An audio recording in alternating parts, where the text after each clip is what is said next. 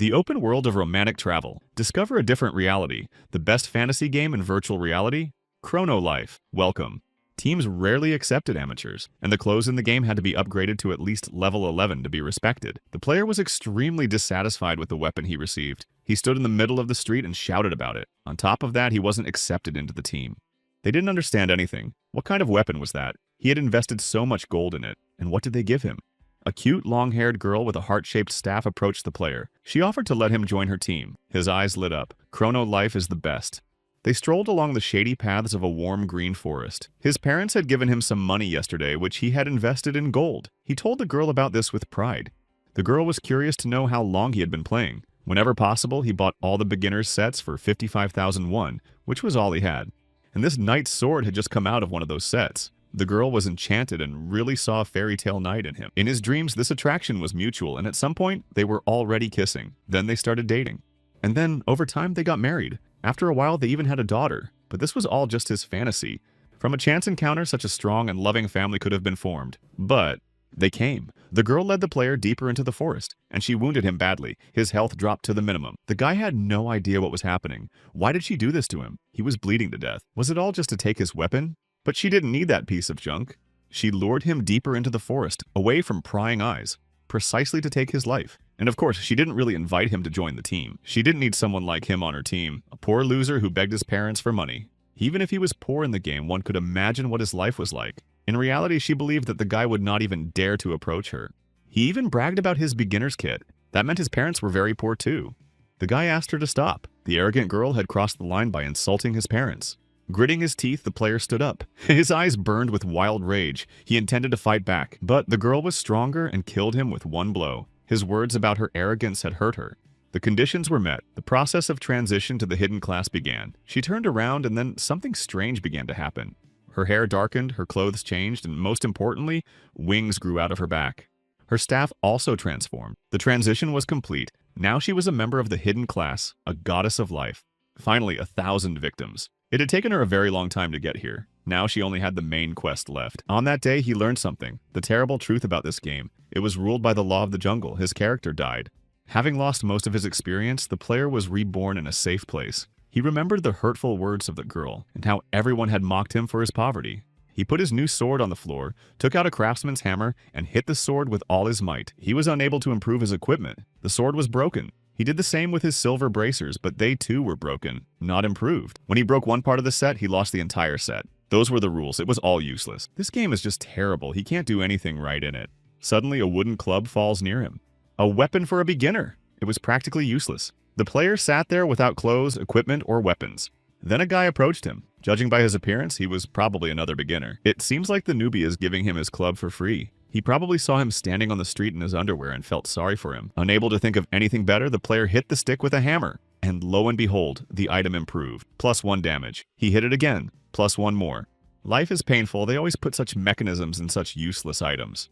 Continuing to hit the club, at some point he realized that the stick already had 64 damage. It would probably break soon. The higher the level, the greater the chance of breakage. And he continued to hit it with the hammer. Dusk was already falling, and the player kept hitting and hitting. Fatigue was already setting in. Success. The equipment has been upgraded to the maximum level of 99. How is that even possible? After the 10th upgrade, the probability of success decreases by 5% each time. The player began to swing the club in his hands, and suddenly stones began to fall from the sky in a wild stream. All that remained in front of him was a scorched spot. The characters around him thought that a dragon attack had begun, or some kind of new game event. As it turned out, the continent had split in two, and it was all done by his club.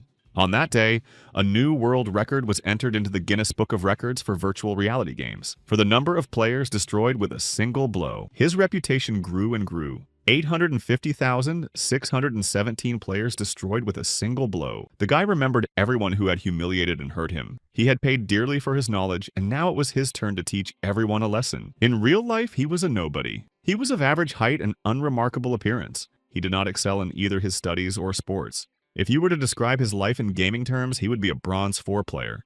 But now everything will be completely different thanks to the possibilities offered by his new weapon. Coming out of an alley, the player bumped into a big guy who was very rude. But now he has a club, which he used to hit the big guy in the face. The big guy fell unconscious.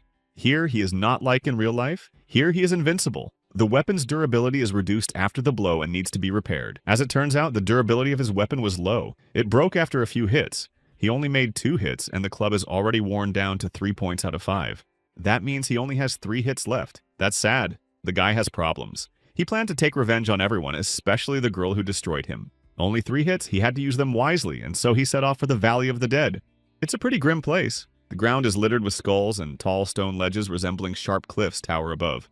And then, in the thick of the rocks, he appeared. A huge winged demon with 2 heads. It was the strongest boss in the game. The monster was displeased that some insignificant ordinary man had crossed the line of the undead. The 2-headed dragon Urus was ready to attack. This was the boundary between life and death. Eternal torment awaited this fool. Suddenly, the dragon roared. With 1 blow of his stick, the guy knocked off one of the dragon's heads. With 3 blows left, he had to defeat the strongest monster in the game. And when the boy raised his hand for the second blow, the dragon began to beg him to wait and listen to him. But the guy had no intention of stopping. He struck with his club and practically destroyed the strongest boss in the game. Only 1 blow remained. If only there was something he could do about its durability. Suddenly, the dragon opened its eyes. It said it could help with the durability of the player's weapon. A message popped up describing a pact with the 2-headed dragon. The dragon wanted to give the player his soul. The guy wondered whether to accept the task or not. The dragon offered to become his ego weapon. In other words, it would inhabit the player's sword. It would dwell in it with its spirit. The weapon would have a soul, and it would evolve into an ego sword. It would have infinite durability. This sword would be the strongest weapon in Chrono Life. The guy's eyes lit up. It seemed like the game really wanted him to start his revenge, and he accepted the task. Everything around him began to transform. The dragon's soul moved into the boy's sword. Urus's physical body disappeared. His soul had finally moved into the weapon. The wooden club became a class ego weapon and now had infinite durability. Revenge. That was now the main thing. The master craved revenge. Urus craved revenge. On top of everything else, Urus also had his own army of monsters. Excellent. Now he could take his revenge. Meanwhile, in the city, a reward of 1 trillion gold pieces was offered for the capture of the player. He was wanted for killing more than 800,000 players at once. The reward for his head was posted throughout the 12 kingdoms on all 3 continents. The royal guard appeared in the square. They were led by the guild leader, Saintry herself. In addition, 10 elite knights appeared. Their cloaks were emblazoned with white crosses. The leader of the White Crosses Guild was Suku, a man with a scar on his face. Next appeared the strongest mage in the royal family, the leader of the Holy Land Guild, Abracadabra. The Thieves Guild, the leader of the Noble Bandits Guild, Robin Hood, Hong. The king from the Arden Palace also arrived, the leader of the Justice Guild, Hawkeye. The 5 strongest guilds in the world gathered together with a single goal, the first alliance of the strongest guilds on the planet in history. The leader of the Arden Alliance announced the start of a total battle with a mass assassination of players. Hen Nim was in a good mood. His head poked out of his club to report this. He was very frightened. What was it? It was the dragon Urus. Since Urus's soul had entered the club, he now had certain privileges. Only Hen Nim could see and hear him. The dragon was very cute. Now Hen Nim was curious where the second head of the dragon had gone, but he didn't know either. The wind carried a flyer to Urus and Hyun Nim. It was a wanted poster with a reward for his capture. These flyers were literally everywhere. Anyone who saw him would recognize him immediately. While eating lunch and walking around the kingdom, Hyun Nim was very cautious and tense. The fact that the dragon knew what real money was surprised Hen Nim. How could artificial intelligence know about the existence of the real world? For a non-player character, Urus was quite headstrong. The little dragon was interested in the player's plans. After all, now the best guilds from all over the world would be hunting him day and night. Perhaps it would be better to get rid of humanity right now. But Hyun Nim found it all amusing. Now he was a real celebrity.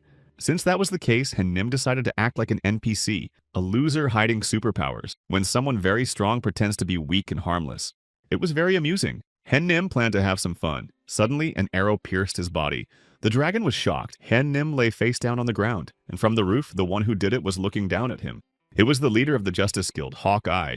A direct hit. Hen Nim was surrounded. The head of the United Forces Guild ordered his men to capture the man. He must be imprisoned.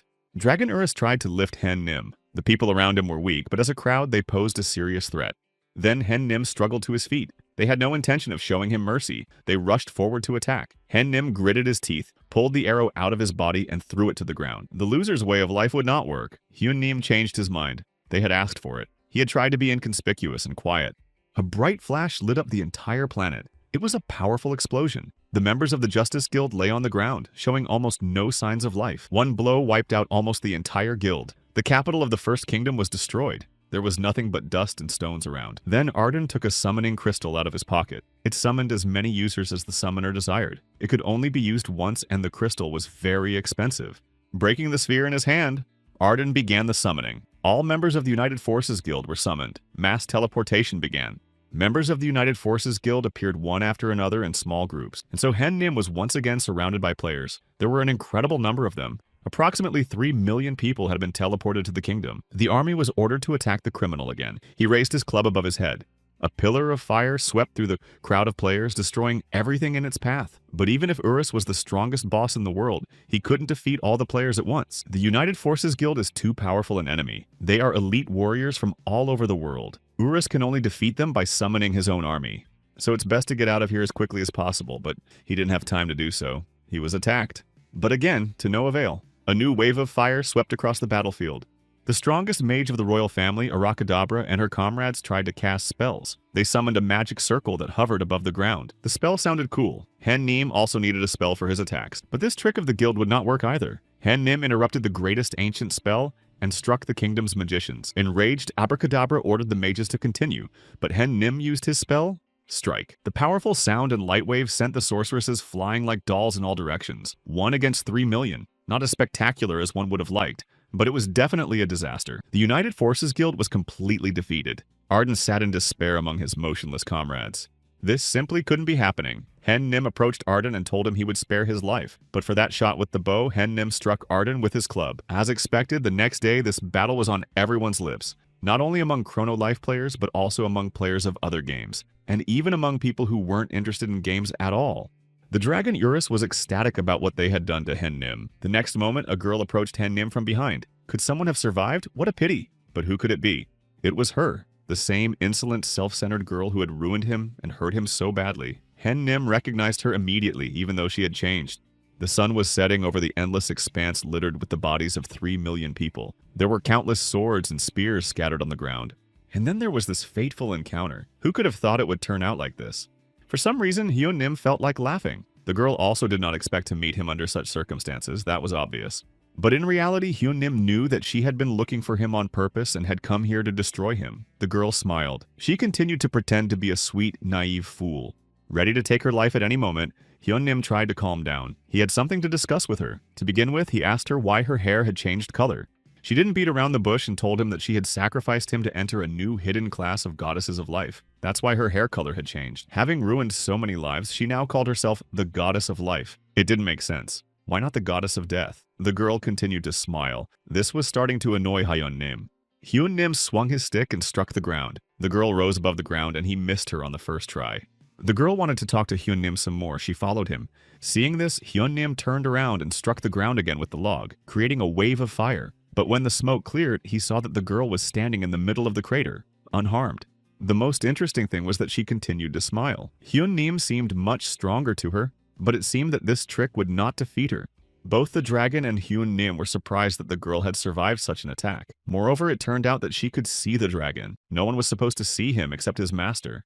It was all extremely strange. Hyun Nim was sure he had hit her, but the girl didn't have a scratch on her. She said it was all because she was a goddess of life. An ordinary person cannot destroy a goddess no matter how hard they try. But the evil Hyun Nim tried again, and again, to no avail. Nothing worked on her. Time after time, Hyun struck the ground with his club, causing various cataclysms. The entire planet literally shook, but it was all in vain, against a goddess. He could have destroyed the entire planet if he hadn't stopped, but she just smiled. Then the goddess grew older. Now she was hundreds of times bigger than Hyun. She began to mock him, reminding him of their first meeting and teasing him even more.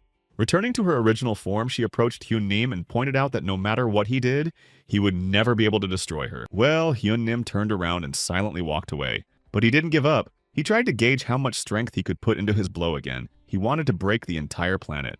At this point, the goddess became a little concerned. After all, if he destroyed the planet, she would also cease to exist. It would work. She would either die or find herself in outer space. The goddess was no longer smiling. His train of thought alarmed her. It even frightened her a little, but she wasn't sure he had enough strength to do it. However, she couldn't know for sure that he didn't. The goddess was also interested in whether Hyun himself was afraid of dying. After all, a mere mortal would certainly die in an explosion. Was he willing to do this just for revenge? In response, Hyun Nim just laughed loudly. He had nothing to lose. She had made the mistake of touching him in his pride, and she would pay for it. Hyun raised his weapon. The girl, now seriously frightened, tried to stop him, but she was too late. With all his might, Hyun Nim struck the ground with his log. Streaks of fire spread in all directions. They literally enveloped the entire Earth, and then there was a powerful explosion. The planet was completely destroyed. In the real world, in the virtual reality gaming pods, the players began to come to their senses. They were all thrown out of Chrono Life at once. People were extremely dissatisfied and did not understand what had happened. They all rushed to the administrator with questions. He also knew nothing. Then notifications began to arrive. The game server reported that a critical technical malfunction had occurred. Work was already underway, and further news was to be expected. This was the first time something had broken on the server. Only one capsule was closed and occupied, and the player was online. Hyun Nim was the only player left on the server. However, he didn't really understand where he was. The game interface was completely gone. It was a completely empty room with numbers. Behind him, a voice said that the planet Hyun had destroyed was called ST-389. It was one of the most beautiful planets in the fourth universe. Some guy in shorts and a t-shirt with long hair. And this planet was the favorite planet of the guy's mother. When asked who he was, the guy replied that he was the creator. Then Hyun Nim asked if he had seen a girl with black hair. The creator said that Hyun had destroyed everyone, and as a player he was the only one left. Hearing this, Hyun Nim almost jumped for joy. That was why he had been playing. He took out his stick and wanted to show off his revenge to Urus, but Urus did not appear. The creator repeated to Hyun Nim that there were only two of them here. Everyone else had died, without exception. Then Han tried to find out who this guy was, perhaps the developer, but he said he was neither. Interference came and he didn't reveal his name. After asking to say hello to Furry, the guy disappeared. Now, Hyun Nim was also kicked out of the game. He woke up in his capsule. He had no words. Who was this guy and why did he show up? And what was this nonsense about Furry? Looking across, Hyun Nim saw three guys. Two guards and some older blonde guy sitting in an open capsule. You could tell he was really rich. The man knew about Lee Ji-woo, whose real name was known to everyone. He was 21 years old. He had only been in the game for 3 months. And he knew that his weapon was a wooden club. This man was the very same Furry, and he had come for Lee Ji-woo's club. In real life, 21-year-old Lee Ji-woo was a college student and a fan of the game Chrono Life. During all his time playing the game, Lee never rose above the amateur level. But Lee Ji-woo was lucky enough to get a club that could do almost anything. Then he took revenge on all his tormentors. Then this guy appeared who called himself the creator, and he disappeared. And now this. Now Lee was sitting at a table with Furry, surrounded by a crowd of security guards on all sides. They were in a fancy restaurant, but Lee Ji-woo didn't have much of an appetite. But in order not to anger Furry, Lee Ji-woo began to eat. What was happening? He was scared. Furry talked about his past when he was poor. It was 16 years ago. He founded his company when the game was still in development. And then Lee Ji-woo realized who was sitting in front of him. It was the president of Chrono Life, Cho Dok-bae. So he wasn't a mobster. The people around him turned out to be employees. A character designer, a sound engineer, the head of marketing, and so on. After calming down a little, Lee Ji-woo asked Furry what the president wanted from him. Cho Dok-bae repeated that he had come for his bat. For a company leader, this was normal practice, to take back an item with a defect. But Lee Ji-woo jumped up and shouted that it wasn't a defect. He said that he had personally upgraded the bat, 3%. That was the probability of successful improvement after the 10th time, according to Furry. And after the 10th time, it was logical that the probability would only decrease. Even if it wasn't a mistake, the probability was negligible. So Furry said he would confiscate the bat. In the vicinity of the city of Front, a level 21 monster named Gortys was attacking a group of players. 2 guys and 2 girls were preparing to defend themselves. One of the girls sent a fireball created with magic at the monster. It was a huge fireball that flew out of her staff. It worked. The monster was on fire. The second girl, Kyunim Kentucky, went after the monster alone. She jumped right at its face, but it threw her back and she fell. Lee Ji-woo, who was sitting nearby, watched everything. He didn't know what to do next. The dragon Urus, sitting behind him, was eating meat and asked the same question. Lee raised his ego club. It was the same as before. That evening, Furry explained to Lee Ji-woo that he had been instructed by the company to take the club, but Furry himself considered this unfair. Director Furry conducted his own investigation and decided that Lee's club was not a mistake after all. He decided not to interfere and to leave Lee Ji-woo alone. Lee himself couldn't believe his ears. Furry believed that all users were equal and had the right to choose. The guy on the battlefield accused Kentucky of being careless and negligent, saying that because of her they would now have to postpone the battle. He claimed that she didn't know how to work in a team. Looking at Kentucky, Lee Ji-woo recognized himself in her. He had been bullied and humiliated in the same way. He also remembered Furry's only request, not to destroy the world anymore, but to just enjoy the game. Meanwhile, the guy became completely insolent and, spitting at Kentucky, declared that she would never be taken on a raid again. and they left, leaving her alone. Poor Kentucky was expelled from the team. Lee Ji-woo decided that he would take everything he could from the game, jumped down and looked after the trio, preparing to leave. Suddenly he noticed Q Nim. She was indignant and shouting curses after the players who had kicked her out. Looking at Q Nim walking away, Lee didn't know what to think. Then something unexpected happened. Before Kentucky could leave, she was surrounded by monsters. Now there were several of them. The monsters rushed toward Kentucky and she closed her eyes, mentally preparing herself for death. Not understanding why she was doing this, Lee jumped in front of her and knocked all the monsters down with his club. Kentucky opened her eyes and realized she was alive and that the monsters were gone. She saw Lee Ji-woo standing next to her. He realized that he hadn't done it out of sympathy or pity, but just to have some fun. A little bit of epic action and that's it. There you have it. The prologue. Lee greeted Kentucky. What's more, he invited her to join his team. And only now did his story really begin. An unexpected reaction followed. Kentucky made an indecent gesture and told Lee that she didn't talk to newbies. She turned around and walked away. The incident, which caught the attention of the public around the world, was dubbed The Incident. Judgment Day. The end of the world. Gamers around the world discussed the incident day and night. Everyone wondered who he was. An assassin or simply a god of battle? He was the strongest in Chrono Life. Everyone wondered what was so special about him that he was able to defeat 3 million players at once. After all, it was impossible to defeat such an overwhelming number of opponents with even a leveled-up character. People around the world considered him a cheater and wanted justice. Everyone waited for the game administration to respond. They demanded that they block the character, and the response came. It was stated that no violations had been found on the player's part. A thorough investigation established that the player had not broken any rules. His actions did not violate the rules of the game world. That was it. And that was the end of the matter. The news that the game had been taken down thanks to the actions of this mysterious character also spread quickly. No one really understood what he looked like because he was wearing a hood in the posters. This mysterious character, also known as Lee Ji-woo, continued to follow Q Kentucky Nim. Noticing this, the girl started screaming and shaming Lee for wearing only a cloak over his underwear and carrying a stick as a weapon. This ended up embarrassing Lee, but he didn't understand why Kentucky was so ungrateful since he had saved her from the monsters. Urus explained that Q Nim hadn't seen anything because she had closed her eyes. It turns out that Q didn't even realize how strong Lee Ji-woo really was, but he had to hide his true strength. There was another option. Running after Kentucky, Lee asked her to teach him everything she knew about the game. He even called Q Nim Sensei to satisfy her pride. And perhaps that's what worked. Lee continued to pretend to be weak, the loser's strategy he told the dragon about. So, Love was the nickname of the girl who invited him to join her team. She agreed to be Lee Ji-woo's teacher. Love was a 24th level master of hand-to-hand combat. And now they were already near the city of Front, at the first cave. Love was fighting hand-to-hand with a huge monster rabbit, a 4th level bear rabbit. In hand-to-hand combat, Love was truly an excellent fighter. The monsters flew everywhere. Her kick, like a diving dragon, was unmatched. Lee Ji-woo and the little dragon Urus couldn't deny that Love was a good fighter. They sat nearby and watched her. Although in Lee's opinion, allowing herself to be surrounded was not a very good idea in any case. Urus noticed that Love had good equipment. Her weapon, for example, was worth 10 million, and that's 10 million won in real life. The rest of her equipment was also expensive. In total, it would cost about 100 million won. Where did she get such fine clothes and equipment? The conversation between the dragon and Lee was interrupted by Love herself, who scolded Lee Ji-woo for sitting around while she was working hard. It was time to put his bat to work. Confused, Lee didn't know what to do. He couldn't let Love see his power. The concept of a loser with superpowers was starting to bother him.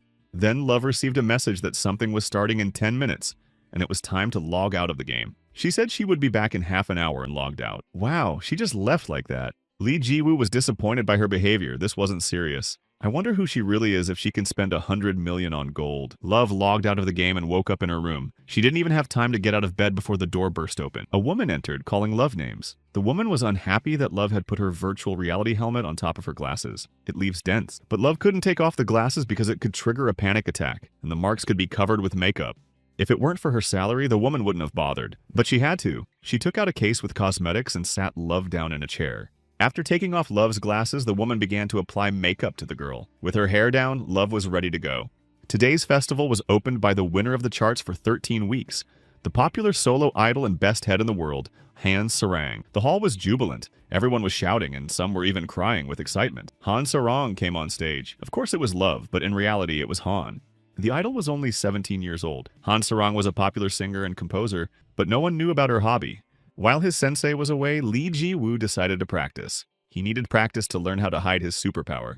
In other words, he needed to learn how to strike without killing his opponent. The Medvedozai were advancing. Watching the flashes on the planet, the creator found them amusing, an interesting practice. He was talking to his mother, to the sun. Meanwhile, Han Sarang's concert continued. She entered the music industry when she was very young. It was difficult at first, and popularity passed her by.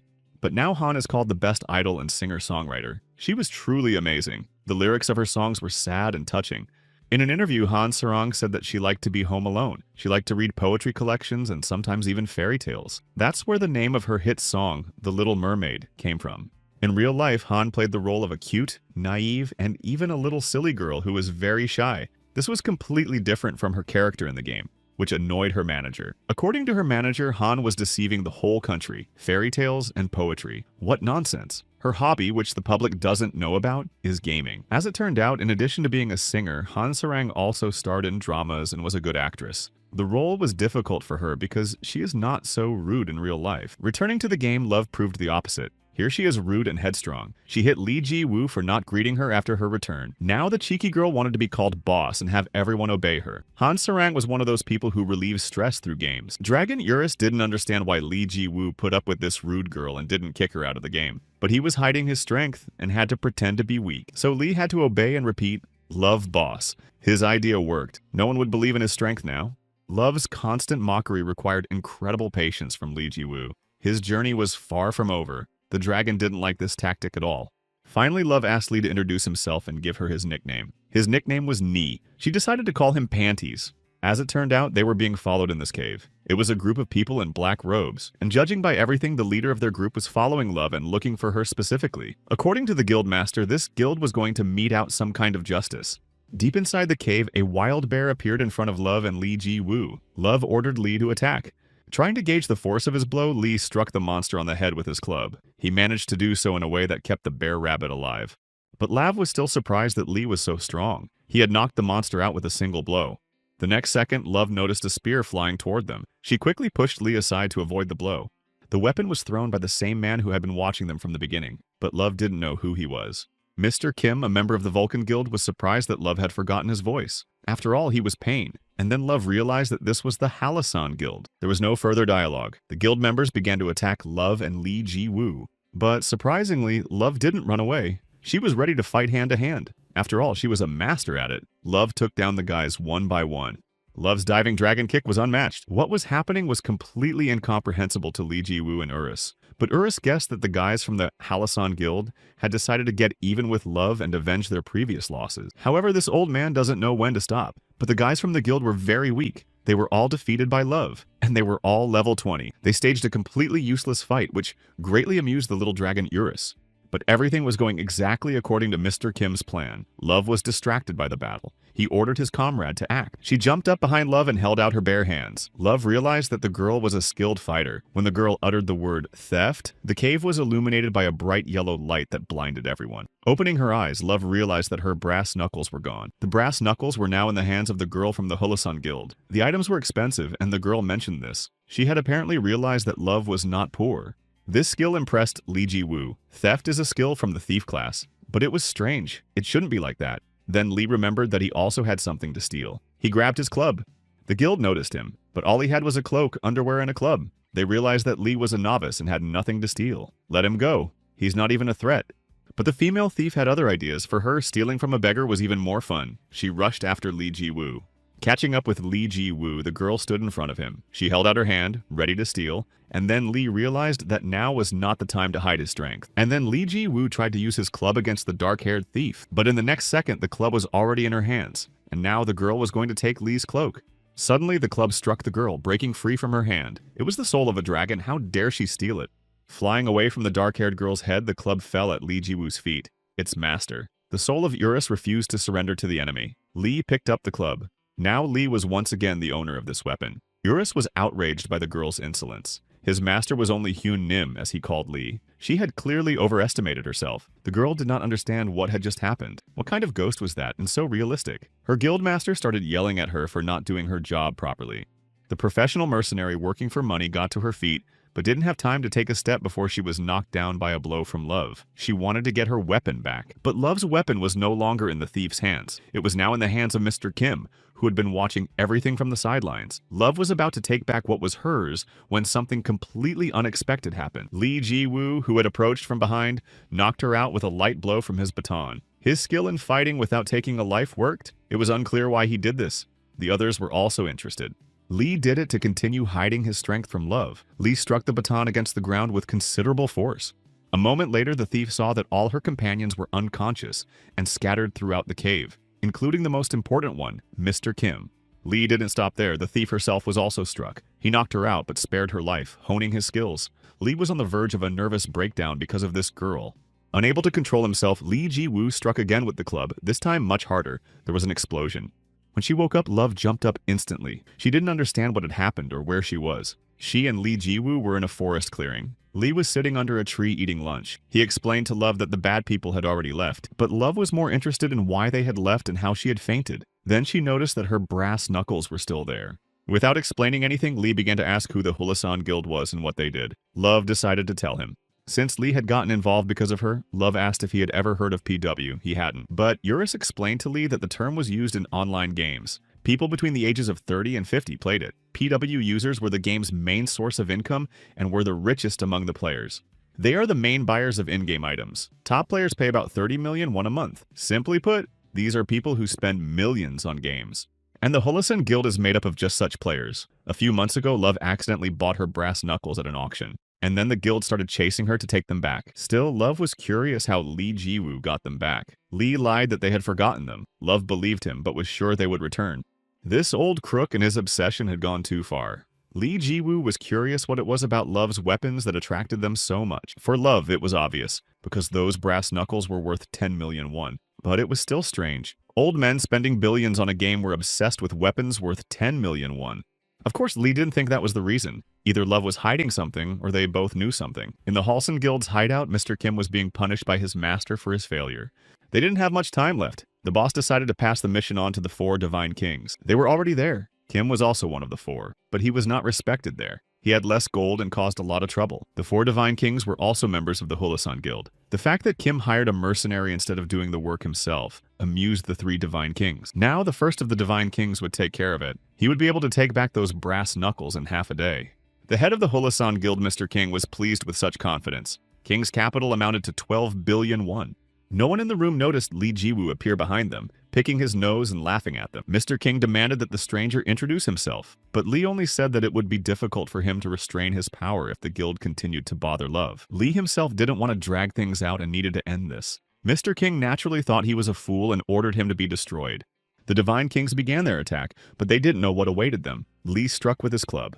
A pillar of fire flew toward the men. They began to writhe in pain. She appeared near the shelter, stepping softly and singing songs. A girl with a heart-shaped staff. She watched as the guild's hideout split in two. The girl was delighted by what she saw. This was what she had been looking for. More precisely, this was the one. All members of the guild were ordered to attack Lee Ji-woo, but he just laughed. Even 3 million of them couldn't defeat him. Shocked, Mr. King watched as his entire guild fell at the hands of some boy in shorts and a raincoat. Then Mr. Kim, who was still lying behind him, said they had to run. Then Mr. King remembered those flyers with the hooded guy that everyone was talking about. He figured out who this kid was who had taken down his entire guild. Mr. King started playing in 2nd grade. The games were simpler than they are now, but leveling up was more difficult without quests and raids.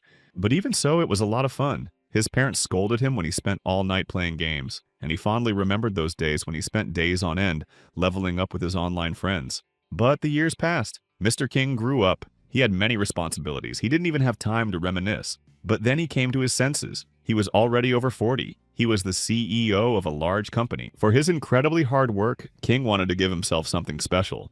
And he did. It was something special, his memories, his old computer. King's subordinate didn't understand why he wanted this antique. He didn't understand the atmosphere it created, his heartbeat as fast as it did in his childhood. It was like meeting his first love. But Mr. King wasn't the only one who had changed under the weight of time. Now his guild was broken. Only Mr. King and Mr. Kim, who was still lying on the floor, remained. Lee Ji-woo noticed that it wasn't right for such rich old men to steal from girls. It wasn't just King who had changed. No more effort was needed. 2 clicks were enough to become the strongest with money. People without money were oppressed.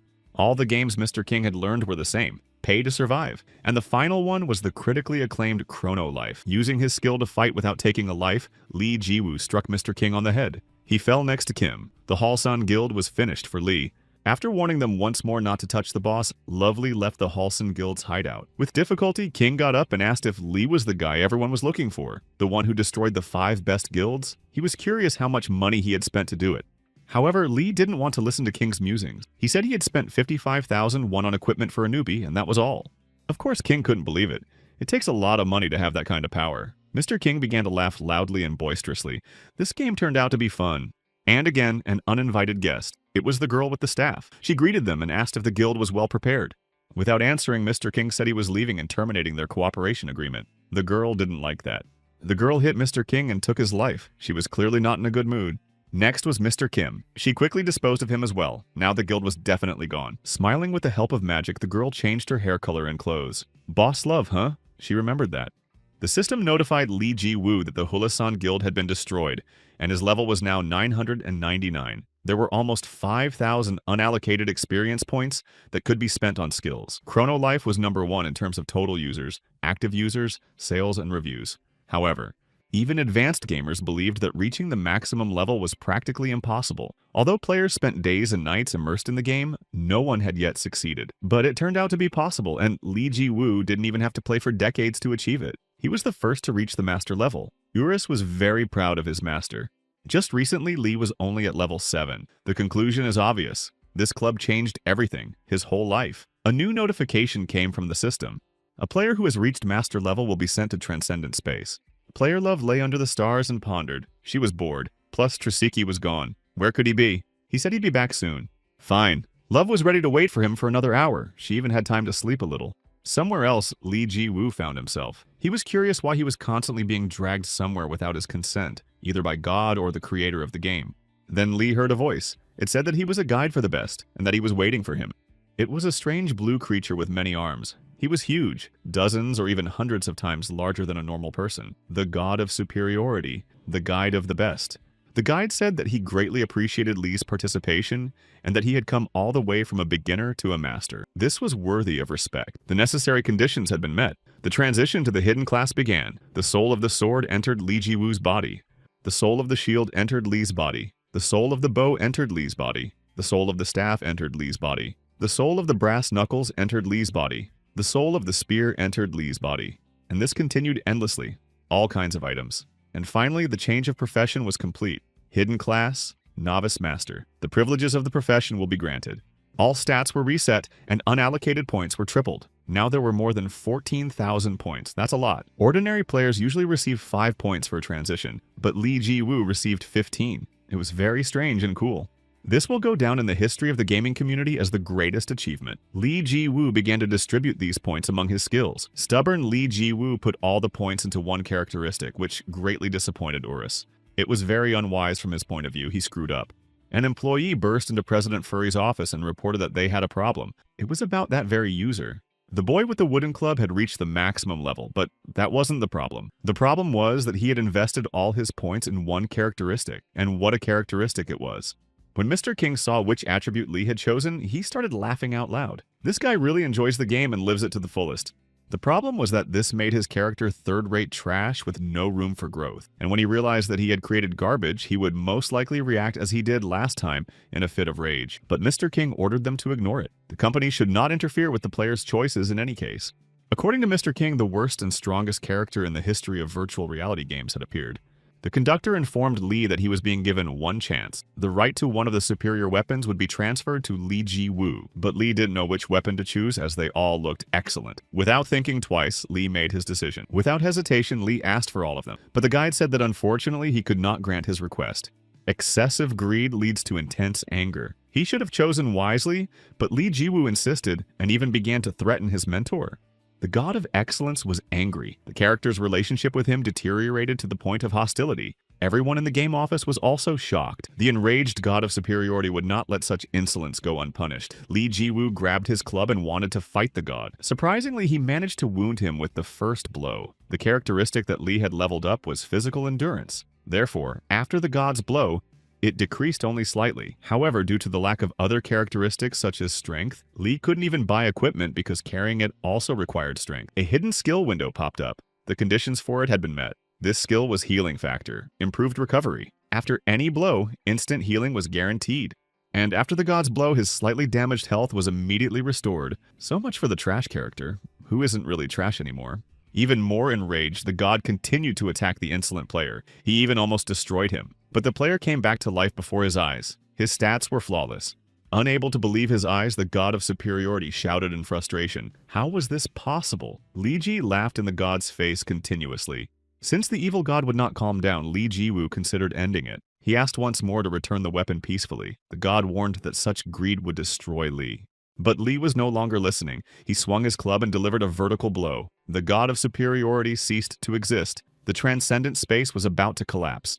The player will be transported to the main world. And so Li returned, and all of God's superior weapons were scattered around him. There were many items. Now Li Ji-Wu had become the owner of all the superior weapons at once. They had all been transported to the subspace, and they would always come when their master called. An annoyed Love was already waiting for Li and was unhappy that he had been gone for so long. She kicked him and yelled at him. Turning around, Love announced that she was leaving the game. She would return tomorrow evening at 7:30 when she finished work, and he had to be there at that time. In reality, it was already past midnight, so Li Ji-Wu also decided it was time to go. After saying goodbye to the dragon Urus until tomorrow, he left. Li woke up in the virtual reality game room. Today had been a great day. The game had been fun. He was curious to see how much he could sell the excellent weapons for. These were first-class items and could fetch a decent amount of money. That is, if they could be sold at all. It would be a shame if they couldn't. Li was hungry. Thinking about food, Li looked in his wallet and found almost nothing. That was sad. He was tired of being poor, and the price of the game kept going up. Maybe he should take on another part-time job. Although, if Li could sell the in-game items, he could exchange them for real money, and Li ran.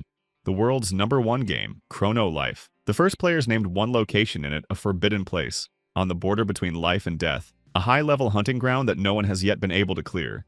But for unknown reasons, it remained hidden, the location where the strongest boss, Urus, dwells, the Valley of the Fallen. It was Urus's home. Blinded by revenge, Li didn't even think about collecting items and left them there. He had a lot of work to do today. This day will be the beginning of the end of Li Jiwu's worthless poor life. He must become rich in the blink of an eye. Turbot of Despair, Lapis of the Abyss, and Tridzion of Dawn, the 3 strongest members of Urus's army. They were completely destroyed with just 2 blows from a club. All the monsters in the Valley of the Dead were destroyed, and valuable items fell like rain from a cornucopia. The dragon Urus praised Li even though he felt sorry for his army of monsters, but Li had only just begun. After a certain amount of time, the monsters were reborn in the same place. Only special creatures like Urus did not resurrect. Li wanted to gather a large supply of items to sell. One day, an interesting lecture was held at Harvard University. It was about Bill Gates, the richest man in the world. Even on his way to work, he found $100 but didn't pick it up. If he had picked up the money from the ground, he would have suffered a loss.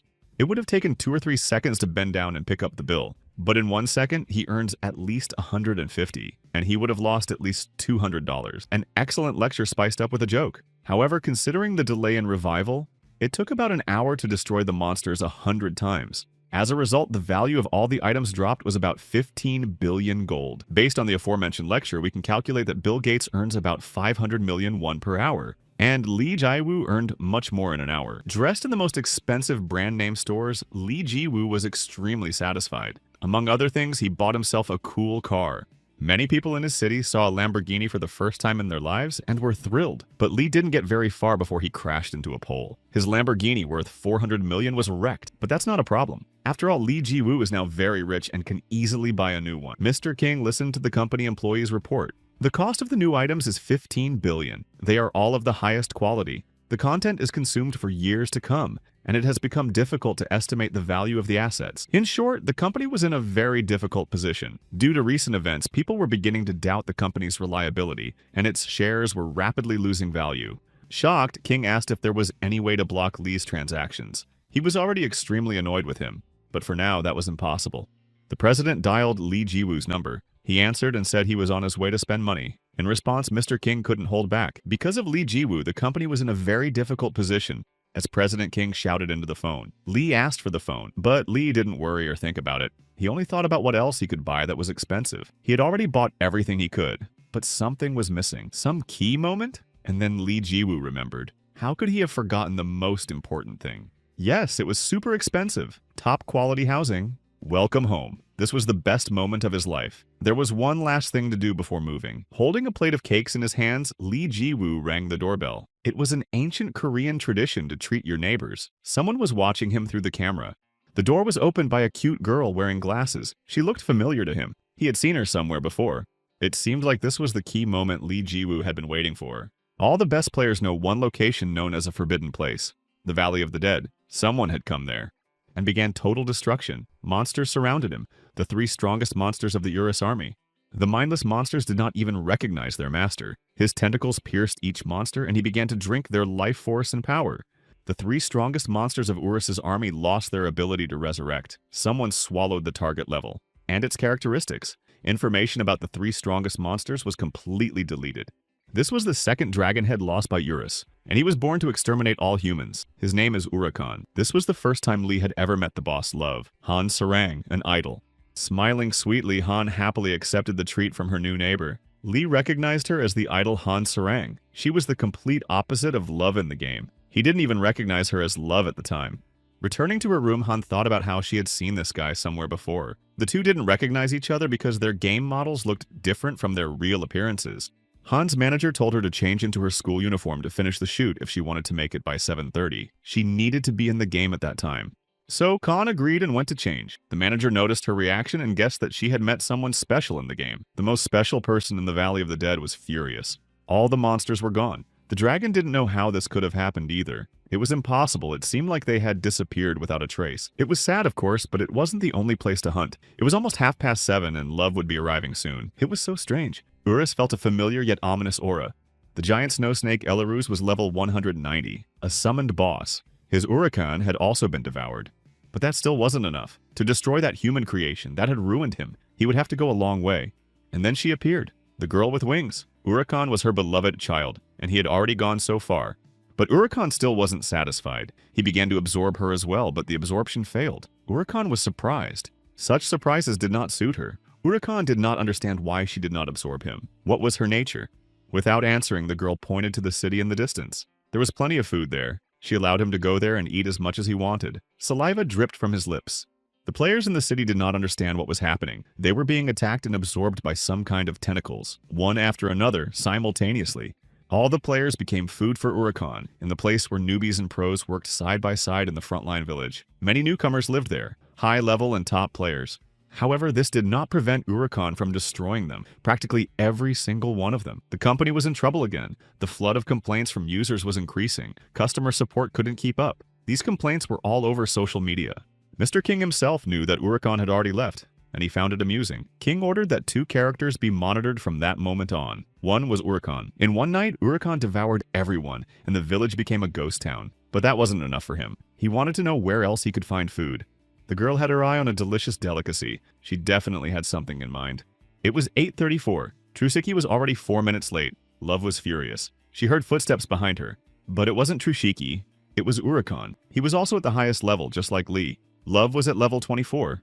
The supreme commander of the alliance of the 5 largest guilds, Hawkeye, was devastated. He had previously been unrivaled in the game. However, after the end of the World Alliance was disbanded, and Hawkeye fell to the bottom after taking all the blame and responsibility upon himself. Before, all the guilds of the world were at his feet. Suddenly, panic broke out. People said that a monster had appeared in the main square. On that day, Hawkeye witnessed a scene after which most of the players were deleted, when Urakan engulfed them. It turned out that after dying at the hands of the monster, the character was completely deleted. This was beyond all limits.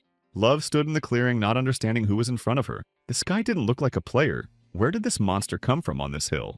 And then there was this strange girl who greeted her and called her boss. Only Trusiki called her that. The dark-haired girl tried to find out about the relationship between Love and Lee. Unaware of anything, Love said that they had recently started playing together. The dark-haired girl said aloud that Love annoyed her. Before she could say another word, a tentacle grabbed her. Life left Love. All that remained of her was a belt lying alone on the clearing. It was delicious for Urakan. Suddenly, Lee Ji-woo, who was late, finally appeared. His old acquaintance was overly cheerful. Then Lee noticed that the dark-haired girl was standing on Love's belt. Love herself was nowhere to be seen. Lee raised his club above his head. With all his might, Lee struck the tentacled creature and the girl. The whole planet shook, but the girl stood unharmed, and not only her. Urakan himself was also alive and unharmed. Her son. Li didn't understand how he managed to survive the blow, but he simply dodged it. He counterattacked, but Li's wounds healed instantly. Then Li realized that all his previous blows had been ordinary, not at full strength. The activation of Li Jiwu's special skill began, the Spirit of the Swordsman. The swordsman could only be used once, and he was ready to use it. His opponent Urakan was also confident in his abilities. Remembering love, Li attacked the monster with all his strength and fury. The skill was Continuous Slash. It temporarily cuts the enemy. The Falcon Eye broadcast began. Insults rained down on him in the chat. The Eye discussed the identity of the person on the flyer and where he was going. He called on all the characters who had been deleted because of the monster to join him. Right now, Hawk's Eye is trying to track down this monster. He planned to expose everything today. Meanwhile, Urakan dodged all of Li Jiwu's hardest blows. Li Jiwu was completely baffled. Then Urakan introduced himself and said that he was the lost head of Urus. Now Urus understood why the sensations in the valley felt familiar, and he was certain that this was the one behind the disappearance of all the monsters. And for the death of the boss Love. Only now did Li realize that the character Love had truly been deleted. He put his hand forward and gave Urakan a weak blow. Another one and another and another. Falcon Eye was watching the fight from nearby, and all his spectators. They all recognized the guy who had caused the end of the world earlier. Hawkeye had a score to settle with this bandit, because it was because of him that the leader had lost everything. And then he aimed his arrow at Li and fired. But he hit the monster's horn, which split in two. At that moment, the chat participants began to write that their characters were coming back to life. The stolen souls were returned to their owners. Hurricane's level was reduced, as were his skill points. Now his level was 723. He slowed down. The energy he had absorbed was disappearing. As it turned out, the player's data had not been deleted, but moved to Urakan's horn. Mr. King was surprised that the developer had not known this earlier. But he was only the head of the design team, so it was no surprise. Delighted, Li Jiwu realized that if he finally defeated the monster, Love would return to the game. The battle continued. The stolen souls returned one by one, and Urakan's level dropped and dropped. The number of viewers on Hawk's Eye increased. Now the players' opinions in the chat about Li were divided. After all, it was thanks to him that the players were coming back to life. One of the viewers of the broadcast was Love. She watched as her panties mercilessly destroyed this monster and realized that he had deceived her from the beginning. In the game, Urakan was already exhausted. He was already at level 180. He had returned to his original state. It was time to wrap things up. Then Urakan brought his tentacle close to Li Jiwu's chest. The whole world froze in anticipation. He began to devour Li, and it seemed like he succeeded. How delicious it was. Urakan was beside himself with happiness. But it wasn't enough. He would never be able to satisfy his hunger. The unfortunate Urus sat with his head bowed near his master's club. Hidden skill healing factor activated. Damaged body parts will be restored. Something burst out of Uruk's chest. Of course it was Li Jiwu who was resurrecting. Mr. King, who was watching this, did not expect such a turn of events. When the healing factor is activated, the absorbed cells return to their original owner. That's exactly what happened. However, most of them merged with Urakan's cells. Therefore, Urakan was also absorbed under the influence of the healing factor. A hidden skill was acquired by Li Jiwu. The skill of Gluttony absorbs all targets upon contact. The dark-haired girl was still there. She hadn't expected this, but it was fun. As it turned out from her words, she was the same age as Li. Summoning her staff, the girl created a huge clawed paw in the air. It hovered over Li Jiwu. The girl stood on her palm and, saying goodbye to Li, disappeared. Mr. King revealed that her name was Luna. The players greeted Li Jiwu at the village gate. He had saved all their lives this time. He was their new hero. Li's secret was revealed. His power was no longer a mystery. The Falcon's Eye broadcast attracted a record number of viewers. However, not everyone considered Li a hero. People remembered how he had recently destroyed a planet and 3 million people at once. But to everyone's surprise, Hawk's Eye stood up for Li. After all, taking a character's life and completely deleting them are not the same thing. Hawk's Eye approached Li and greeted him warmly. Knowing that this guy was working alone, Hawkeye offered Li Jiwu to join the Justice Guild. Upon hearing this, players began to call him to join their guilds. There were so many people who wanted to be friends with Li that he had to run away from them. He became insanely popular. Suddenly, Li bumped his head into a wall that had appeared right in the middle of the square. As it turned out, it was a statue of Li Jiwu himself, standing at full height in shorts and a cloak. Behind him stood the former members of the Hulasan Guild, dressed in the same shorts and capes. Mr. Wang was now their leader. He had spent a fortune on this statue. Impressed by Li, Mr. Wang built this statue in his honor at his own expense. He and his guild sold everything to build the statue for over 20 billion. So now they too are only wearing shorts and raincoats.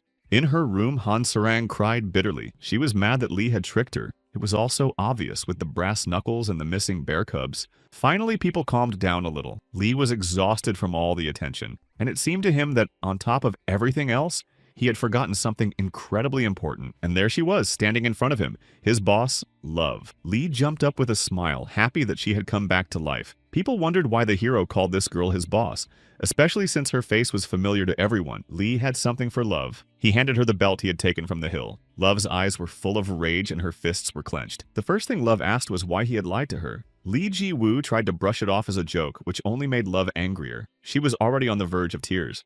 Then Love asked if he was the one who had given her a gift at her apartment door. And then it dawned on Lee. Could it be her? Without fear of revealing her secret, Love declared publicly that she was Han Sarang.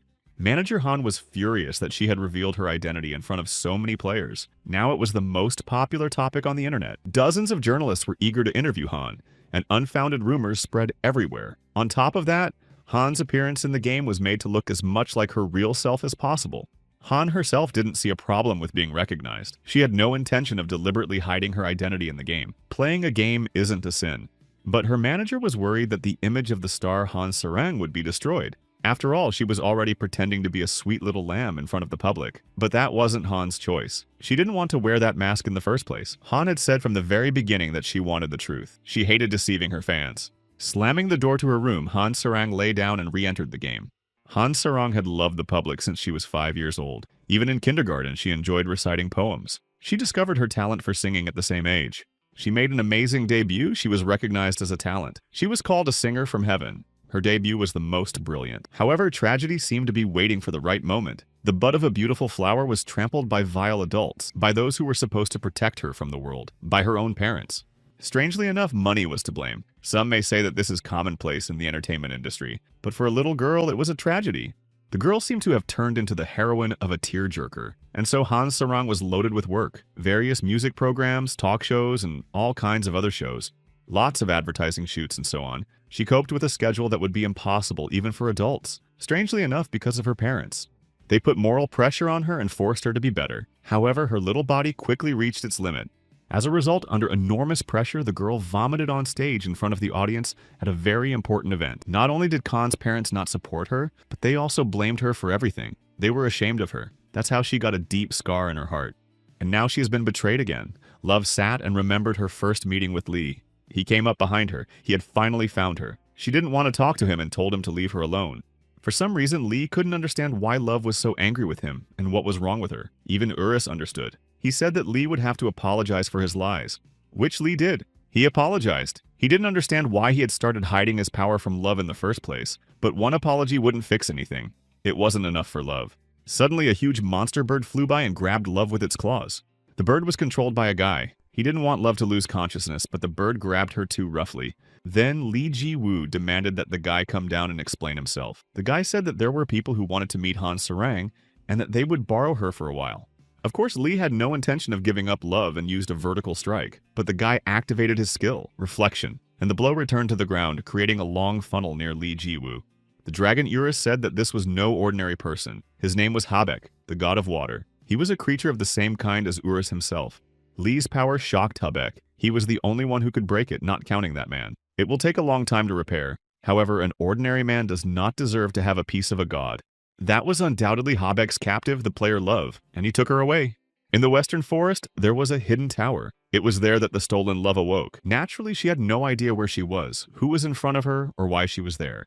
The kind-hearted Habek repeated that he did not want to harm her, but that someone else really wanted to see Miss Sarang. Love recognized the two people who entered immediately. They were her father and mother. Painful memories from her childhood flooded back. After that day on stage, Han Sarang decided to end her singing career. However, some people couldn't accept this. It was Han Sarang's parents. Her mother even resorted to physical violence. They wouldn't let her leave. And again, they took her to the stage. Han's parents explained all their actions by saying that they loved her and only wanted what was best for her. For many years, Han Sarang was unable to end her career. When her income completely dried up, Han Sarang's parents finally crossed the line. They sold her to wealthy men. These people did not deserve to be called parents. They had only one child and they sold her. It was a miracle that Han Sarang managed to escape. She ended up at the police station. Thus, Han Sarang was freed from the hell that had tormented her for many years. The guardianship authorities deprived her parents of their parental rights. Her parents wanted to appeal the verdict, but of course, it didn't work. Thanks to the law, Han Sarang was completely freed from them. However, unfortunately, this did not heal the girl's broken psyche. Han suffered trauma, serious trauma, because of vile lies. From that day on, Han-Sarang did not leave her room. She escaped from the real world into a virtual one. She sat alone for days on end in a dark room. Han's eyesight quickly deteriorated as a result, and she was prescribed glasses. Because of her memories of those days, she became anxious about taking them off. The day she would step out into the real world will be told a little later. And now those terrible people were standing in front of her again, her parents. The court order did not apply to the game. They saw an article about Khan playing Chrono Life. And then, with the help of Habek, they found her here. Habek left the room and left them alone. Han's mother talked about how much they missed her and how happy they were to see her, even if only in the game. How they regretted that the guardianship had separated them. Of course, Han didn't believe a word. She wondered what they wanted from her. If it wasn't important, she would log out of the game. Her parents began to apologize. They claimed to regret being so cruel when they sold her. They wanted to be reunited with their daughter and live together again. Meanwhile, Haebyok, who was outside, saw a familiar character. Of course, it was Lee Jiwoo who had come for his girlfriend. Urus showed him the way, as the people there didn't know about this place. Lee wanted to fight to get revenge. Then Haebyok snapped his fingers and his monstrous bird soared into the sky, ready to attack. And then there were 2 birds. 3, 4, 5, 6. In a second, they filled the sky within Lee Jiwoo's field of vision. 4th panorama, photocopy, another of Haebyok's skills. The birds rushed to attack Lee Jiwoo. He barely managed to fight them off. Then Urus explained, this is the 8th panorama's skill. Each panorama has different effects. Hubuk was also a boss monster that had to be defeated. Then Lee tried a continuous slash attack, one after another. Suddenly, Hubak realized that his item had broken again. He hadn't expected Lee to be so quick. Lee demanded an answer as to what the peace of God meant and why he needed love. But the fearless Hubak refused to answer. His item was broken, but Hubak could use it one last time. Opposite Lee appeared his ghostly double, the photocopy skill. The copy attacked the real Lee, and he lost all his health. Habek himself did not expect such an effect. Then Urus asked Habek why he was doing this.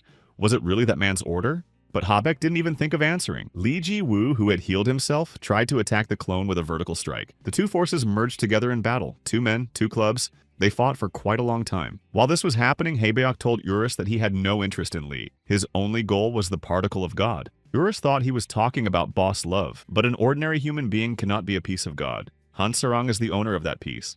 Han's mother apologized and noticed that her daughter wasn't wearing brass knuckles, so she grabbed her by the arm. These brass knuckles were worth 10 million and were the piece of God that had ended up in Love's hands. The items in the game were divided into different classes. The first was the most shameful, ordinary class. The second was the rare class. The third was the unique class. And the last, divine class. Above all of these was the supreme class, which Haebyok had never encountered. However, Lee and Urus had seen it, but no one else knew about it. Even if you ignore strength and rarity, a piece of a god is especially valued by the gods. The dark-haired girl sat in the distance watching them and wondering why men couldn't keep their mouths shut. Haebyok told her everything. She wasn't the only one thinking about it. Sitting next to her was a guy with long golden hair who had once introduced himself to Lee as a creator. Luna had also collected god particles in the past. As expected, this creator knew everything from the very beginning. Everything that had happened before and everything that was happening now. The battle between the clone and Lee Ji-woo continued. Their characteristics and control were identical, but there is a difference between a user and a bot. Unlike humans, copies do not get tired. And that changed the situation dramatically. But Lee was thrilled. All his previous opponents didn't even put up a fight. Finally, a real fight. It was a lot of fun for him, and he didn't want to stop. But he had 2 ways to finish off the clone. Luna was sure he was bluffing. Unlike other bosses, Haebyok is not so simple, and he cannot be destroyed alone. His 8 panoramas are a very complex deception skill. In Luna's opinion, Lee would not be able to defeat him by any means. Lee's first plan was to destroy the planet again, but that was boring. Everyone breathed a sigh of relief. Even Mr. King, who was watching, hoped that Lee would choose the second method. Love's mother, completely distraught, demanded to know where the silenced brass knuckles were. Hubak was willing to pay generously for them. That was the reason they had appeared. But Love didn't know where the brass knuckles were. Her father was sure she had just hidden them. He hit her in the face when Love started crying and saying that she really didn't know where they were. A strange light appeared around Lee and his clone. It was the same purple aura used for the gluttony skill. But Lee's copy began to copy this skill as well. They were devouring each other. But Lee had a third way. To devour the one who created this clone. And Lee succeeded. Haebyok no longer existed. Or so Lee thought. But he was wrong. Haebyok survived, but he was cornered. He decided to give up his attempt to seize the silenced brass knuckles. In fact, this particle of God was absorbed by Urakan, but Haebyok did not know this. Luna did not tell him, and now she was having a lot of fun with it. Practically defeated, Haebyok ran away, and he threw his mysterious object at Lee, his mirror. It contained one of the skills of the 8 panoramas. Neither Lee nor Urus could believe that Habeck had given away the mirror voluntarily, supposedly as a reward for clearing the raid. In return, Habeck asked for mercy. Now all that remained was to find Love, the main target, the one his father had been beating in the tower all this time, for allegedly preventing them from getting their money, and allegedly blaming Han for their suffering. Since they failed to get the silenced brass knuckles, they now wanted to get the money from Han Sarang for free. In the game, she couldn't escape from them, and the court had no jurisdiction here. Exhausted and depressed, Han prayed in her heart that someone would save her from this hell, and Han Sarang's prayers were answered. Han's parents began to insult Lee and try to chase him away, but Lee Ji-woo would not tolerate this and hit Han's father with a club. Not hard yet. Lee respected his elders, but these selfish old men were an exception. Han didn't want to believe that these were his parents. Normal parents don't beat their children and extort money from them. On top of everything else, Lee didn't understand why Love was just sitting there while she was being beaten. He asked her about it. After all, she was of a higher rank here. Lee tried to stir up her anger, but he didn't know how Han had lived before and what emotional trauma she had suffered. Her mother came over again and hit her in the face. She believed that they were the victims. Remembering her childhood, all her resentment and humiliation, all her pain, Love gathered herself and rushed at her parents, and she won. In real life, Han Sarang no longer hid her passion for games and gave interviews. Han told her fans that beating up and destroying monsters was a good way to relieve stress. Now Han Sarang has finally overcome her trauma and is living a peaceful life. The anxiety that had been troubling her has also disappeared, and she no longer needs glasses. Not wanting to deceive anyone anymore, Han Sarang admitted that it was in gaming that she could be her true self. A satisfied Lee also watched the interview. He was proud of Han Sarang and her courage. Everyone supported her. Her courage and honesty. She gained even more fans. Idol Han Sarang overcame her trauma and truly escaped the gaming world. Lee will support her. Han's real life also became happy. As usual, Trisiki was late again, for which he was scolded by Love. But he had been watching a music show featuring her. After overcoming her trauma, Han Sarang didn't give up gaming. She even started playing more often. Her schedule was even cut by a third. After calming down, Love announced that she wanted Lee to teach her. This time, she called him Sensei. Due to the huge number of players, there are many guilds in the game. The best of the best are in the top 5. Their reputation is well-deserved. They have sufficient resources and distinctive qualities. However, one of these guilds took a completely different path. They collect data more valuable than the World Guild. Their comprehensive information network covers the entire continent. All members of the guild belong to the Thief class, the Robin Hood Guild, but even they were destroyed in a single night. Not all of them ceased their activities, however. One of the masked players was caught by another who took his life. Just for fun, the passengers were almost there. Soon they would arrive at the Stone Mountain dungeon. The passengers of this cat were Lee and Love. 5 minutes later, they arrived at their destination. Meow carts were a popular form of transportation in the game. The demon cat had been transported from the demon world and trained. He was then trained to pull the carriage. He was level 130. Surprisingly, the founder of this service was an ordinary monster tamer. They were heading to the Stone Mountain. This dungeon was made of giant stones. The highest point was more than a kilometer above sea level. On average, the monsters there were level 30. Because of their large numbers, many beginners came here to raise their level. The reason Love and Lee Ji-woo were there was for training. Lee had a gift for Love. They were excellent brass knuckles. They were of an even higher rank than the ones Love had before. It was the first gift Love had ever received, and it moved her to tears. This surprised Lee, as she was an idol and Han had many fans. But Lee was different. Love sincerely thanked Lee for such a wonderful gift. Suddenly, the cat went berserk and nearly overturned the card. Love fell on Lee. The cat didn't stop for no reason. Someone was standing in front of the carriage. It was a man in a mask from Robin Hood's guild.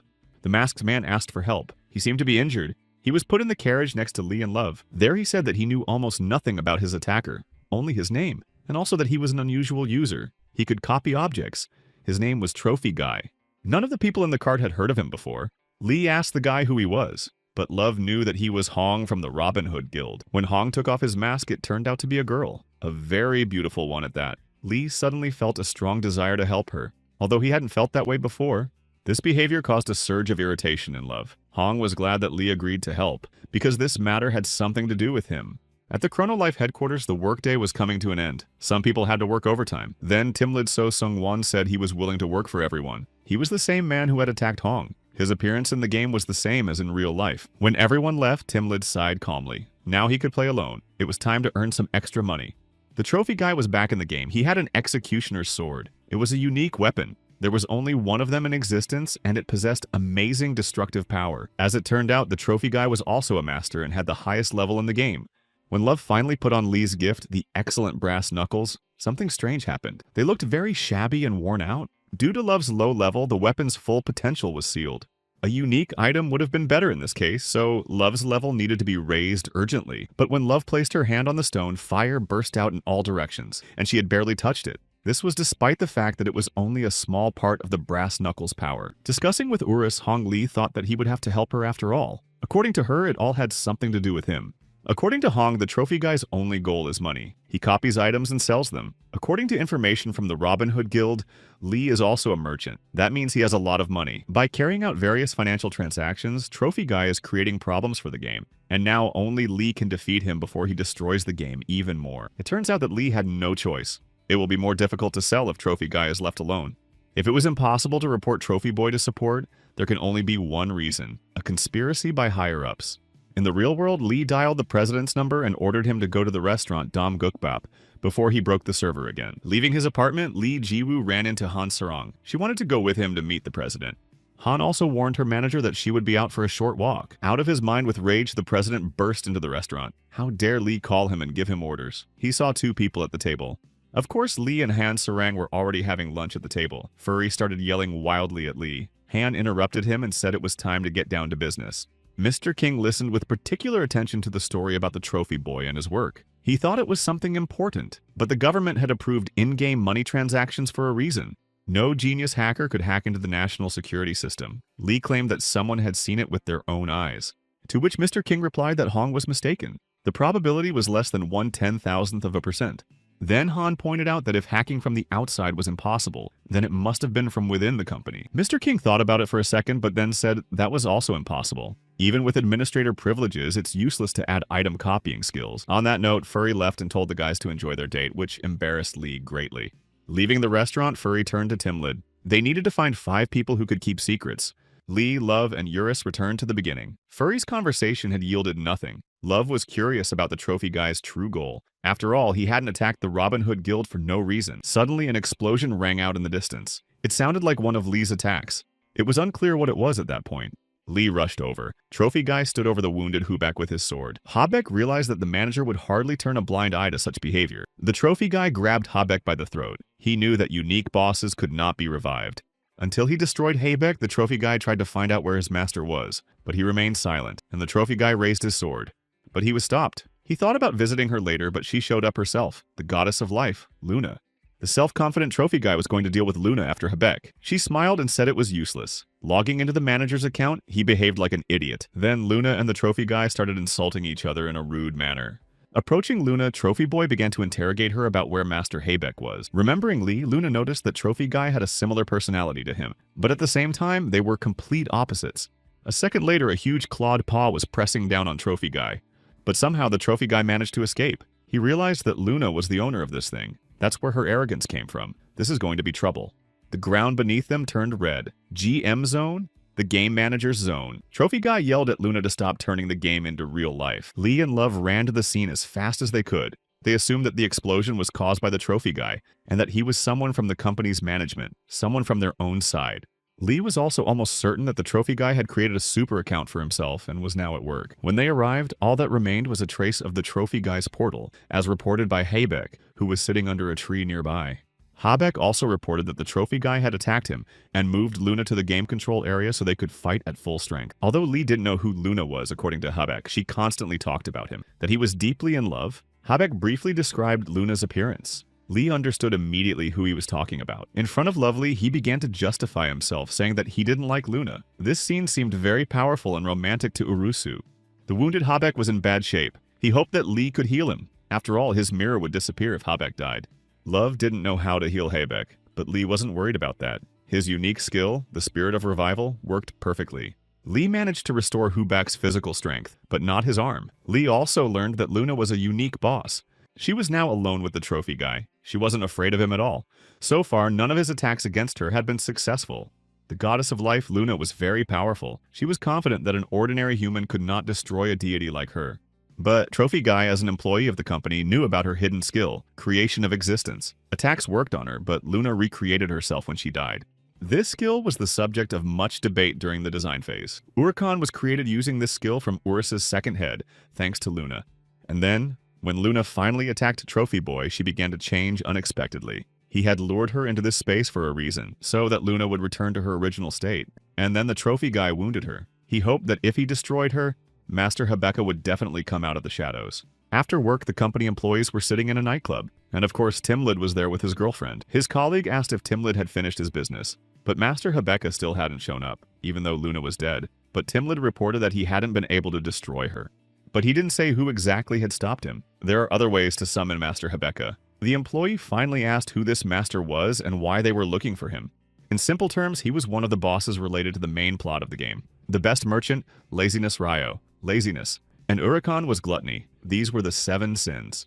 They are often used in movies, games, and so on. Pride, greed, sloth, gluttony, envy, wrath, and lust. These are the sins that gave rise to all the others. The concept of the bosses in Chrono Life. Pride is Urus, gluttony is Uricon, sloth is Rayot, and lust is Luna.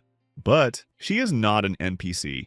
As it turns out, even a regular user can become a boss if they want to. The freedom in this game is much greater than it seems. Lee Love and Haybeck discuss this same topic. So Luna is something between a regular user and a non-player character. But they didn't know that for sure yet. The trophy guy knew though. But why did trophy guy want to meet laziness so badly? Haybeck only had a guess. Particles of a god, an item of divine class. Hong appeared in the clearing. She suggested that everyone take a walk since she had found trophy guy's hideout. A wooden house in the middle of the forest, a fairly ordinary place. Hong checked the owner of the house using judgment. It was her skill.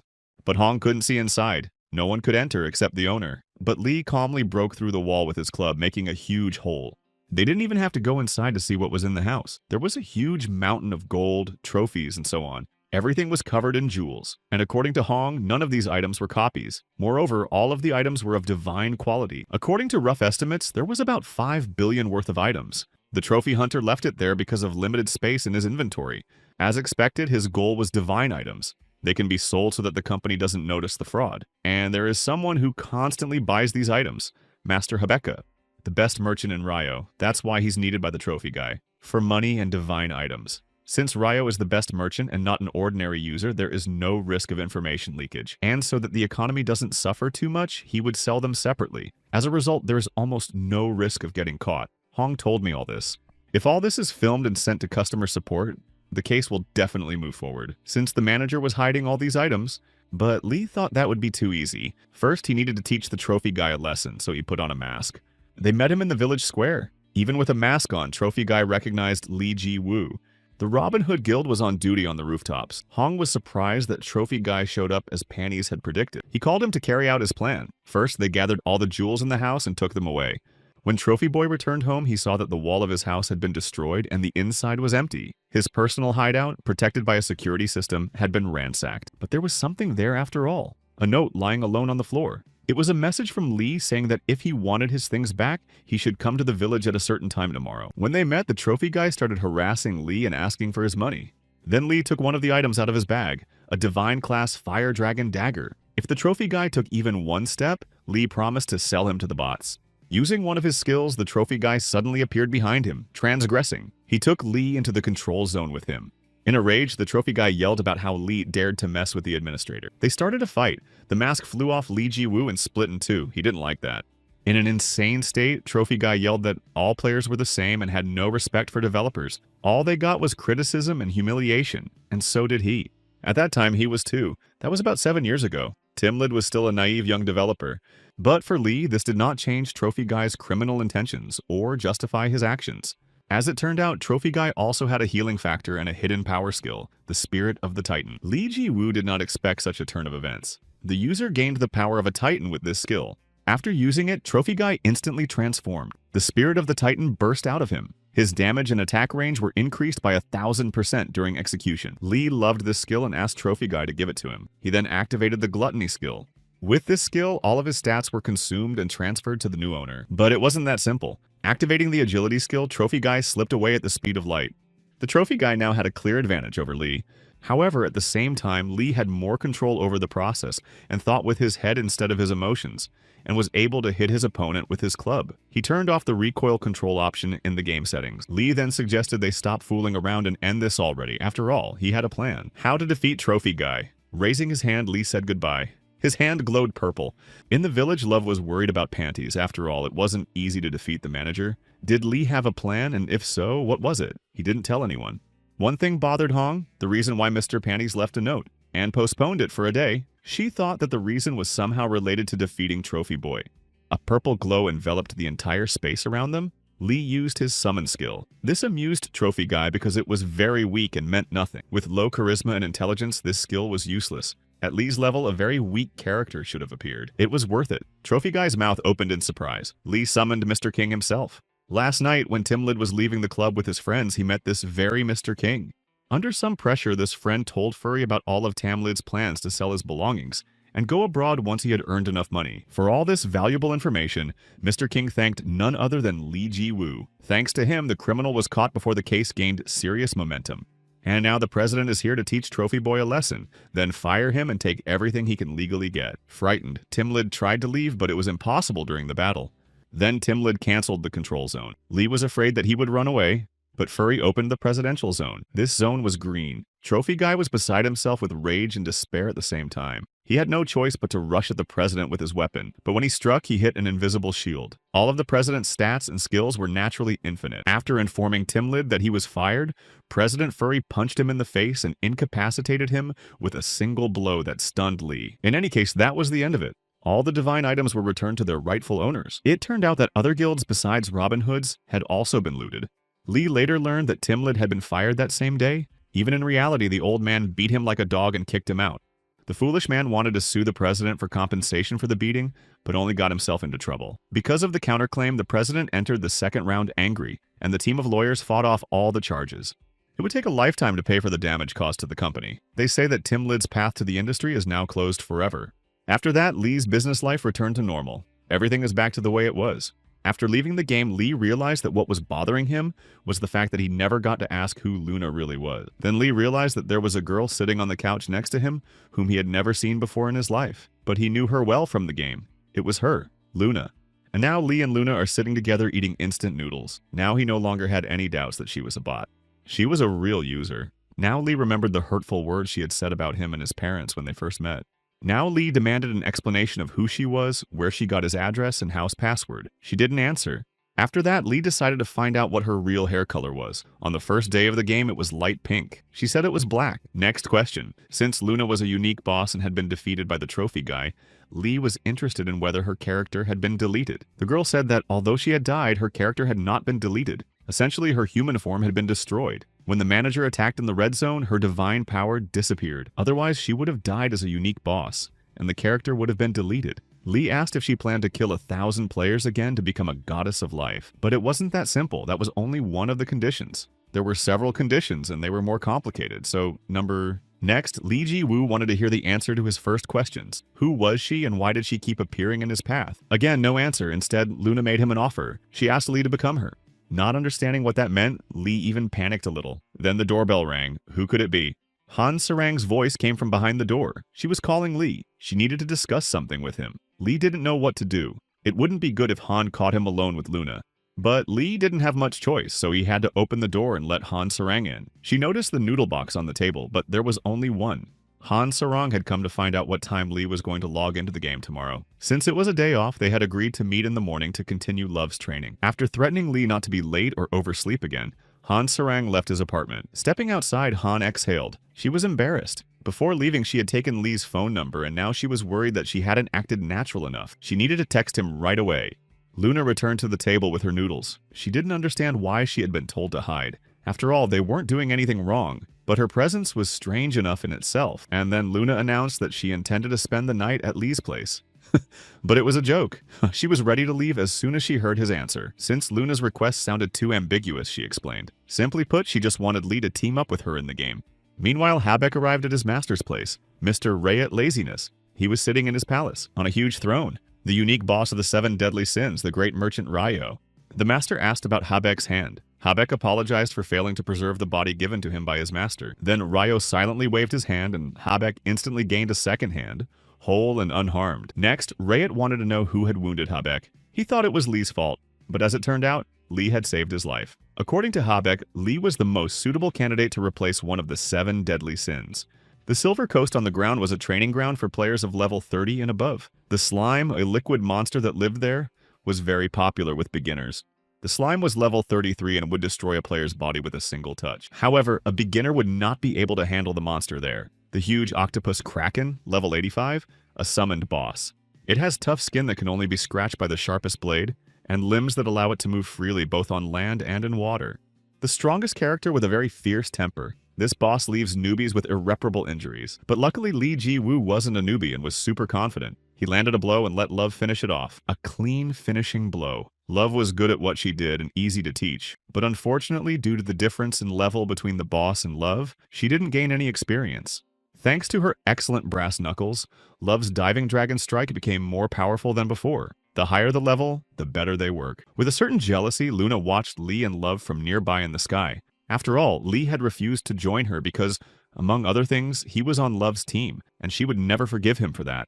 Luna began to envy Love and felt a desire to destroy her, but not now. For now, it was best to let the situation be. Soon, Lee would do everything himself because she would become his property. Luna was sure of that, for the sake of the ending of Chrono Life. Well, Eurus tried to prove to Lee that he couldn't help Love because of the difference in their levels, but Lee didn't care. He liked being around her. It wasn't the first time Love had noticed Lee talking to himself. She couldn't see Eurus. Lee had forgotten about that, but there was a way she could. If Lee shared his mana with the little dragon, Eurus could take on a physical form for everyone to see. But Lee's stats were practically 0 in all the main parameters. But in principle, it should have been enough, and they did it right then and there. The materialization of Eurus's soul. Eurus's soul was materialized. Lav was wildly excited by the cute little dragon and immediately wanted to cuddle it. Eurus himself was in shock. He was a strong boss, ruthless and merciless, and now he was being squeezed like a soft toy. Then Habeck suddenly appeared with his bird. The situation became complicated, and Habeck hurried to find Lee. While Lee was admiring how Habeck's hand had been restored, Habeck said that there was no time to waste because this man was about to do something. But Lee didn't let him finish. Habeck tried to say something again, but suddenly the ground shook as if from a violent earthquake. That meant the man was already there. Master Habeck had arrived, the master of the Great Throne, and he was not alone but accompanied by a crowd of guards and servants. Soldiers in angelic armor accompanied Len Rayot. Lee thought it would be a great monster because he was called the boss. Lazy Rayot himself descended from his huge throne to meet Lee, who opened his mouth in wild surprise. Meanwhile, Luna came to the strongest man of her time, to the first hero, Mr. Yopi, who died 100 years ago. No one knows whose idea it was, but Luna knew it would happen. But the story of this game is childish and cliched. That's what makes it special. With her staff, Luna summoned a pillar of fire and directed it at the hero. Laziness is one of the deadly sins. His entourage is from the strongest angelic tribe. He is also called the Great Merchant. His throne is made of pure gold, but his appearance impressed Lee Ji-woo and Love the most, but not the little dragon Eurus. On his throne, this boy looked like he was in the middle of a huge room, but he was very charismatic. Approaching Lee, Ryo asked if he was the hero everyone was talking about. Lee was shocked. He felt like a child was mocking him. Lee flew into a rage at these taunts, but Ryo instantly stopped him with a kick to the face. No one, including Habeck, understood why Ryo had attacked, but Len reminded Habeck that they existed precisely to oppose humans, and that it was very foolish to get close to them. Lee suddenly agreed with him. After all, a user and an artificially created character cannot be friends. He tried to attack in response. Riot then began to explain that by defeating the strongest boss in the game, Eurus, Lee had hastened their meeting. He had a role to play in the raid at the end of the game, but Lee destroyed Eurus and ruined everything. Urakan's gluttony also shouldn't have been devoured so quickly and easily. They were supposed to be defeated in 10 years.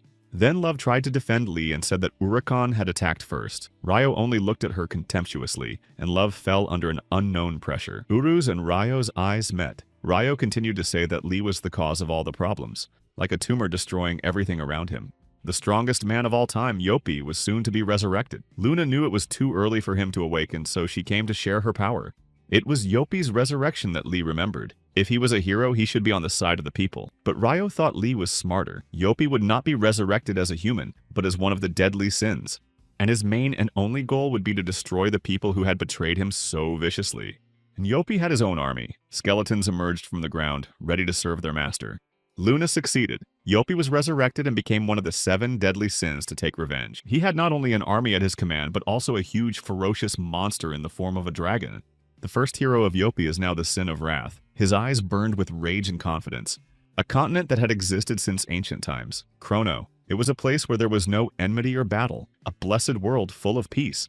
However, one day, the devils appeared. The continent was turned into hell in an instant. They destroyed everything in their path. These monsters destroyed entire villages, burned houses, and took the lives of ordinary people. At that time, a ray of light pierced through the darkness of despair. Later, Yopi began to be called the first hero of the game. It turns out that the dark hero will be resurrected. Lee didn't understand why he should be afraid of him. After all, he was able to defeat even the strongest boss with a single blow in his time. Lee's stupidity annoyed Rayot immensely. The player should be afraid, even if Lee doesn't want to understand it. Then Rayot turned around and was about to leave. He looked at Lee, but then lost interest. He had once fought alongside Yopi, and he was the only person he recognized. But Lee Ji-woo couldn't let Ryo leave without striking back. Habeok tried to stop him. Somehow, Habeok knew that Lee earned money by selling items, and he learned from Habeok that all of Lee's items had been bought by Ryo. The hero Yopi knew that he was supposed to come back to life later, but Luna explained that the story was developing faster than it should have. Yopi promised to repay Luna for sharing her energy when he could. Once upon a time, Yopi defended this world. Now he intended to destroy it completely, and he teleported. Now her work was done. Luna was very pleased with herself, as always, but she wasn't entirely sure she had done the right thing. The guy calling himself the creator asked her not to think about it and to enjoy cleaning up this world. After buying Lee Ji-woo's items, Ryo sold them for even more profit. Lee asked him to teach him the business. He had no pride. Suddenly, they all heard something. Only Ryo understood that he was here, Yopi. Thus, the great decisive battle began suddenly. Yopi's monsters burned and captured villages, destroying residents and players. All players received a notification about a general quest: protect the world from the wrath of Yopi. The reward was still unknown. Only now did the players learn that there was a main quest in this game. The monsters were already everywhere. The players had very little chance of winning. And then she appeared using a fiery tornado to destroy some of the monsters. The most powerful mage in the kingdom of Abracadabra. By order of the kingdom, the Holy Land Guild would defend this place. The people's response was quick and precise. They learned their lesson from the events with Urakan and reacted to the attack in a timely manner. There was only one reason for their defeat. They were simply not ready. Originally, this main quest was supposed to begin years later. They had no chance of winning with their current stats and items. On the hero's mountain stood Yopi in front of 3 slabs. On one lay a wing, on another a musical instrument, and on the third a hat. These were once his friends. The first played the instrument and gave his music to people. The second was a messenger of God and always prayed for Yopi and the whole world. The third friend, who owned the hat, simply loved to have fun and was more carefree. Tears of blood welled up in Yopi's eyes as he remembered his best friends who were no longer there. Raising his burning hand, Yopi ordered his dead friends to rise. The earth above the graves opened up and they appeared, but they were no longer the people they had been before. All 4 of them had the highest level in the game and planned to finally finish this story once and for all. The level of the main quest increased. The difficulty level was catastrophic. Lee Ji-woo wasn't worried about this at all, even though Ryo tried to convince him that nothing would work without using holy powers, and the great destruction of the planet would also be useless this time. Even if the server was restarted after restoration, Yopi's army would not go anywhere. It no longer mattered how strong Lee was. One man is not an army, but the stubborn Lee Ji-woo was determined to try to handle it on his own. The frontline village was where everyone's journey began. Now it was almost completely destroyed. This once peaceful place had become a city of death in the blink of an eye. Users were starting to lose patience. Playing under such conditions was practically impossible. Some players quit the game and found simpler and safer activities. Others, on the contrary, believed that it was more fun than just mindlessly earning points, and that it had even become better. A new announcement was posted on the official Chrono Life website that shocked everyone even more. If everything written there is true, the game will soon cease to exist. Even the office staff understood that it was impossible to complete the current quest with the players' levels and equipment. Users from all over the world will be killed by Yopi. The developers believe that President King himself should step in and intervene, as he did last time. But King himself noted that the company's policy had always been non-interference in the game. The trophy guy was an exception. In the village engulfed by evil, Lee Ji-woo had already appeared. He was immediately surrounded by Yopi's army. Fighting them was not as easy as he had expected. It was time for Lee to use his gluttony skill. It worked, and his skills and stats increased after the absorption. Thanks to this, the points were recalculated and all skills were increased in points. Now Lee Ji-woo could wear armor. The undead, neither living nor sleeping. They had lost everything except their instincts. Even the strongest army was not afraid of death, but their instincts forced them to flee the battlefield out of overwhelming fear. The frontline village was attacked by about 2,000 skeletons. Even the strongest undead, the bone dragon who led the dragon tribe after Urus's disappearance, was devoured. When there was no one left, she appeared. The moon. She canceled the god's regime. And she appeared in her usual form. Then she did something completely unexpected. Approaching Lee Ji-woo, Luna threw herself at him with kisses. Lee had no idea what was happening. Pushing Luna away, Lee began to wipe his mouth. Luna said it was an accident and that she had simply slipped. With a sly smile, she raised her staff. Of course, Lee didn't believe her. But she noticed that his speed had already reached its maximum, and that if Lee wanted to, he could dodge her. But Luna had come here to give Lee something. She handed him a small golden ball. It was a precious stone of divine quality. Luna asked Lee to keep it a secret that she had it, and then gave it to him. That was why she had canceled her god mode. Since Luna was more serious than ever this time, Lee accepted her gift, although it was unclear what it was. Finally, Love reached the village. He had left so quickly that she had to run to catch up with him. Seeing Luna next to Lee, Love was taken aback. They were standing very close to each other. Love's female intuition told her that something was wrong. She approached and asked who she was. Love had already seen Luna, but in a different guise. Then Luna activated God mode and transformed. Luna then informed her that Yopi had already reached his maximum level due to the energy she had given him, so it would not be easy to fight him. By this time, he had probably already arrived at his destination, in the very heart of the demon world, the castle of the Demon King. It was located deep within the rocks. Yopi arrived not alone, but with his resurrected friends, if you can call them that now.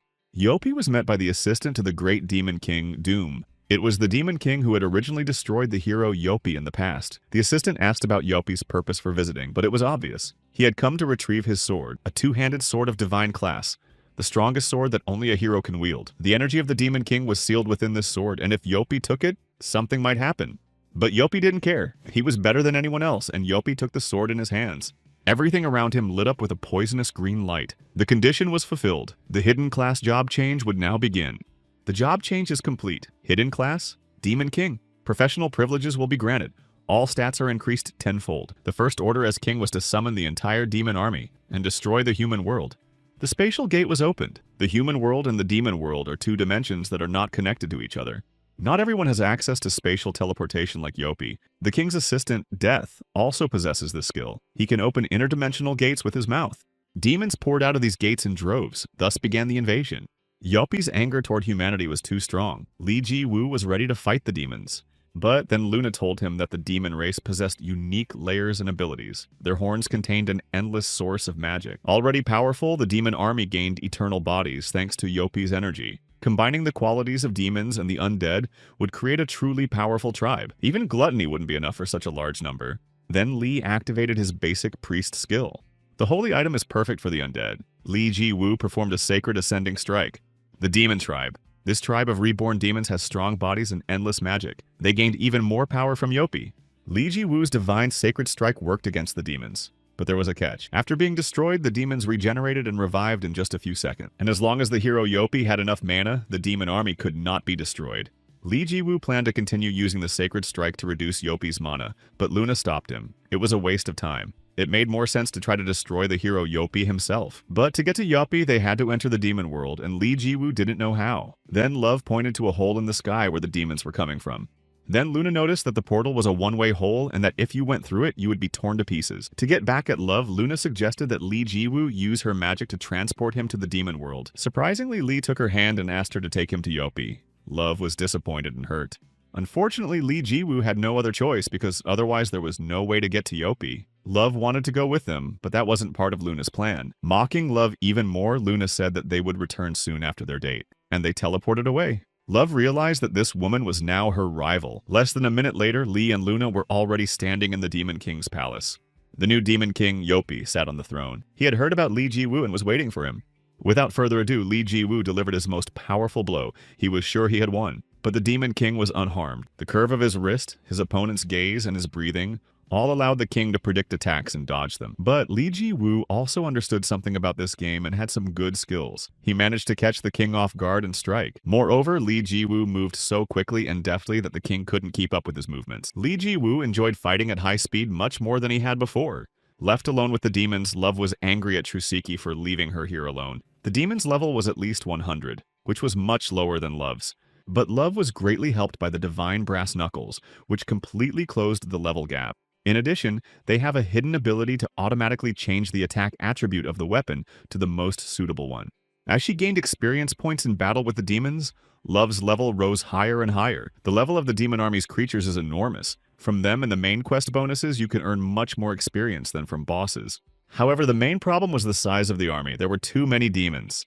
The Demon King acknowledged that Li Ji-woo was stronger, and faster than Yopi. In the past, all his battles were the same. He had no chance of winning, but they always won. Yopi and his friends, their invincible foursome.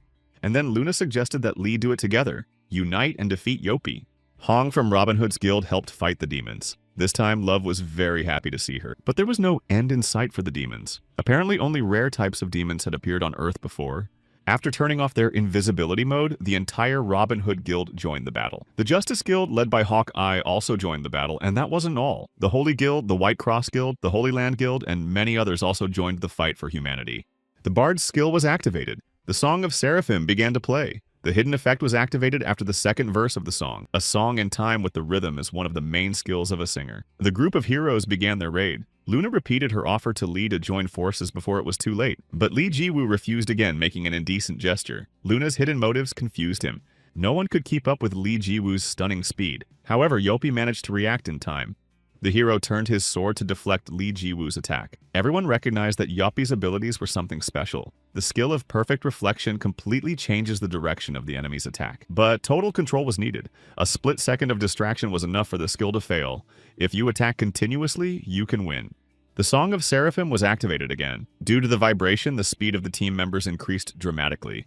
In addition, Yopi activated his secret skill, Glory of the Hero. Beams of light poured from his crown. His strength was greatly reduced in exchange for doubling his other stats. Yopi's skeleton ally in a hat raised his staff, which lit up. A spell. A huge rock flew toward Lee.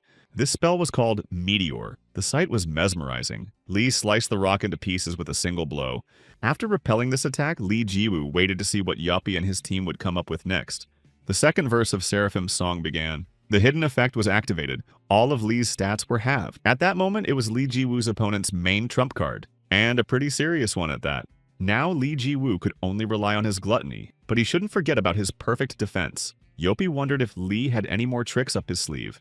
Dragon Eurus thought that these were the trophy guy's hidden skills, but Luna noticed that Lee had not fulfilled all the conditions for their activation. From the inner pocket of his cloak, Lee Jiwoo took out the magical mirror of Heibek. The hidden skill of 8 panoramas was activated.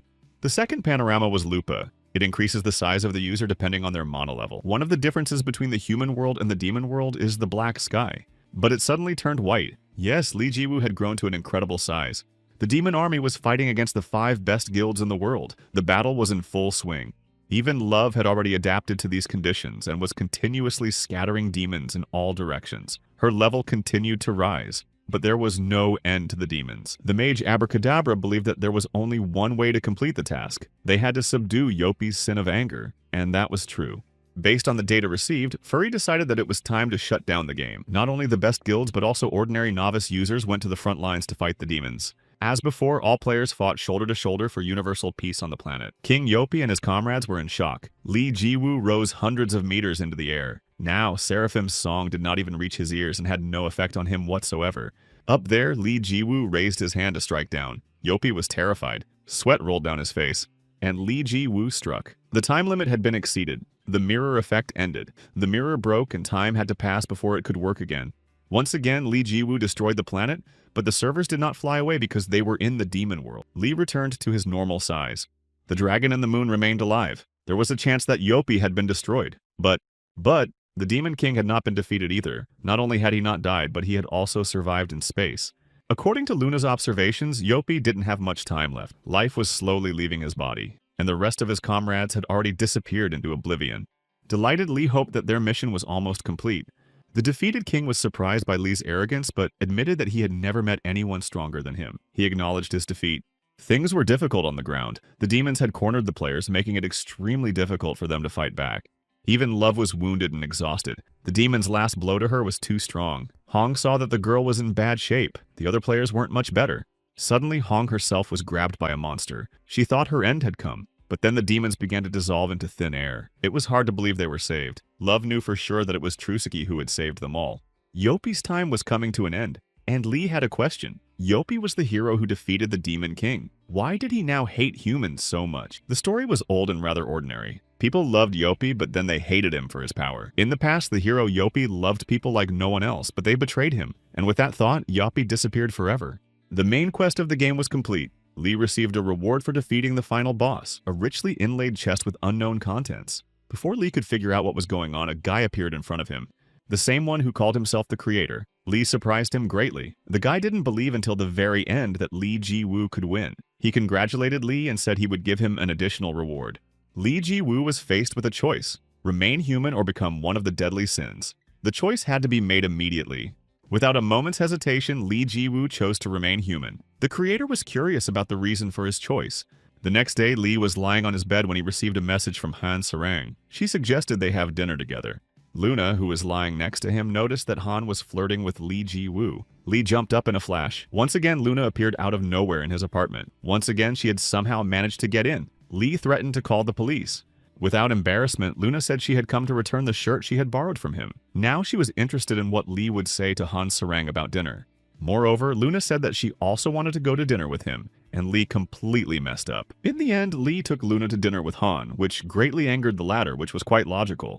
Out of rage, Han Sarang demanded an explanation from Lee Ji-woo. They were supposed to be alone. Not understanding why he had to justify himself, Lee Ji-woo tried to defuse the situation, but to little avail. Luna only complicated matters by telling him that she had recently slept in the same bed with Lee. Then Luna asked Love why she was pressuring Lee since they weren't dating. Han Sarang explained that she was worried about him as a friend. Moreover, it looked as if Luna was following Lee Ji-woo everywhere he went.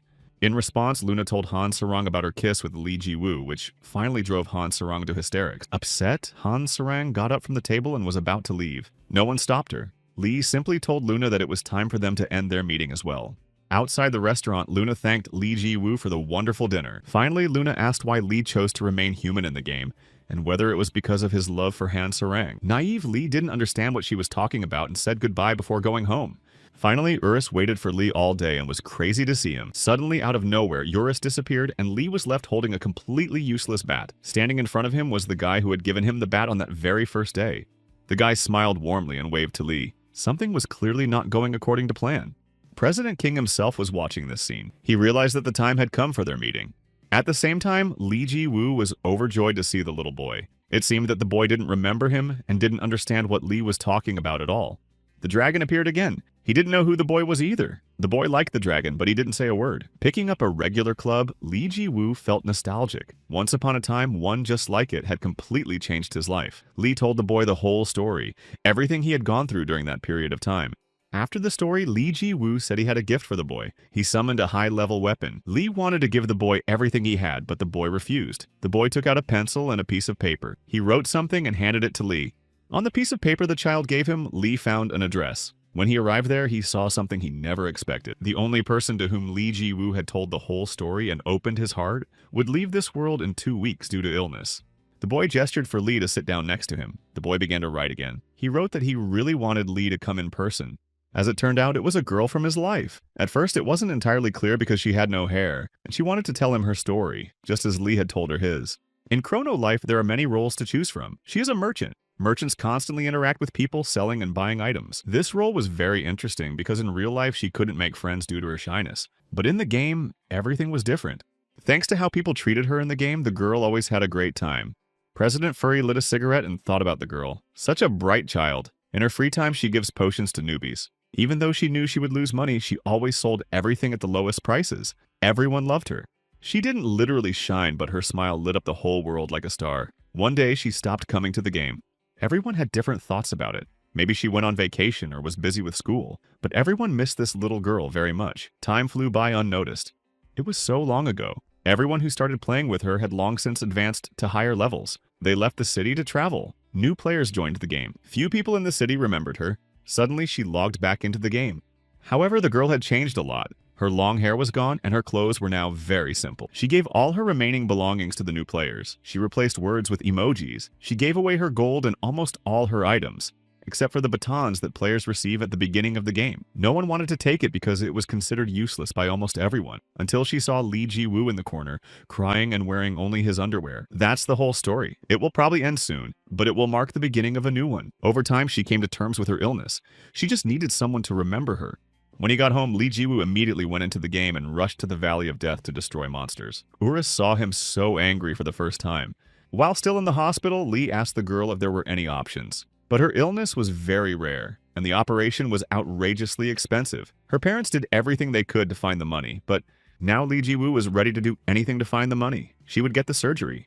After destroying enough monsters, Lee earned a lot of rare items that could be sold. Plus, Luna was back. Urusu was curious why she had been visiting Lee so often lately. Earlier, Lee had asked her to do something, and she had come to report back, and they left. She was very scared. She didn't want to die. She didn't want to be forgotten. This time, Lee Ji-woo didn't come alone. It was the players she had helped in the past. No one would forget her. A few days passed, and the operation was soon to take place. She promised to return after it, as radiant as before. It was Luna who diligently found everyone so that meeting them would give the girl the strength to move on. The chances of a successful operation were only 30%. A human life was at stake. The little fragile girl turned out to be stronger than anyone else. Even though she was unhappy inside, she was always cheerful and radiant. However, because of her kindness and naivety as a merchant, she suffered huge losses. This girl to whom Lee told his story and opened his heart. Her character's name is Luhua, and she returned.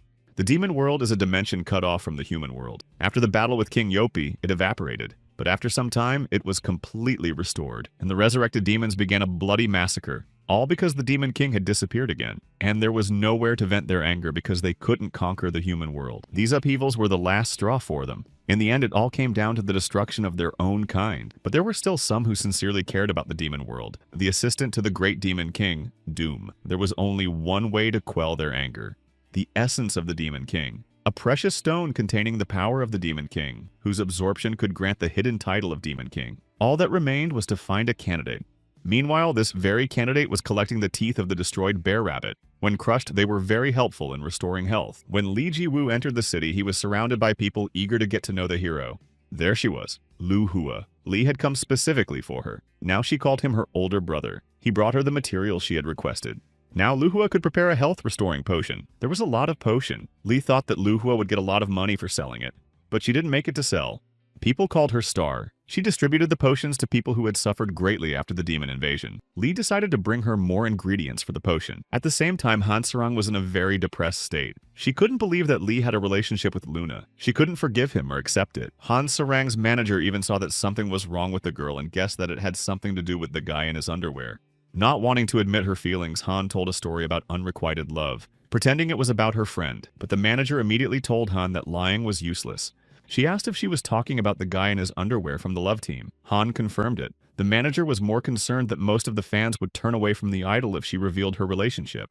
But she had no plans to stop Han Sarang. She said she would be on Han's side no matter what. Han wanted to make Lee hers. The manager even liked her confidence. And now Han Sarang was ready to listen to the manager's advice, but she still needed to think about the best course of action. Encouraged, Han logged into the game and asked her friend to send her messages with hints in case she needed them. When Han Sarang started working with their company, she became her manager, this talented and famous artist. She had built a successful career but had never been in a relationship in 27 years. GB's death was difficult. He rushed into this world unprepared, and where could he find this guy now? And the demons wouldn't help him in his search. Suddenly, something exploded loudly in the distance behind him. The sky lit up with a flash. Death immediately realized he had found him. It was Lee gathering materials for Zvezdoshka as promised. Luckily, many items had already been found, and there were only a few left to collect. Lav ran out of the forest toward Lee and Eurus. She attacked the nearest rabbit and gave Lee the teeth she had taken from it. Lee immediately apologized for what had happened at the restaurant. He really shouldn't have taken Luna with him to dinner. He didn't know that she and Khan were on such bad terms. Of course, Lee understood that he should have done this earlier and offered to take Love out to dinner again. But this time, just the two of them. Love said she would try to find time in her busy schedule. But Love still wanted to know why Luna had said that night that she and Lee Ji-woo had slept in the same bed. And what about the kiss? Sweating, Lee Ji-woo tried to prove that nothing had happened between him and Luna. But Love insisted and didn't really believe him. Giebel caught Lee and Love during this interrogation. Giebel didn't know much about the human world and thought that Love was stronger than Lee since she was able to knock him to the ground, and her angry grin mesmerized him. Flying up to Love, Death immediately offered her a magical item. He believed she deserved to become the Demon King. Not knowing what the sphere was, Love mechanically took it in her hands and instantly received the essence of the Demon King. Her body absorbed the essence of the Demon King. The creator was overjoyed that it had finally happened. The last item, it was supposed to be Yopi, but it would be Love. This was the final chapter of the story. No one understood what that light was. Love's transformation was complete. She was lifted into the air. All her characteristics increased tenfold. All the privileges of the profession were granted. In a rage, Love screamed and demanded that Death return everything to the way it was. She did not want to be the Demon King. Urus and Lee Ji-woo sat with their mouths open, watching what was happening. The hidden ability of the Demon King's arrival had been obtained. Love did not know what this ability was. The demonstration of the ability was launched. The arrival of the Demon King. Love began to change her appearance. Her hair color and clothes all changed. Lav herself was in shock. Her hair had turned white. She hadn't given any consent to become the Demon King. The indignant Love was explained by Death that this ability gave her the appearance of the Demon King and a huge supply of mana. Only in this form were certain abilities available. When Love wanted to know what these exceptional skills were, the demonstration began again. The Demon King's essence was unleashed. Bright red wings burst from Love's back. Synchronization began. Horns also appeared. Love's eyes turned red. The Demon King's essence was activated. Li Jiwoo and Urus sat in complete shock. Lav's power was astonishing. The destruction skill was incredible. A concentrated mana shot was fired. The demonstration was complete, and Love herself was shocked by her new abilities. Not knowing what to do next, Love asked Li Jiwoo for advice. After all, she would now have to fight humans and even him. Grabbing Death, Love demanded an explanation and asked for everything to be returned to the way it was before. But that was impossible. The essence of the Demon King would not leave the body of its host until its death. Then Lee suggested simply canceling the Demon King's arrival. If Love wanted to look like she did before, it was time to go. Zvezdochka was waiting for them. Arden Castle is one of the 3 largest castles in the game Chrono Life. With its huge, majestic walls, it has recently been called the most impregnable fortress in the game. Someone was rapidly approaching the castle walls. The guards sounded the alarm. A huge wolf with red eyes jumped onto the wall. The monster knocked out both guards with a single blow of its paw. The monster looked like a werewolf. What's more, it could talk. A second later, it was no longer alone. Besides the wolf, there was a bear and a lizard. All 3 were insanely huge. They weren't just monsters, they were beastmen. A moment later, the beastmen were surrounded by a crowd of the kingdom's guards. According to Hawkeye, no one had ever dared to attack the castle so brazenly. The lord of the castle, Arden, ordered the guards to deal with the beastmen. While Hawk's eye was preoccupied with his broadcast, he didn't notice how suddenly it had become very quiet. His entire army had been defeated. At that moment, almost 40,000 people were watching Hawkeye's stream. They advised him to run while he still could. Hawkeye completely agreed with them, so he immediately took off like a rocket. However, even the elf's swift legs could not save him from the beastmen, and so, in a matter of seconds, Arden Castle was empty. This is how 3 previously unknown beastmen introduced themselves to the world. At that time, Doom summoned Love to gather all the demons and begin the destruction of humanity. She refused, disappointing her assistant. When Doom learned that Love was only at level 92, he was taken aback. Lee explained to him why he called Love the boss and everything that followed. Doom realized he had screwed up. The sky above their heads suddenly cracked in the literal sense. First, a clawed paw appeared. Then a huge monster eye appeared. Standing on the monster's paw was none other than Luna. When Love saw her new form, Luna turned even whiter with rage. The girls began to glare at each other angrily, until Lee stopped them. He realized that Luna was on the verge of destroying Love. Listening to him, Luna stepped aside. In any case, everything was going as it should. With a sarcastic smile, Luna congratulated Love on her new role in the game. Lee didn't know if Luna was being nice or not, but she had been so helpful in the story with Star. Luna didn't come for no reason. She announced that the final chapter of the game had begun and would soon come to a logical conclusion. Lee didn't believe her because how could an online game have an ending? It was constantly being updated. Luna used to think so too, but soon they would all find out for themselves. The main quest that Lee had completed in a day was supposed to take a year, and everything had gone off course. Now a new Demon King had appeared. Everything was happening too fast, not as it had been planned. Then Luna pointed her staff at Love. Lee shielded her with his body, but Luna had no intention of destroying Love. She was opening a teleport, and Love disappeared in an unknown direction. Luna confessed that she had sent her to the last chapter of the story. Love found herself on the wall of the palace where the battle with the beastmen had just taken place. According to Luna, this was the first trial of the last chapter of the game, Arden Castle. An ancient race had come from the northern continent, Beastmen. Lee wasn't worried about this. After all, Love was now strong. Indeed, Love did not lose her composure and began to fight the Beastmen. But the monsters were not easy to defeat. They did not fall from the first blow. These were no ordinary beasts. According to Luna, Beastmen were 10 times stronger than humans from birth, and according to the script, they were supposed to appear in 10 years.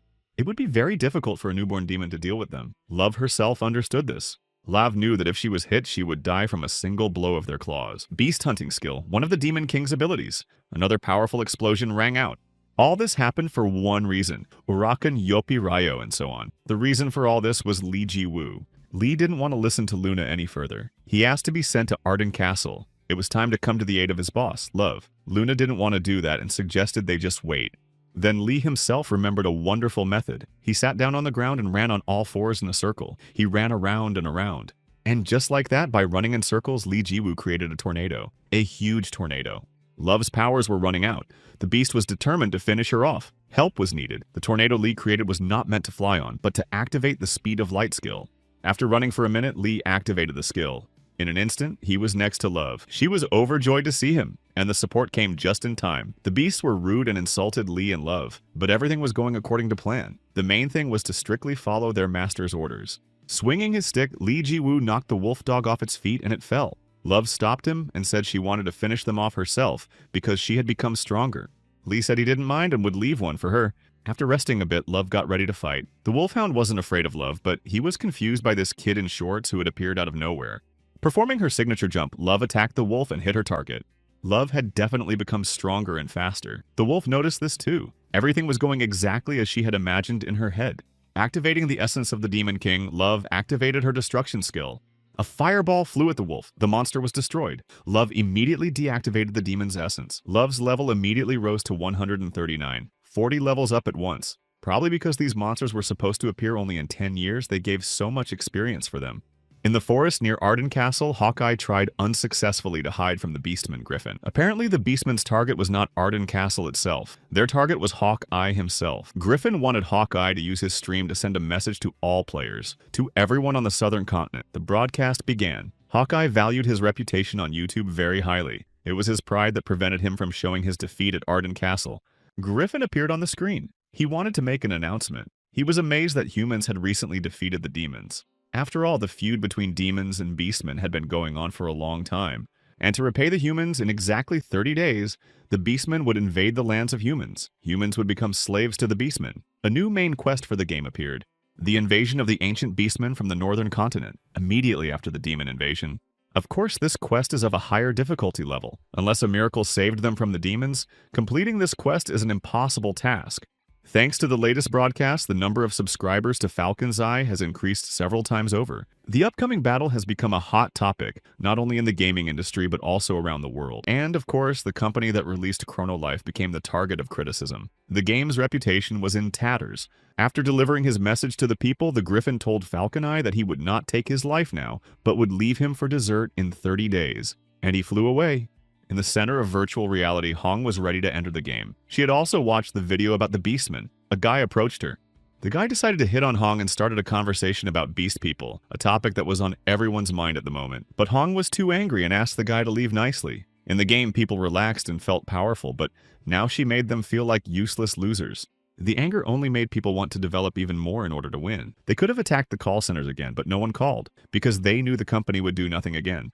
It wasn't the first time President Furry had been the worst, but this time he was sure that the players wouldn't be able to complete the quest. The game's rating hit a record low, but ironically, the number of players connected at the same time reached an all-time high. Shocked users tried to level up as quickly as possible. Love told Lee about this. Crowds of players gathered in the hunting grounds.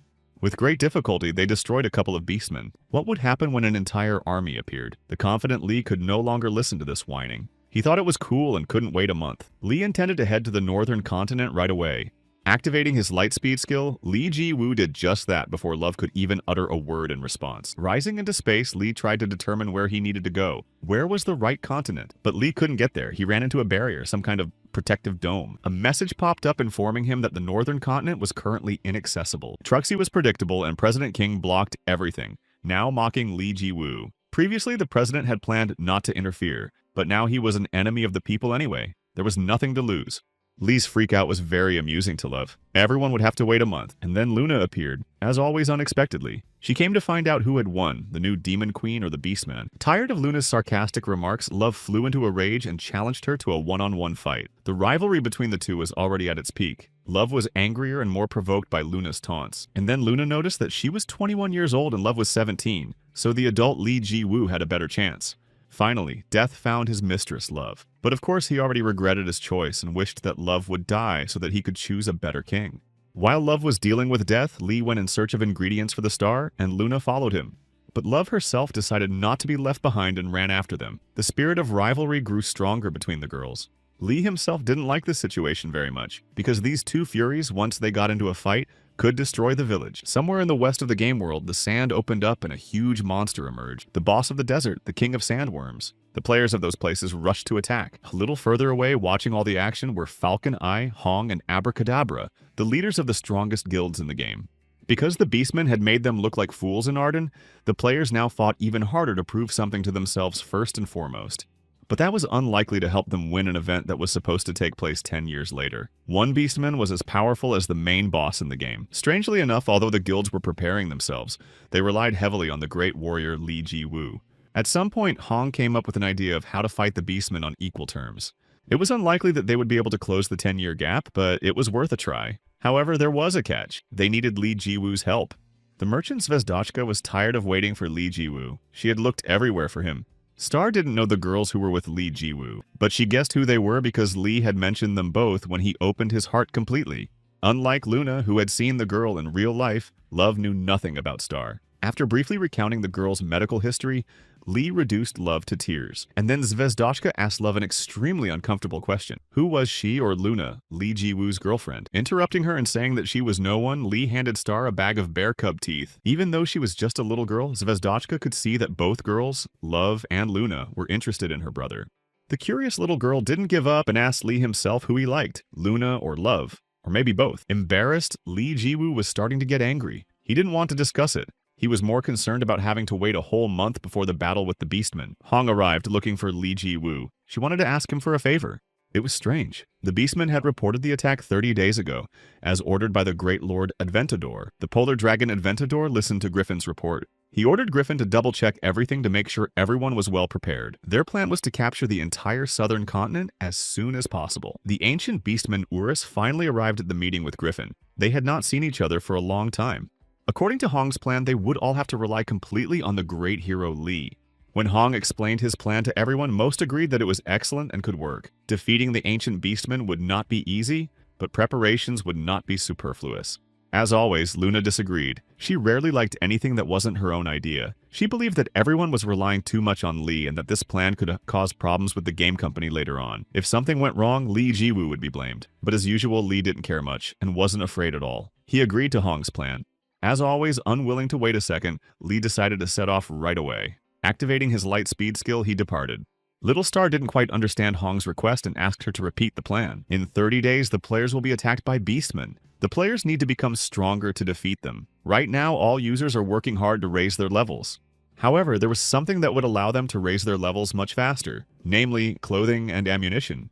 And then Zvezdochka realized that her brother Dubinka had gone to the highest hunting ground in Chrono Life, the Cave of Urus. The Great Warrior would obtain all the necessary items there and sell them to all users. Of course, this carried enormous risks. The game's economy would simply collapse. Items belonging to ordinary users would simply lose their value, and those obtained in the Cave of Urus would no longer be scarce goods. It is unlikely that the company would simply ignore such a situation. It would collapse the game's economy, and Li Ji-woo would most likely be punished. Everyone understood this perfectly well, but unfortunately, there was absolutely no other way to defeat the Beastmen at that moment. A couple of hours later, after gathering the necessary items, Li was already selling them at a very low price to anyone and everyone on the village street. Shocking all users, Li Ji-woo sold unique items at ridiculous prices. Even on the third day of sales, the excitement did not subside. People came in crowds and bought weapons at low prices. Pushing through the crowd, a huge guy approached Li and demanded a unique sword. When Li asked for 10 million gold, the big guy flew into a rage. After all, they had only charged 10,000 gold for the same sword from a boy. Li was not averse to resolving the conflict in a fair fight.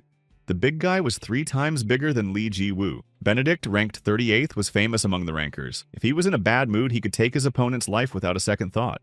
But this guy knew all about Li Ji-woo and his abilities, so he calmly handed over the money. Benedict even had to listen to a lecture about his behavior. After becoming the Demon Queen, Love reached level 210, even though just a couple of days ago, she was literally at level 139. Hong was shocked. Lately, Love had often hunted with Li Ji-woo in the Urus Cave. That's how she gained experience so quickly. It takes an average user at least 2 years to reach level 200, but things were different for the Demon Queen, of course. Today, Love and Li went back to the cave for a new batch of items to sell. Thanks to the essence of the Demon King, Love easily defeated the strongest monsters, literally with a single touch of her finger. As always, Luna secretly watched Li and Love hunt. Seeing their joy and unity, she felt very jealous. Time flew by in an instant, and the decisive day arrived. The Beastmen army was ready to march. At the head of the monsters stood Urus, 1 million beastmen from the northern continent. The ancient beastman dragon Urus took on his true form, and they set off. The players were also ready to fight, even though they were very afraid. The great battle began. Arden Castle was the first and last line of defense of the southern continent, but the beastmen did not expect that their rivals were already waiting for them on the other flank. There stood a squad of mages led by Abracadabra. They were ready to attack immediately. Streams of magic rushed toward the beastmen from the hill where the mages stood. They were not afraid and began the battle outside the castle, surprising the beastmen. As it turned out, the players had not originally intended to fight in the castle, but had devised their own battle tactics. The Falcon Eye archers attacked from the other side.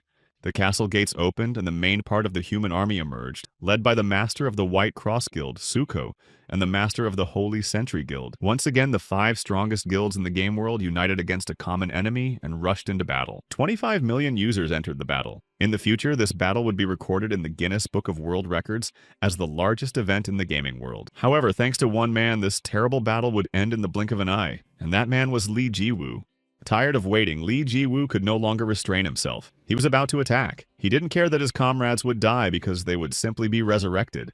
Swinging his club, Lee lowered it to strike, but suddenly found himself in a different place. He had been here before. The zero space he found himself in after the destruction of the planet. And the creator was here too. The creator ignored all of Lee Ji-woo's questions and mocked him a little. Having waited too long for this battle, Lee Ji-woo was beside himself with rage. Then the creator declared that he could not bring Lee Ji-woo back. Ending it all with one blow was not an option. The ending of this story had to be completely different.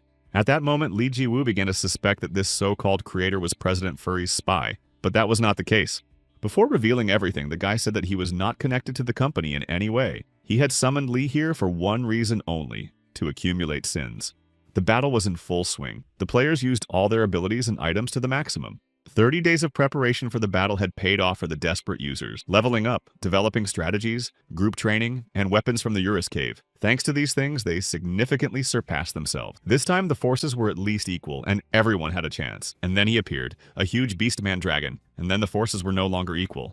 Attacking from the air, the dragon scattered the players like ragdolls. No one could do anything to him. At the same time, Lee demanded an explanation for his sins and to be sent back. The creator said he couldn't tell Lee the details. Instead, the creator created a flame on his hand and threw it at Lee, his new skill. It is called the Omnipresent Flame. With it, one can see anything one desires. In this way, Lee Ji-woo learned what was happening on the continent and how the battle was progressing. There was no escape from the dragon. It destroyed everything in its path, killing everyone in its way. The dragon's breath was one of its most powerful skills, mowing down everyone who came within its reign. The dragon Urus recognized the northern dragon Adventador. He couldn't believe that he was the king of the beastmen. Adventador was one of the 3 greatest dragons. One of them was the 2-headed Urus Adventador, and the third was the huge dragon Gayard. According to the plot, they should also appear much later. But what was important was that Adventador was also known as one of the deadly sins, greed. Appearing in his human form, Adventador was ready to destroy the leader of the humans. And he did not expect to hear from her lips the name of his dear brother Urus, who had settled among humans. Thanks to the fact that Adventador had transformed into human form, there was a chance to defeat him. The leader of the United Clan attacked the dragon, trying to reach his throat with her spear. She succeeded, but the spear failed to pierce the dragon's skin. He did not even bother to dodge the attack. The dragon released tentacles from his back. The sin of greed and gluttony had the same ability as Lee's gluttony, and could devour its victims and their powers and abilities. Watching this through the fire, Lee was shocked. How could Adventador have 2 sins and powers at once? Considering that Lee had destroyed the sin of gluttony, then Lee decided to ask the so-called God about it. He reminded Lee that he had already told him 5 minutes ago that he had summoned him here to accumulate sins. With a snap of his fingers, a huge hourglass appeared behind God. The main quest of the game is to defeat the 7 deadly sins. It is their duty to accumulate these very sins. Urus, pride, had long since accomplished this task, and Yopi, anger, perished as soon as he succeeded. But Urakan, gluttony, was unable to accumulate sins. Lee destroyed him too quickly. That is why the sin of gluttony was passed on to Adventador. As the creator explained, behind him is a clock of sins. When the lower half is filled, it means that all sins have been collected. Each grain of sand is equal to a human life. The creator was surprised that Lee did not understand such obvious things. All the troops were preparing to defend themselves. Adventador stood still while his tentacles attacked everyone indiscriminately. The players did not even have time to retreat. The tentacles were fast and merciless. Falcon Eye was angry at his comrades, but he himself did not notice how a tentacle had reached him. The leader of the mages, Abracadabra, did not have time to save him. The tentacles reached the mages. The beastmen proudly greeted their leader and surrounded him, intoxicated by their victory. Among the few survivors were members of Robin Hood's guild, including their leader Hong. The balance of power achieved through immense effort was destroyed in the blink of an eye with the appearance of Adventador, and the advantage of the ability to resurrect was lost. After all, it didn't work after being absorbed. Hong took on the duties of military commander after the death of Hawkeye, and the players continued to attack. They still slightly outnumbered the beastmen. The most important thing was to avoid being absorbed. Hong cut off one of the dragon's tentacles, but there were too many of them. The maximum number of tentacles that the inventor could release was 100,000. His abilities far surpassed those of the previous sin of gluttony, and his sin of greed only intensified this effect. But for the users, this news did not bode well. The desperate level increase resulted in the creation of the strongest enemy of level 3,890. Love also tried to intervene using her demonic ability of destruction. This ability of the Demon Queen was incredibly powerful, but this attack did not inflict any damage on Adventador. But Love planned to continue the battle with the dragon. She was confident and bold as never before, even though she understood that her chances of victory were practically zero. On behalf of the demons, she informed her assistant as queen that the gates to the demon world would be opened, and the demons would fight against the beastmen. The queen's assistant, Death, was incredibly happy that the queen had finally revealed her potential, and that there would be a real battle. But the opening of the spatial gate was accidentally prevented by Trusaki, who appeared out of nowhere. His appearance crushed Doom. The whole world was delighted by Lee's appearance, and only President Furry was disappointed. He just didn't understand where Lee had been the rest of the time. In reality, when all the sins had been gathered, the creator simply let Lee go to battle. For his unexpected disappearance, Lee had already been punished by the enraged Love. Moreover, Lee had rendered Death incapacitated, making it impossible to summon demons. And yet, there were no fewer enemies. Then Lee Ji-woo asked Love not to worry about anything and just enjoy the spectacle from the sidelines. Approaching Adventador, Lee Ji-woo struck him in the face with his club. The blow was powerful. This blow brought the monster to its knees and left it with almost half of its body missing. Everyone was in shock, both in the game and in the real world. There were many who witnessed it. Enraged, Lee Ji-woo was extremely pleased that the adventurer had fallen into his hands. Another punch sent the dragon flying into the air. This revealed Lee's dark side. The Beastmen realized that they had to save their master urgently. The moment Lee had been waiting for had arrived. The Beastmen rushed into the attack, trying to protect their leader. One powerful blow with his club, and as always, most of the enemies were defeated. Lee continued his attack. Realizing that they could not win, the Beastmen offered Adventador to devour them all, thereby greatly increasing his strength and power. Since this was their last option, the dragon listened to his people. Adventador's strength and body were restored. The polar dragon was no longer hungry. His level was now 9,999. The strongest player and the strongest boss of the game clashed in battle. Everything around them was destroyed by this incredible power. Adventador devoured about 1,000,000 beastmen. Now he was recovering quickly and was practically invincible. All the skills of the beastmen that were possible were concentrated in him alone. In addition, he himself was the oldest and strongest predator. But Lee Ji-woo also had enough skills and strength. He attacked the dragon with no less force than the dragon had attacked him. When it seemed that victory was very close, the dragon took on its true form. It used its ice breath skill. If the dragon finished him, the continent would be doomed. President King was terrified and even wanted to shut down the server to stop the process. But he was too late. Seeing that things were going badly, Lee Ji-woo activated his Titan power. All his stats and strength increased tenfold. Lee Ji-woo's flames and the dragon's ice breath collided. It was incredible, but the dragon Adventador was defeated by Lee's power. The last sin remained to be defeated, the sin of envy.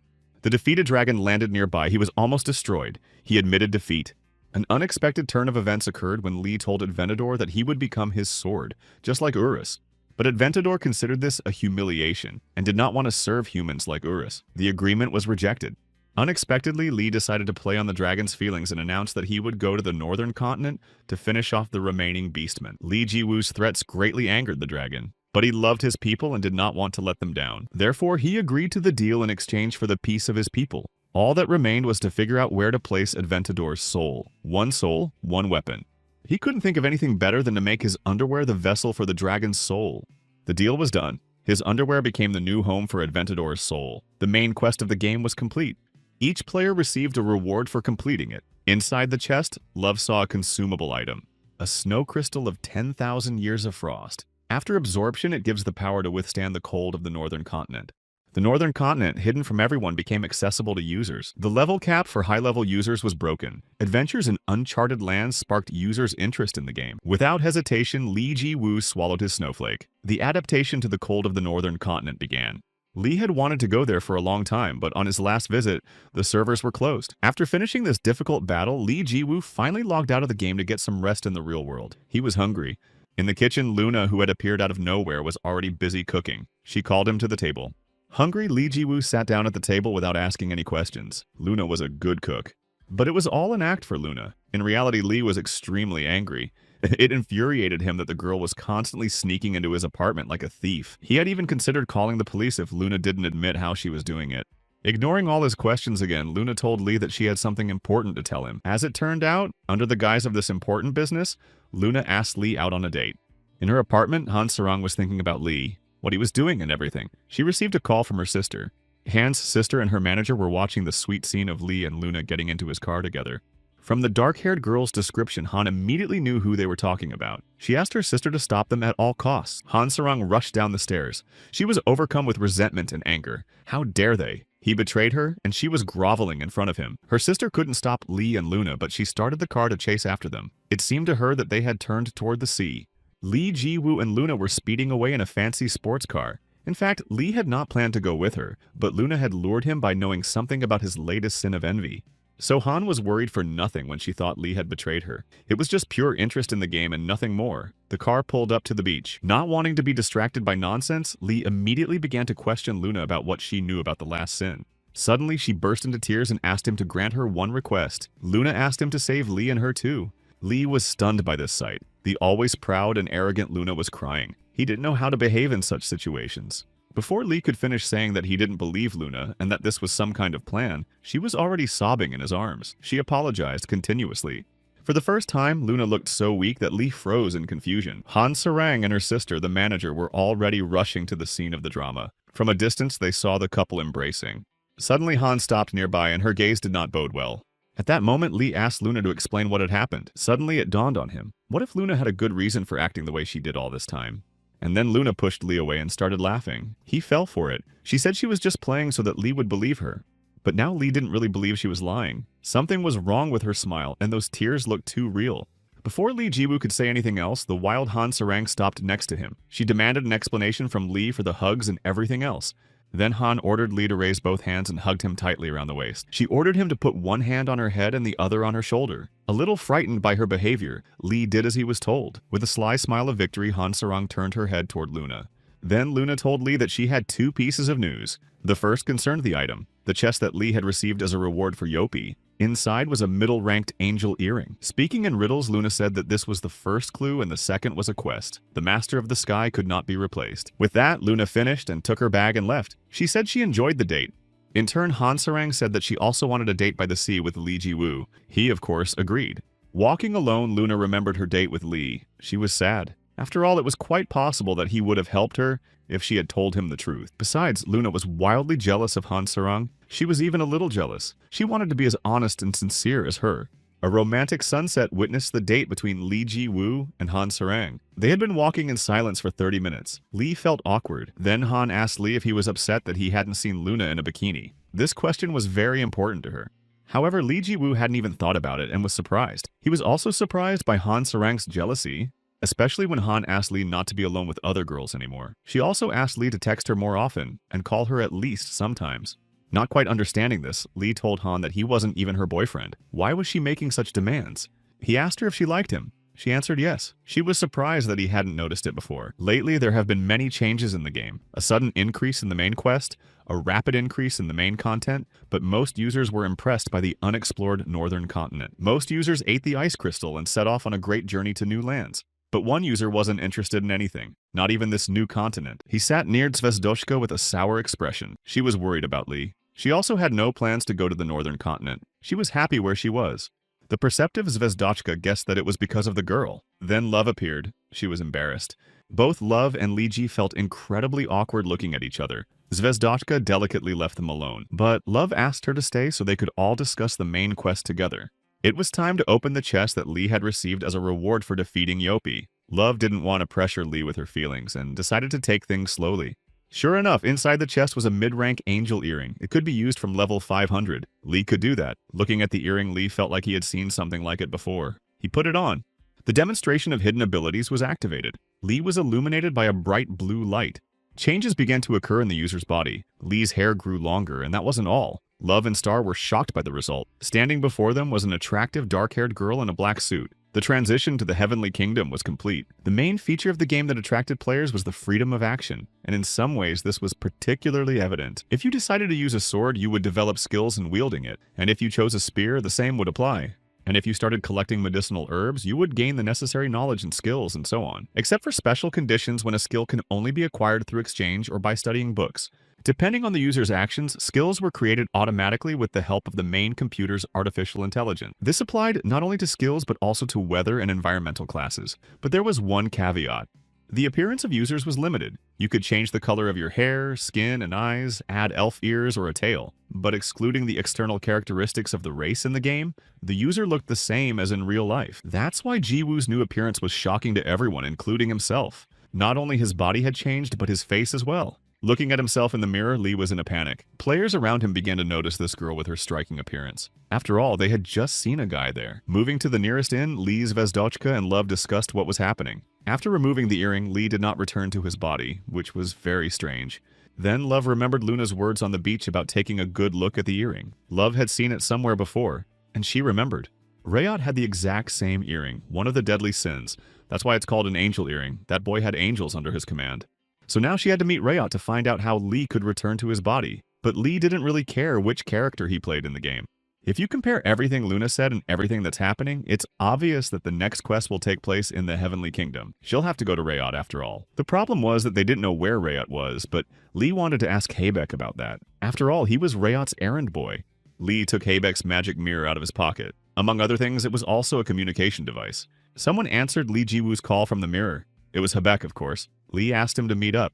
Surprisingly, Habeck agreed immediately. He said he would open a portal through the mirror. And so it happened. Lee Jiwoo found himself next to Habeck. He was sitting in a dungeon by a barred window. Once again, Habeck was missing one arm and looked rather unwell. Once he was close, Lee Jiwoo asked Habeck who had done this to him. Interrupting Lee, Habeck said that he had never seen such a beautiful woman before. It was clear that he did not recognize Lee. After listening to the story, Habeck understood what was going on, and when he saw the earring, he understood everything, why they were looking for him. With Lee's help, Habeck had both his arms back. It wasn't the first time. The star really liked Habeck, until she found out that he had kidnapped Boss Love in the past. The guests then got down to business. They needed Ryo to ask him a few questions. Habeck immediately understood that Lee's goal was to return to his gender, but he informed them that it would not be possible to meet with Ryo, because he was now in the Heavenly Kingdom. Of course, Lee immediately expressed his desire to go there urgently. Lee had access to the Heavenly Kingdom, because he had fulfilled all the necessary conditions. However, Habeck repeated that Lee would never meet Rayot there. Then, without explaining anything, Habeck turned to Love and told her that she hadn't checked in a while, but her level was now also above 500 after the battle with the Beastman, and she could now also wear her earring. And so the same thing happened as with Lee. Now, Love looked like a very handsome guy. Unexpectedly, Love was in a state of shock. So was everyone else. And now Habeck explained that the earring changes gender in any case. A pure body is required to enter the Heavenly Kingdom. Now that they have been reborn, both Lee Jiwoo and Love can enter the Heavenly Kingdom. But what interested Lee most was why Habeck claimed that they would never meet Rayot. As it turned out, Ryo will soon die, according to Habeck. Ryo was put in chains. Ryot's powers were already waning. Everyone began to ask what had happened. Suddenly, Habeck fell to his knees before Lee and began to beg him to save his master, Rayot. Habeck knew that Lee's appearance was fate. Habeck also promised to help Lee and Love return to their bodies. All they had to do was save his master. A hidden quest window popped up in front of Lee. It was a request from the Mirror King, Habeck. The quest had no effect on anything, but if completed, the reward would be greater than that of a normal quest. The large reward interested Lee much more than Habeck's pleas, and he agreed. But in return, Lee Jiwoo demanded all 8 of Habeck's mirrors. Habeck was taken aback. After all, if he gave them up, he would cease to be the king of mirrors. Lee was cruel but unyielding. Seeing no other way out, Habeck was forced to agree to Lee Jiwoo's terms, and Lee accepted the quest. Now he would be able to return the bodies and receive his reward. However, as time passed, Lee realized that this was a huge mistake. Love had become a boy, and he had become a girl. Who could have known what this would lead to? But Lee Jiwoo would only come to realize this with time, unfortunately. The guardian angel knocked on the door, waking the prisoner. The time had come. Lee sat behind bars in female attire. On his hands were magical handcuffs from which it was impossible to escape. A second angel pointed a sword at Lee and ordered him to stand up. He was already waiting for the prisoner. The angel's handcuffs sealed most of the wearer's power and reduced their abilities by half. After meeting him, the prisoner was to be executed. But the angel still considered this meeting a great honor. Listening to the taunts, Lee dreamed of breaking the handcuffs and teaching those two a lesson. But he had to calm down. So far, everything was going according to plan. Now Lee had gone too far and couldn't ruin everything because of his temper. Rewinding time back to before they left for the Heavenly Kingdom, Habeck opened a passage with a mirror. 2 would go, or rather 3 if you counted the little dragon Eurus who was always with Lee. It was time to go before it was too late. Everyone stood in front of the mirror. Since Zvezdoka did not have a high enough level for the heavens, she stayed behind to wait for her friends. Surprisingly, Habeck did not need an earring or a new body to enter the Heavenly Kingdom, but this rule only applies to the lower races. Boss Love couldn't wait to see the Heavenly Kingdom, but Habeck said not to expect much from what the place had become. Passing through the upper clouds, Love, Lee Eurus, and Habeck saw a castle standing in the middle of the heavens. A rumbling sound was heard. Habeck warned them to be careful as enemies were already close. A huge hairy creature with wings and many eyes on its body appeared. It was an angel, and it was ready to launch a magical attack. A stream of fire shot out of its huge central eye toward the new arrivals. To counterattack successfully, Love immediately activated her demonic essence. Both Love and Lee felt strange butterflies in their stomachs at the sight of each other in opposite bodies, and Lee was driven mad by this feeling. Attacking the angel, Love asked Lee not to interfere and to stay safe. But the angel was very, very strong. Flames shot out of all his eyes. Love was nowhere to be seen. Everyone began to worry about her. However, Love's energy did not diminish in the slightest. Everything was fine with the Demon King. Then Love activated her destruction and directed her power toward the angel. It was blown to pieces. Overjoyed, Love ran up to the female version of Lee and gently hugged him around the waist. Lee was stunned. According to the basic rules, the Heavenly Kingdom and everyone in it must be kind, and Yurusa was curious what had changed. That had always been the case. This angel was a tour guide and helped new arrivals. Habeck asked Urus if he knew the name Riole. It was Lady Riole who was the reason why everything had changed in the Heavenly Kingdom, why Rayet was on the verge of destruction, and even why Habeck had lost his arm before. Exhausted, Rayet waited for her arrival and opened his eyes, burning with hatred. Lady Riole was a girl with long blonde hair and different colored eyes, one red and one blue. After greeting him, Riole asked Ryo how he was doing. He wanted to say something, but she stabbed him in the stomach with a dagger. No one was allowed to speak without her permission. After mocking him, Ryola used the hill skill to restore Ryota's health. Then Riole hugged Ryota tightly and told him she loved him. She wanted him to always be by her side. Riole wondered why Habeck had brought guests to them. This dirty and disgusting lower race. Humans. Riole turned around and walked back. Ryota's younger sister was determined to exterminate the entire lower race. At that moment, Lee wanted to know where Rayot was and what kind of situation they were in. According to Habeck, he only knew that Rayot had been captured. Following the classic pattern, Lee wanted to hit him with the club with all his might, but Habeck asked him not to do so, as Rayot was weak, and if he was hit, it would be very bad. Suddenly, Lee remembered his skill of Omnipresent Flame, which he could use to find Rayota. And it worked. The travelers saw Ryota's dungeon and his current condition and location. In addition, they saw Lady Riole herself, who was visiting her brother. She knew that they were being spied on. In Love's imagination, Riole should have looked more sinister and frightening. Lee noticed the earring in her ear and thought that she might be a transsexual, but Habeck reminded him that only lower races change their gender. Meanwhile, Riola's sister continued to mock Ryot and spout nonsense about how much she loved him and cared for him. All the angels of the Heavenly Kingdom were ordered to detain the intruders. And there were a lot of angels, just an uncountable number, and they were all going to use their magical powers. A plan had to be devised urgently. Even Lee and Love might not be able to cope with such numbers. But as usual, Lee decided to test his strength and used an upward strike, and he made a hole in the sky. The angels were dying one after another. Love had to remind Lee of Habeck's plan and that he shouldn't overdo it. The plan was that since Rayot was in a heavenly prison, it was impossible to get inside from the outside. Therefore, they had to make sure that one of them was captured and placed inside. Lee didn't like this plan, but he had to endure it for the sake of the mirrors, and he voluntarily surrendered, pretending that he was unable to defeat the angel. Everything went as Habeck had said. The angels took the panties to the prison of the Heavenly Kingdom. Meanwhile, Habeck and Love hid in the clouds near the Heavenly Palace, and so the prisoner was led to meet Lady Riole as a captive. The guard stopped in front of huge painted doors and ordered Lee to go inside. The ruler of the Heavenly Kingdom, Riole, sat on her large throne in the center of the hall. Now Riole began to question Lee about the purpose of his arrival and where the others had gone. Lee did not answer, but asked where Rayot was. As it turned out, Ryo had mentioned Lee Jiwoo to his sister and called him a great warrior of the current generation. Without a word, Riole approached Lee and stabbed him with a dagger. Then she cut his body in two. Of course, Riole didn't know about Lee's hidden skill and was very surprised by his instant healing. It was time for Habe and Love to move out. They needed to find Ryota's stolen weapon. If they found that weapon, they would be able to release Ryota's power, most of which was currently sealed. At the moment when Lee and Love first met Ryota in the human world, his power had already been sealed. That was why Riole was able to defeat him. Because Ryo is the most powerful of the 4 emperors in the world. Love had just learned of their existence from Habeck. The first is Rayot from the Heavenly Kingdom. The second is the Demon King of the Underground Kingdom. The strongest dragon of the Valley of Death, Urus, and Yopi from the human world. Each of them represents a specific race and territory. Love had no idea that Rayot was so powerful. So why does he live in the human world like some kind of merchant? And with his power sealed away, Then Habeck explained, "That's why Ryo is called lazy. He gave up everything in the Heavenly Kingdom and just lazed around. But it was time to go." Habeck knew where Ryo's weapon was, but Love was a little worried about whether they could manage without Li Ji-woo, and she didn't trust Habeck very much either. Then Luna arrived. She said she would help them. Love was furious at her appearance. Lee's miraculous resurrection took Riol by surprise and even frightened her quite a bit. Unwilling to forgive him, Riola decided to use the sacred whip of the Heavenly Kingdom. The guards, seeing this, began to scatter in terror. Apparently, they were familiar with this object. This whip with huge claws destroyed everything in its path, including the castle walls. Apparently, Lee had really scared and angered her, for she did not know what she was doing. And at some point, when Riole stopped, it turned out that Lee Jiwoo had disappeared.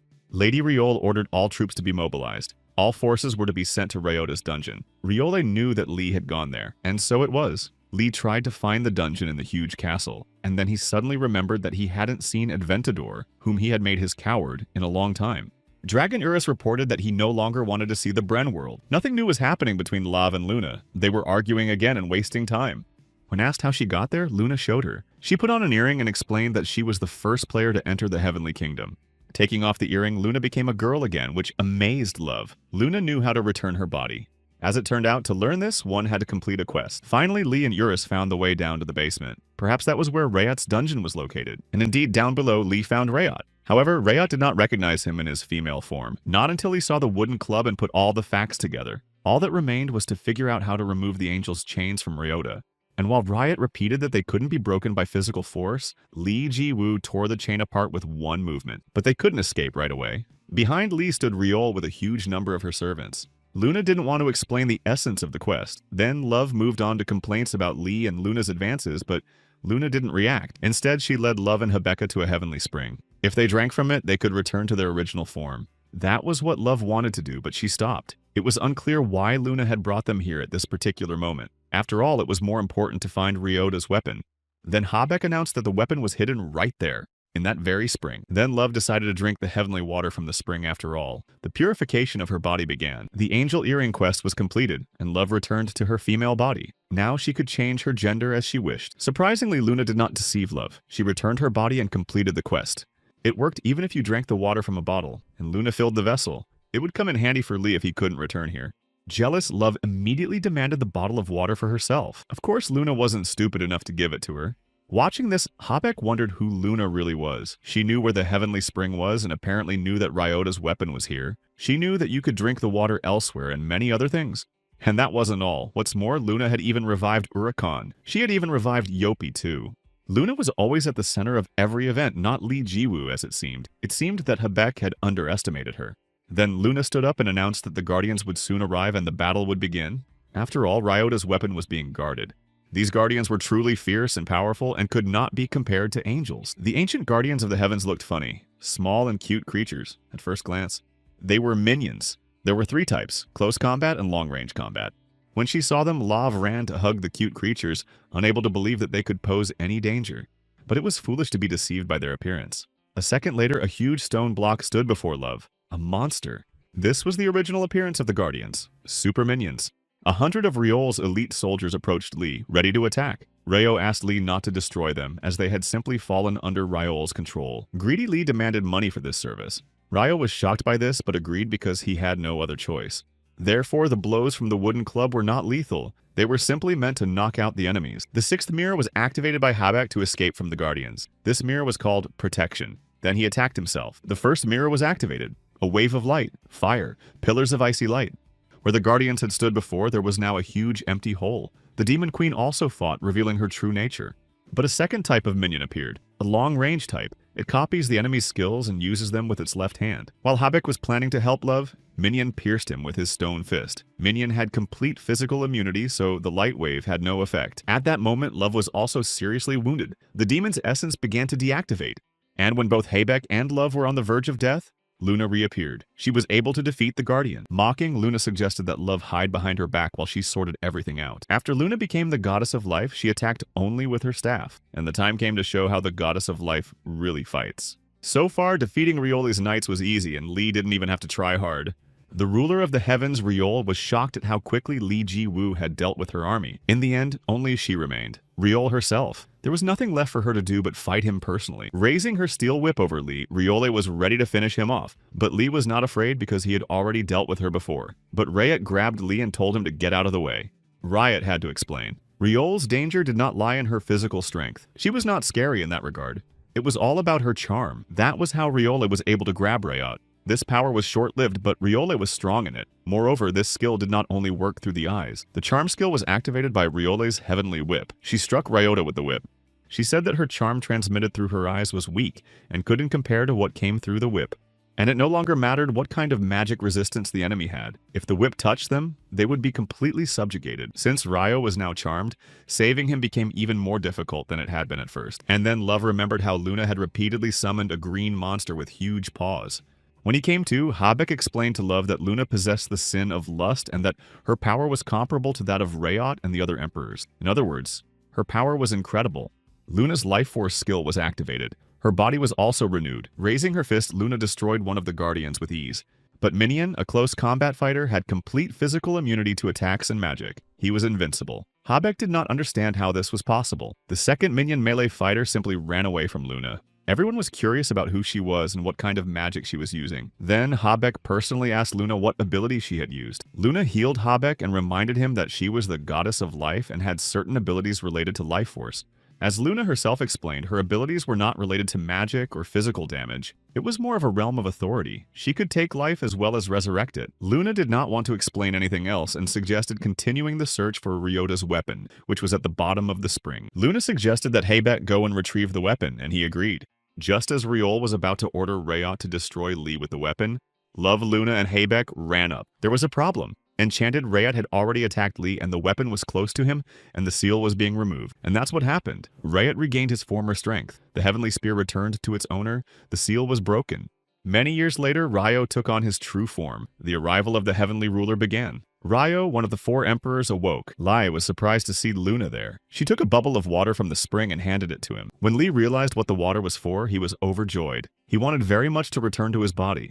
But Riol did not allow him to dwell on his feelings for long. Lee drank the water from the spring. The process of changing his body began. Finally, Lee became himself again. Luna was still hugging him, which did not please Love at all. But again, no one had time for that. Enchanted by his sister, Ryo was ready to attack. The magic of the strongest emperor was truly impressive. Walls collapsed and everything flew and spun around. Even Lee noticed that after the seal was removed, Ryo became faster and stronger than in their previous encounter. However, Lee believed he was much stronger. Perhaps that was true. With a blow from his club, he even knocked Ryo out for a short time. But that wasn't all Ryo had to offer. His next skill was lightning. This lightning strike came as an even bigger surprise to Lee. He was knocked down. Not permanently, of course, but still.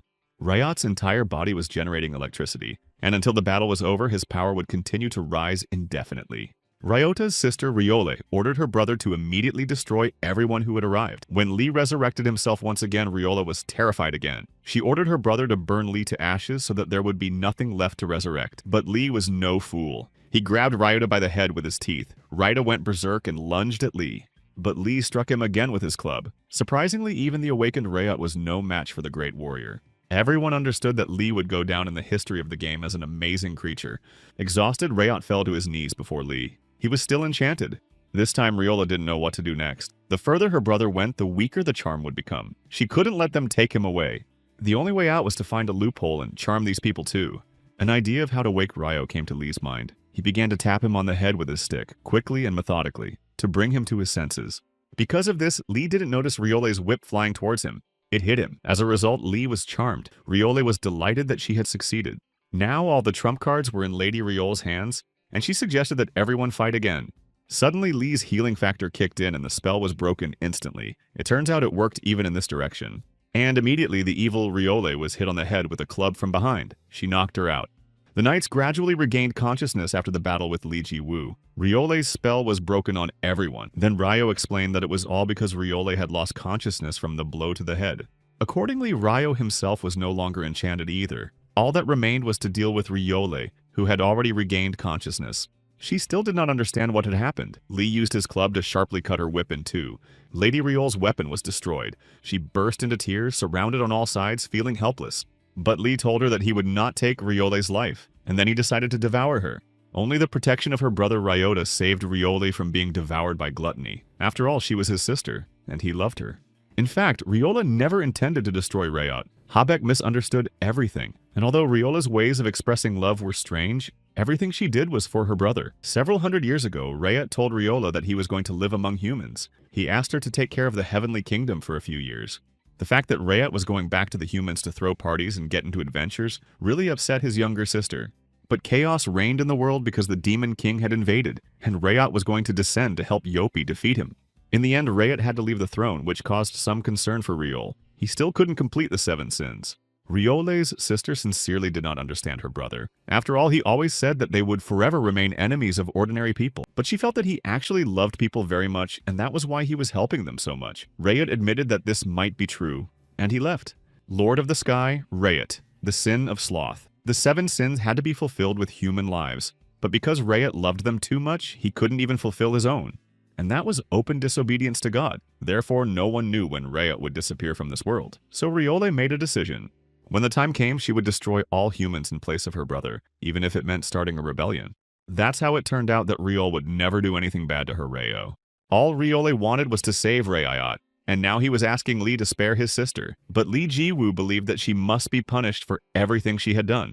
Realizing that Lee would not do anything without payment, Rayot offered a deal. He promised to buy everything Lee sold at the highest price for the rest of his life. Then Haebyok approached Lee and gave him all 8 of his mirrors as promised. He also asked for mercy for Rio. In the end, Lee agreed. The hidden quest of the Mirror King was completed. Now Lee was the guardian of the 8 mirrors. Having finished this, Lee Ji-woo, Love, and Luna opened the portal and headed home. There, Star was waiting for them and was overjoyed to see them. Lee, of course, was the first she saw.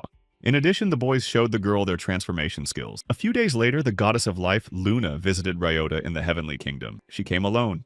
In response, Luna approached Ryota and declared that this circus was not the end. She then pierced him with her staff. The Heavenly Kingdom is a very important episode, and such an ending suits it better. The only clue at the scene of Ryota's death was the novice's cloak. Luna framed Lee so that Riol would suspect him and want revenge. She would gather all the soldiers and attack the human world. That is exactly what happened in the end. Soon the guards found Rayot's body, and the cloak they found pointed to the culprit. Riole was furious and summoned her army, and she went to the human world. The last chapter Luna talked about began. The Heavenly Kingdom began its attack. Their army was strong. All the guards were above level 500. Moreover, the strongest monsters of the Heavenly Kingdom, known as angels, also joined the battle. The power of the angels was not something ordinary users could handle. With the power of the Sanctuary, it was possible to restore the health of people within a certain range. This was done by the top-ranked healer, Mr. Physio. The physiotherapist's job is that of a priest. His main skill is the Holy Strike. Anyone struck by the physiotherapist's fist recovers health at an unimaginable speed. The physiotherapist was aided by the winner of the Royal Duel Tournament, the magical diagnostician Min Shoko. The diagnostician activated her power, ice, wind. Ice formed under the angel's feet. It became much more difficult for them to move, and when the wind spell took effect, they fell onto the ice. It was a mistake to underestimate this spell just because it was first level. Minchko's next spell was Earthquake, also a first level spell. It created a hole in the place indicated by the caster. The angel commander fell into this hole. The stone wall spell prevented the other angels from reaching Minstock. By the time the wall was destroyed, Minstock was already gone. This pair, Physiotherapist and Minstock, made quite an impression on the players. The users in Lav were pleasantly surprised. Many who had not been seen before appeared. Some were attracted here only by the fun and the opportunity to test their abilities. The 5 strongest guilds naturally rejoined the battle. Unexpectedly, the difference in strength that the users gained from exploring the northern continent far exceeded the strength of the Heavenly Knights. However, at that moment, Riol appeared. Her whip was whole again, and she attacked with it. Riol's fury knew no bounds. She hated all humans, and she had come to personally destroy the pathetic humans who had killed her brother. Riol's charm worked again, and the players fell under her spell one by one. Seeing this, Lee Ji-woo ordered Love to deal with the knights while he and Luna took care of Riole. Of course, Love was against it, but Lee explained that he was going to tell Riol that he hadn't touched her brother. But if she didn't listen and had to be convinced with a stick, then Luna's power of resurrection would be needed. There was no choice, and Love joined the players below. Fans immediately recognized her and went crazy. It was Han Sarong herself. The creator watched everything with interest. Who would have thought that the Heavenly Kingdom would suddenly attack the human world? Thanks to the moon, the sin of sloth was almost completely filled, and God wanted to enjoy it for longer. But that was the moon's plan. The sin of pride had long been filled, as had the sin of lust, the sin of anger, and the sin of greed, as well as gluttony. And now the sin of laziness had just been filled. It turns out that the last sin remains, the sin of jealousy. Previously, the creator wanted to give it to Lee, but he refused. Nothing can be done. There is another candidate. This time, the creator will not give the right to choose so as not to be refused. Love immediately sensed that something had happened. She sank to the ground. The second hidden profession was obtained. The unique characteristics of the sin of jealousy were activated. The fusion of the Demon King and the sin of jealousy took place. A new personality was created. The sin of jealousy, love. The dragon Urus carried Zvezdochka away from the front lines. It was Li Jiwoo's order. She had to be taken to a safe place. They stopped at the end of the hill, quite far from the front lines. Sometimes bearmen might come here, but Star would definitely be able to handle them. Urus headed back. Meanwhile, Riole continued to rage. Most of the players were charmed by Riole and were ready to follow her orders. The physiotherapist tried his best to break the spell, but nothing worked. It was a powerful spell. And then Li Jiwoo appeared in the arena with his club. But not everyone recognized him because of his simple appearance. User Minstoko shouted at him to run away quickly, until she saw his club. As usual, Li Jiwoo scattered all of Riole's zombies with a single blow. The angels flying above were also hit. The blow was powerful. Very quickly, nothing remained of the winged creatures. Even Riole was hit again. She was lying nearby, knocked down by the blow of the club. Li was ready to negotiate. To do this, Li asked Luna to restore Riole's life force so they could talk normally. And Li began. He only tried to offer his condolences for the death of Rayot when he was whipped with all his might. Apparently, Riole was not going to believe that it wasn't him. The inconsolable Riole began to yell at Li about how unscrupulous he was, and how he had the nerve to say such things after what he had done to Rayot. Ms. Riole practically didn't listen to Li, who kept repeating that he hadn't touched her brother, and that he wasn't such an idiot as to deliberately leave his cloak at the scene of the crime. It was obvious that the whole situation was a setup, but in the game, all the non-player characters were too prone to emotions. No matter what Li said, Riole wouldn't believe him. Hiding behind Li's back, Luna egged him on and laughed hysterically. Li began to suspect that she was the one who had destroyed Rayot and asked her about it. Luna didn't answer directly. Instead, she turned to Riole and started teasing her about Rayot. But Luna continued talking. Today was the third day. That meant that Rayot was about to be resurrected. Riole didn't understand what she was talking about. Luna's quick reactions and strength impressed Li. He was curious to find out who she really was. Of course, Luna did not answer. Then Li asked what she meant about Rayot's resurrection. As it turned out, angels of royal blood, even if they died, would be resurrected after 3 days. Riole probably didn't know this because she had never seen anything like it before. However, in exchange, Ryo would lose his halo. He would become a star and fall into the world of humans. And as Luna spoke, so it happened. Now, the ordinary Ryo landed on the hill where Zvezdochka was. It was all wonderful, but Li wondered why Luna hadn't told him about this before and how she knew all this. It was a secret, and Luna had no intention of sharing it. But Luna did reveal one thing. She needed Riole to start the battle. That's why she didn't tell her about the resurrection. Just then, a huge pillar of fire flew toward them. Li grabbed Riole and saved her life. As it turned out, they were being attacked by their boss, Love. But there was definitely something wrong with her. Due to the peculiarity of the sin of jealousy, her personality had changed significantly. In simple terms, Han-Sarang had completely lost control of her character. That was how the game worked. Now, artificial intelligence had taken away Miss Love's right to control her character, specifically the sin of jealousy. Han-Sarang herself saw and understood everything, but she couldn't do anything about it. Only Luna could hear Love, but she had no intention of showing that she could hear her. After all, she had almost succeeded. Now Luna could sit on the sidelines and watch Love die at Li's hands. This is exactly what Luna immediately suggested to Li Jiwoo, even though Love began to attack Li. But Li couldn't raise his hand. Luna told Li that every sin has its own peculiarity. Jealousy is hatred for all people. Even before, when Love was always by Li's side, she didn't use even 10% of her power. And only now did he notice how strong she had become. Now everything was different. The sin of jealousy was using her to its fullest. Not knowing what to do, Han-Sarang could think of nothing better than to leave the game. It worked. Han-Sarang was in her room. She thought the problem was solved. But her sister and manager informed her that nothing had worked. After leaving the game, Han had not logged out of her character. Her sister showed Han-Sarang a stream where it was clear that Love was still fighting Li Jiwoo. Shocked, Love didn't know what to do. She would probably have to return to Chrono Life and come up with something. And then Han-Sarang's sister became curious. Was this game really that interesting? Thanks to this small interest, an unknown master appeared in the game. But more on that later. Everyone, including the streamer Falcon Eye, froze and watched Love's massive attack on Li Jiwoo. The sin of jealousy unleashed all the Demon King's abilities and activated the skill Destructive Grip. Love's wings became huge like the devil's own hands, and she rushed to attack Li Jiwoo. With all her speed, Love rushed down to where Li was standing. As always, he activated his ego pants without emotion. The adventurer's soul materialized, Dragon's Grip. The skill was similar to the one Sin was using now. Two incredibly huge forces collided in a confrontation. Sin was wildly enraged that Li dared to use such power. Trapped in the chambers of her mind, Love desperately hoped that Lee would be able to save her. Suddenly, Luna appeared next to Love, no longer hiding that she could see and hear her. Luna began to pressure Love, morally proving that she had always been a hindrance to Lee and caused nothing but problems. In her opinion, Luna herself was Lee Ji-woo's soulmate, and they had always been inseparable. This statement made Love laugh. She was sure that Lee would never love someone like Luna. She thought he hated her. But Luna knew how much Lee loved fighting and having fun. It was only because of her that everything that had happened before and now was happening. Moreover, Luna told Love that Lee would hardly have kissed her if he hated her. To prove it, Luna appeared right in front of Lee and without saying a word kissed him. Naturally, Lee Ji-woo was stunned. Love's eyes filled with tears. Everyone around them watched with delight. Zvezdochka ran up to Ryot, who had fallen from the sky, looking worried. She woke him up, and he came too. The former Lord of the Heavens did not immediately realize that he was in the world of humans. Thanks to Zvezdochka's care, he regained his life force. Moving away from the moon and wiping his mouth with his hand, Lee began to yell at her. Even in the middle of battle, she had come up with something like this.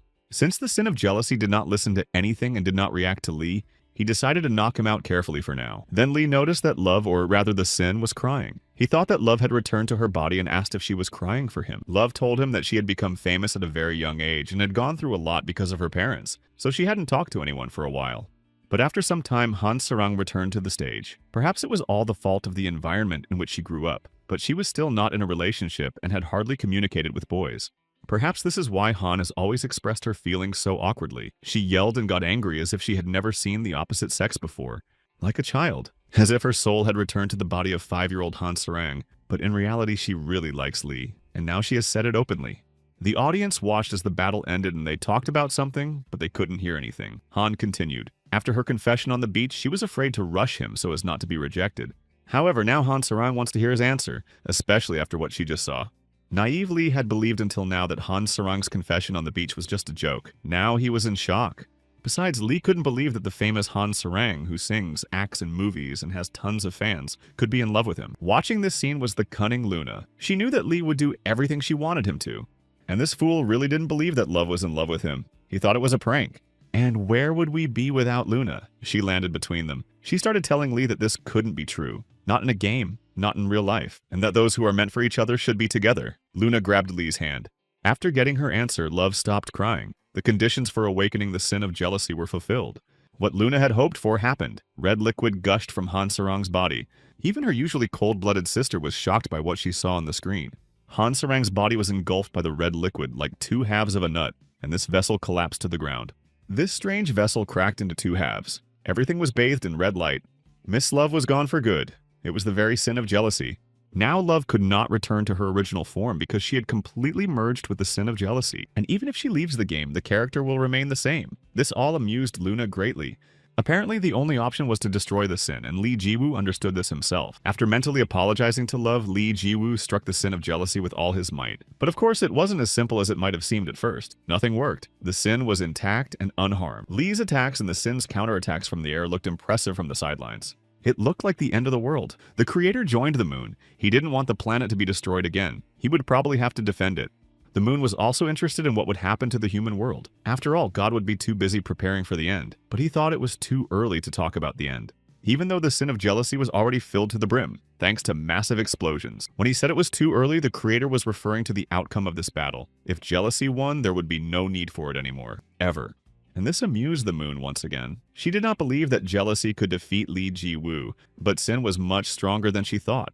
This thing wasn't even hurt, considering that Lee hit and hit and hit with all his might, trying different techniques and skills. Then Panties climbed on top of the sin of jealousy and struck it right at the top. The sin split open, and Lee began to fall inside this thing, and it swallowed him, closing itself again. The unique feature of the sin of jealousy is that it merges with its target and takes everything away from it. It is jealous of its target. It hates it. It corrupts it. And in the end, it takes everything away from it. But Lee Ji-woo is the strongest in this game, so he has a chance. Especially when he's so angry at Sin. Using the speed of light after his release, Lee continued to strike Sin with wild blows. The last one tore that huge thing into tiny pieces. But Sin of Jealousy was in no hurry to give up completely. The remains gathered in a pile on the ground, and then they simply absorbed into the earth. This was an unexpected turn of events even for the omnipresent goddess of life, Luna. Now Sin had merged with the entire continent of the game. As the creator had said, this was his most terrifying feature. Sin grew and grew, never stopping for a second. It transformed into a huge red dragon of incredible size, the sea dragon of jealousy, Leviathan. This was the true face of the sin of jealousy. Lee noticed something on its head. It was love, almost completely merged with sin. The moon and God waited to see what choice Lee would make. Whether the door would open depended on the outcome of this battle. Leaving Zvezdochka safe, Urus finally returned to his master. He missed Lee and rushed to hug him. Meanwhile, Leviathan attacked. Lee was just about to destroy him when his eyes fell on love and his hands dropped. Not knowing what to do, Lee hung his head in disappointment. Urus hinted to Lee that it was love. Lee was embarrassed and laughed it off. Lee Ji-woo also told Urus about his conversation with Love about her feelings, and that he was sure it was a joke. But there really was no choice now, and Lee had to attack the dragon with his strongest blow.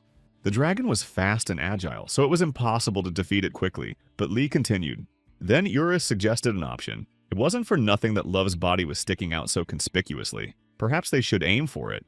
It was a good idea, but Lee didn't know how to get himself in the right frame of mind to destroy Love's body. Then Urus suggested a kiss. It was a traditional way to wake a sleeping beauty. But Lee knew they weren't in a fairy tale and activated the spirit of the swordsman. This strengthened his skills many times over. And just as Lee thought that the last sin had been defeated, the creator told Luna that Lee was wrong. Sin can merge with anything. This time, it merged with the moon. And now it planned to attack the entire planet, and Lee in particular. Activation of the 8 mirror skill, another one of Lee's secrets. The magnifying glass skill. The size of the owner increased in proportion to the amount of mana they had, and Lee had more than enough. He grew to the size of several planets. Then Lee activated the Titan Spirit skill. The combination of these skills was mind-boggling. After destroying the dragon's body, Lee saw that Love's body had been freed. He picked her up in his arms and carried her back home to the ground. The sin of jealousy was completely destroyed. The Adventurers Guild was conducting registration, qualification tests, and rank promotions. This place was the link between receiving a quest and receiving a reward. And it was here that the mage swordsman Menchoko sat with the physiotherapist, bored. They were thinking about how so many events had happened in the game in such a short period of time lately, especially those that the company hadn't even announced. And it was not in the company's best interest for the main storyline to progress too quickly. They had to make money somehow. The storyline was progressing slowly. Then Menchoko suggested that maybe it was because of Trusakov, and that he had somehow broken the quest system. Suddenly, a wild noise came from the street. Looking out, Menchoko saw a huge eye in the sky. On the day when everything turned an unpleasant green color and a huge eye appeared in the sky, all users knew for sure that the continent was doomed this time. The famous idol Han Sarang was sleeping peacefully in her bed in the real world. But she jumped up and started frantically hitting a toy that looked like Lee when she remembered how he had ignored her confession of love. Han Sarang's sister teased her kindly, but she told her not to attach too much importance to what happened in the game. After all, what matters is what happens in reality. Inexperienced Han Sarang listened carefully to what her sister said, but neither of them had ever been in a relationship before.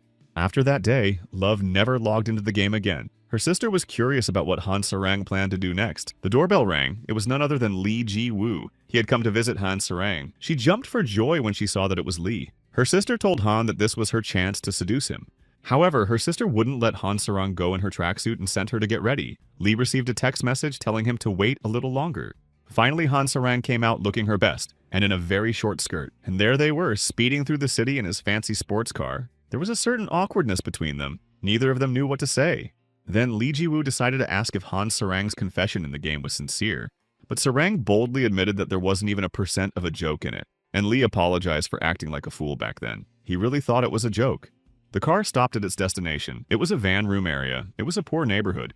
This was where Lee had been living until recently. Sarang didn't know that. She didn't know that Lee had been so poor before. They went inside. The small room didn't even have any furniture. Lee wanted to tell his story. That's why he brought Sarang here. The reason Lee didn't believe in Han Sarang's feelings was that he was just an ordinary guy, completely unremarkable. He wasn't particularly good at sports either. His family lived here. His parents worked constantly and were hardly ever home. His life was miserable. And so Lee lived here, but he didn't feel unhappy. His parents sent him enough money to keep his spirits up. But when Lee turned 20, his parents practically stopped supporting him financially, and he had to take on odd jobs. That's how he survived every day. After work, he dragged his tired body home, and when it seemed to him that this was how his whole life would pass, he happened to look up. Game capsules. He entered the game center and decided to give it a try. That's how his story in Chrono Life began. A completely different Lee Ji-woo was born. After that, Lee began to live a life completely different from reality. But even in real life, Lee's personality gradually began to change. He became bolder and more open, although echoes of the past still linger. Listening to Lee's story, Lee Sarang clumsily turned around and fell right into Lee Ji-woo's arms. Sarang's fragile-looking hands pressed Lee to the floor. She leaned in to kiss him. A scream rang out from outside the window. Han Sarang's sister had climbed up to the third floor and was shouting that she wouldn't allow this to happen. Then she scolded Sarang so badly that everyone felt terribly uncomfortable. After all, Han was a minor and shouldn't be doing such things. She should have just gone on her date. In the end, Lee Ji-woo, who had carelessly brought Sarang here and left her alone, was punished, and this tediousness continued until everyone went to their apartments. As they parted, Han Sarang rushed to Lee and hugged him tightly. She said they would see each other soon in the game. In reality, the most Sarang and Lee could hope for was a hug, but Sarang thought about how they could go further in the game. Satisfied with this thought, Han Sarang put on her glasses and logged into the game. Lee was also lost in thought. He remembered all the moments he had shared with Han Sarang that day, and all her confessions. He put on his glasses and logged in as well. Urus was eagerly awaiting the return of his hen Nima. Love was standing nearby. Looking at her, Lee felt emotions he had never felt before. Boss Love was so beautiful. Zvezdoshka approached and immediately noticed that Love and Lee were talking about their feelings. Zvezdoshka also said that someone was looking for Love and Lee and wanted to meet them both. And all together, they went to the guest house where they had been many times before. They entered the door. A surprise awaited them there. There were two of them, Rayot and his younger sister, Riol. Rayot got straight to the point and said that he was there for the final episode of the game. In order to complete the final episode, strength was needed from all areas, heaven, the demon world, and so on. Representatives had gathered here, and there was also the most important character, the polar dragon Adventador. He poked his head out of Lee's shorts. The polar dragon began his story. The beginning of the story lies on the continent of Chrono, a continent that has existed since time immemorial, a world of peace and tranquility. The ancient continent of Chrono was inhabited by several races living in peace and harmony. The most numerous race with incredible fertility were humans. The most beautiful and long-lived were the elves. In terms of technology, the gnomes surpassed all other races. The ancient beastmen took on the strengths of both humans and animals. The strongest race was the dragons. There were also many other intelligent species. They respected each other and lived in peace and harmony. And God ruled over all these classes. God loved the continent of Chrono. Not just the continent, but every place on this green planet. It was the place that God loved most. However, the races living on the continent were not like God. Soon they disrupted the peaceful course of life. Seeing all the atrocities, God decided that he could no longer tolerate it. However, he could not intervene directly in the human world. This was his only limitation. Therefore, God divided his soul into 7 parts and scattered them throughout the world. Some of these pieces became sins: pride, laziness, and greed. All those who had sins within them got rid of them, including Love, Lee, and Ryo. And here the most interesting part begins. The 7 sins were originally divine powers. Therefore, even if a sinner died, his power was passed on to the next candidate. But in the future, there would be no new 7 sinners, because all 7 sins were now filled. God was sitting and thinking about Luna when she arrived. He knew that Luna was in love with Lee. At the same time, God called Lee a friend, and the moon wondered why. After all, they had only met a couple of times. Even God himself could not explain it. He liked Lee and even missed him a little. God felt the same way about the moon. He remembered the day they first met. Much time had passed since the continent of Chrono was founded. During that time, God had punished the continent with sins. But the population quickly recovered and history repeated itself, and this began to annoy God. And then the Creator met her. She was an ordinary user, but somehow she knew who he was and what he was thinking. At that moment, Luna told him about herself and that she would soon take a hidden class and become a goddess of life. After that, Luna also received the power of lust from God and became sin. It was an excellent decision on his part. With Luna's help, the god quickly created other sin carriers and finally created this. No one will ever be able to defeat this monster, as Luna said, but in reality it was the god's true body. And now it was time for them to unite. But there was still one last step. However, the god was confident that Luna could handle it on her own. Having finished talking, God began the union. It had finally begun, the end of the world. A vibration shook the inn-room. Players ran through the streets in terror. The monster began to move. Seeing the monster, Lee remembered that he had seen it before when Luna had summoned it. The first thing he did was try to defeat the monster with his dragon breath, but nothing happened. Riot approached and advised Lee to think first and then act. He explained that at first glance it might seem like the creature was nearby, but in reality it was in another dimension. However, it was obvious that the monster would soon break through into the human world. Then the sky seemed to tear apart and its fragments rained down on the ground. The monster appeared from another world. All users received a message with the conditions of the final quest. They had to save the world from God. Brother and sister Ryo and Riol expected that sooner or later God would break into the world, but they did not expect it to happen so soon. After all, there was still one last step to take. Had God really decided to take such extreme measures? Rayet turned to Lee Ji-woo. He wanted to call an emergency meeting. They needed to retreat first, but Lee wouldn't listen. They were already overcome with excitement and the prospect of fighting the monster. Lee rushed into the attack and the monster fell. The boundary between the dimensions began to restore itself. Lee dived across the boundary and disappeared. Lee Ji-woo's recklessness struck Ryo as rather unpleasant. However, this time it was the best decision Lee Ji-woo could have made, because fighting a god on this side would mean the end of the world immediately. Lee continued his attempt to strike God in the other dimension, using all his techniques, including the icy breath of the polar dragon Adventador. Here he could unleash his full power. But with a single swipe of God's paw, Lee's head, body, and legs were split into 3 pieces. Fortunately, Lee possessed healing powers and continued to attack. The next thing he tried against God was a continuous slash. Lav was very worried about Lee and was very curious to know where her Piss had gone. As it turned out, Piss was Lee's first nickname in the game. Piss and Lav are so romantic. However, Ryo refused to go to his aid. He said he had underestimated Lee. No one would help him. Either he would defeat God himself, or no one would. But still, even so, the strength of all the players would be needed in the final quest. Then Love asked what would happen in this episode that would require the strength of everyone. Ryo said that she would see for herself very soon, and that there was no point in explaining. It wasn't just Love who was worried about Lee. After he saved Ryol, she developed very romantic feelings for him, and believed that he would return unharmed. Hearing this, her brother Ryo was taken aback. Could Ryole really be in love with Lee Ji-woo? He was jealous of her like a brother. It's better not to mention what Love thought. While they were sorting things out, God was no longer as strong and whole as before. He was missing parts of his body. This was strange to Lee. The final boss couldn't be that weak. He had almost finished him off. And as tradition dictated, the goddess of life, Luna, appeared at the last moment. She crept up from behind. The beginning of this game and revenge on Luna, and her appearance now at the end, seemed symbolic to Lee. Finally, the goddess of life, Luna, would get her just desserts for everything she had done. And he began to attack her. Luna looked completely calm, even when Lee split her body in 2.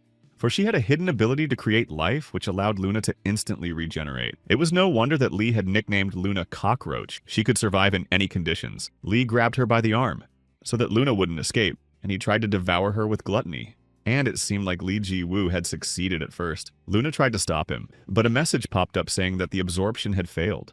Completely confused, Lee Ji-woo didn't understand how this was possible. Nothing was working on her. Absorption doesn't work on the body of a god. Now the moon was going to make Lee pay for what he had done to her, in her opinion. She grabbed her staff. Using her creation skill, Luna began to resurrect the creator. And of course, she succeeded. As it turned out, the final boss had more than one phase, and after each one, he became stronger and stronger. So, phase 2. Absorption was useless against a god, so Lee decided to try the swordsman's spirit skill. And this trick worked. At least Lee Ji-woo managed to wound the god this time. Lee thought that this was it and that they would move on to the 3rd phase, but Luna said that unfortunately the 2nd phase was not over yet. President King watched the events unfold continuously. Soon, one of the 2 strongest players would win. The company's employees thought they should intervene, but the president did not agree. Recently, the game had released content for the next 10 years. There was no further plot. This meant that there would be no updates for several years if everything ended now. As it turned out, the president had not been sitting idle all this time, and had hired twice as many developers. Although doubling the number of employees would not greatly increase the speed of development, it would be able to put out the fire that had broken out. Luna was starting to annoy Lee more and more. She was openly mocking him, but first he had to deal with God. The creator's attacks were getting stronger and more painful. Lee felt that it was becoming much more difficult to fight. Some of God's attacks were able to suppress Lee's healing factor, and that was a problem. And if Luna's ability was to create, then the creator's unique ability was destruction. God's attacks were relentless, and Lee was already dreaming of help. Now he understood what destruction meant. On top of that, Luna was also using her abilities against Lee Ji-woo, and he found himself caught between 2 fires. Meanwhile, Ryol was already thinking about where she and Lee would go on their honeymoon. Ryol's older brother Ryo was shocked that she was already thinking about marrying Lee Ji-woo. And Love's desire to destroy Ryo became more unbearable with every passing second. Moreover, Ryole went even further and began to wonder whether their child with Lee would be an angel or a human. These conversations annoyed everyone present, especially Ryota and Love. Zvezdoshka and Urus went outside. He was very upset that Lee was alone in a strange dimension without him. After the fierce attack, Lee didn't even try to recover. Luna thought it was the end. After all, he was a great warrior and was supposed to be the one to save everyone. Deep down, Luna hoped that he would save her too. But luckily, the healing factor was activated, and Lee was safe and sound. It was strange because the destructive attack should have suppressed that skill. It turned out that Lee had attacked himself before dying from the god's burning gaze. What a clever move. It was incredible. Luna was in awe of Lee's thoughtfulness and cunning. But in Luna's opinion, Lee's existence in the game was a coding error. Everything he could do was too much. Annoyed by her talk, Lee hit Luna hard from above. She was hit by a wave of fire of incredible power. But of course, it didn't affect Luna. Lee couldn't accept the idea that he wouldn't be able to defeat her. Restraining her emotions, Luna continued to talk about how, even though everyone didn't believe in Lee, her mother disagreed with them. Lee remembered that God had also mentioned his mother more than once. Who was she? So this mother decided that Lee was a mistake in the game, and Luna and God continued to attack him from all sides. But Lee also had his own tricks up his sleeve. Using one of his skills, he ended up behind her, but that wasn't all. Now Lee was practically everywhere. There were so many clones of him that it was impossible to count them all. It was the skill of the Mirror King, photocopying. One of the clones grabbed Luna by the shoulders and held her, while the real Lee approached from the front. He struck her on the head with his wooden club, but he didn't hit her hard. Several copies began to do the same.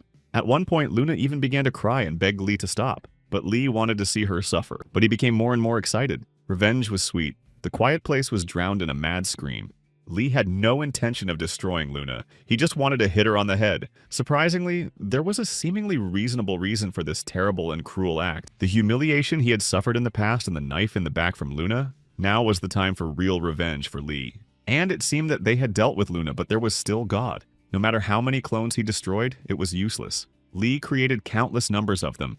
And so, roughly speaking, it became much easier to fight the god with combined efforts. The simultaneous use of the continuous slash skill caused a lot of noise and fire. And now the second phase for the god was definitely over. Lee turned off the photocopy. Satisfied with himself, Lee asked Luna what she was going to do next. And then the god's body lit up with green light. Luna was glad that the third phase had finally begun. The god disappeared. And Luna announced that the arena for the third phase would be the human world. The inhabitants of the human world watched this terrifying phenomenon. Something appeared in the sky. A huge round egg with hollows and veins, and it rushed toward the earth at tremendous speed. The players began to run. This thing crashed into the ground, causing an incredibly powerful explosion that destroyed everything around it. A powerful shockwave swept away all the players who had managed to run away from the explosion. In another dimension, Lee demanded that Luna urgently open the portal back, but she couldn't do it. Only God himself could create a breach between dimensions. Activating his omnipresent flame skill, Lee saw what was happening in the village near the front line. Luna also said that now the continent must enter the battle without Lee's participation in the third phase. Miraculously managing to activate his protective barrier magic, Ryo saved Zvezdochka from the blow. But even without that, Ryo's strength was running out, and now this magic came at a cost to his health. However, his sacrifice was in vain. Tentacles emerged from the egg, one of which pierced Zvezdochka.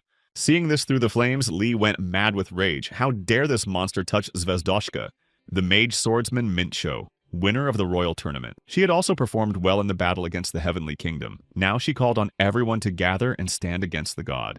Unfortunately, due to the fall of the ball, most of the users were either killed or seriously injured. The physiotherapist restored them as best he could, but there were so many of them. After the monster from the god's sphere killed Zvezdochka, not only Lee lost his composure, but also Ryo. An attempt was made to forcibly unlock the angel's sealed power. It was dangerous for Rado's life, but he did it anyway. Fortunately, the attempt was successful and Rado regained his halo. He is an angel once again. The power of the Angel Blah was also unlocked, but then Zvezdochka appeared nearby and the unlocking of the power was cancelled. As it turned out, Zvezdochka had indeed died, but she simply reconnected. It's just a game after all. But if you get too deeply involved, you can forget that it's just a game. That's what happened to Lee. Ryota's current state was such that he didn't have much power, and against God he was pretty helpless.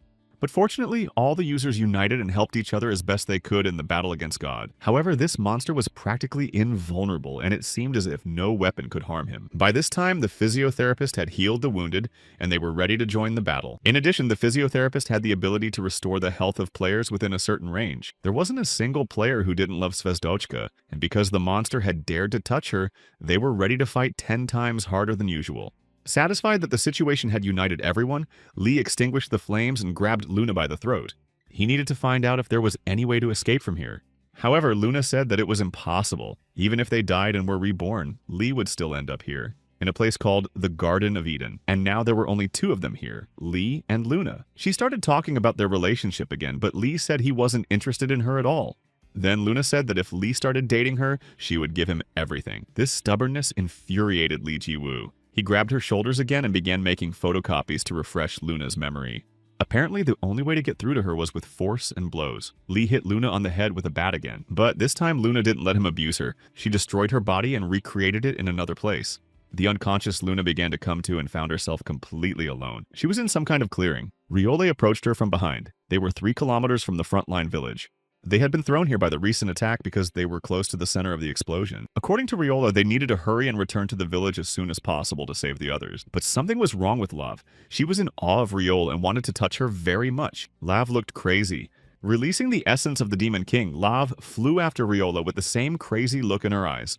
Meanwhile, the battle continued in the village near the front line. If things continued like this, the users would be able to defeat the larva from the god's sphere. But Rayot, whose arm was wounded, said that all these attacks were pointless and did not damage the monster. Because it was a particle of God, Lai continued to watch the battle through the ever-present flames. Somewhere he had heard about the particle of God. He was no longer interested in fighting Luna, as it was essentially pointless. She was essentially invulnerable. Then Lee asked Luna what this particle of God was. She suggested that he think carefully and remember. And Li Jiwu remembered. It was on the day of Love's abduction that Haebeck mentioned the Castets, the God particle. As it turned out, weapons of mythical power were called particles of God. But then it follows that these larvae are also weapons of mythical power. Even though they have different forms, they are essentially the same. This battle was never meant to be won by users with ordinary abilities, because damage to God particles can only be inflicted by God particle, and ordinary users had no idea why they couldn't inflict any damage at all. Riot told Zvezdochka about the mythical weapons, but the problem was that almost no one had such weapons. Most of the weapons had been bought up by the game's main merchant. Zvezdochka tried to remember his name, and she realized that it was Ryo. And Rayot had bought the mythical weapons not just for the sake of it, but specifically for this day. When Zvezdochka rejoiced that they could now attack, Ryo said that it was not yet time. But then a breach appeared in the monster's armor. Everyone turned to see whose attack had worked. It was Ryol's whip. Finally, she had arrived. Ryol's weapon was of a mythical level, which made sense. That's why the attack worked. With her unique brass knuckles, Love joined in. Of course, her attacks also worked. This was a sight to behold. The current ruler of the Heavenly Kingdom and the current ruler of the Underground Kingdom were fighting side by side. A black and white alliance of hell and heaven. The monster larva was already on its last breath. The duo of heaven and hell seemed entertaining to Luna and Li Jiwu, but Luna repeated that this battle would not end so easily and that ordinary users would not be able to win. The first larva was defeated, but this was clearly not the end. Others began to stir, and suddenly they began to scatter in different directions. There were now a huge number of these larvae. The players were surrounded. Luna warned them not to underestimate the final boss.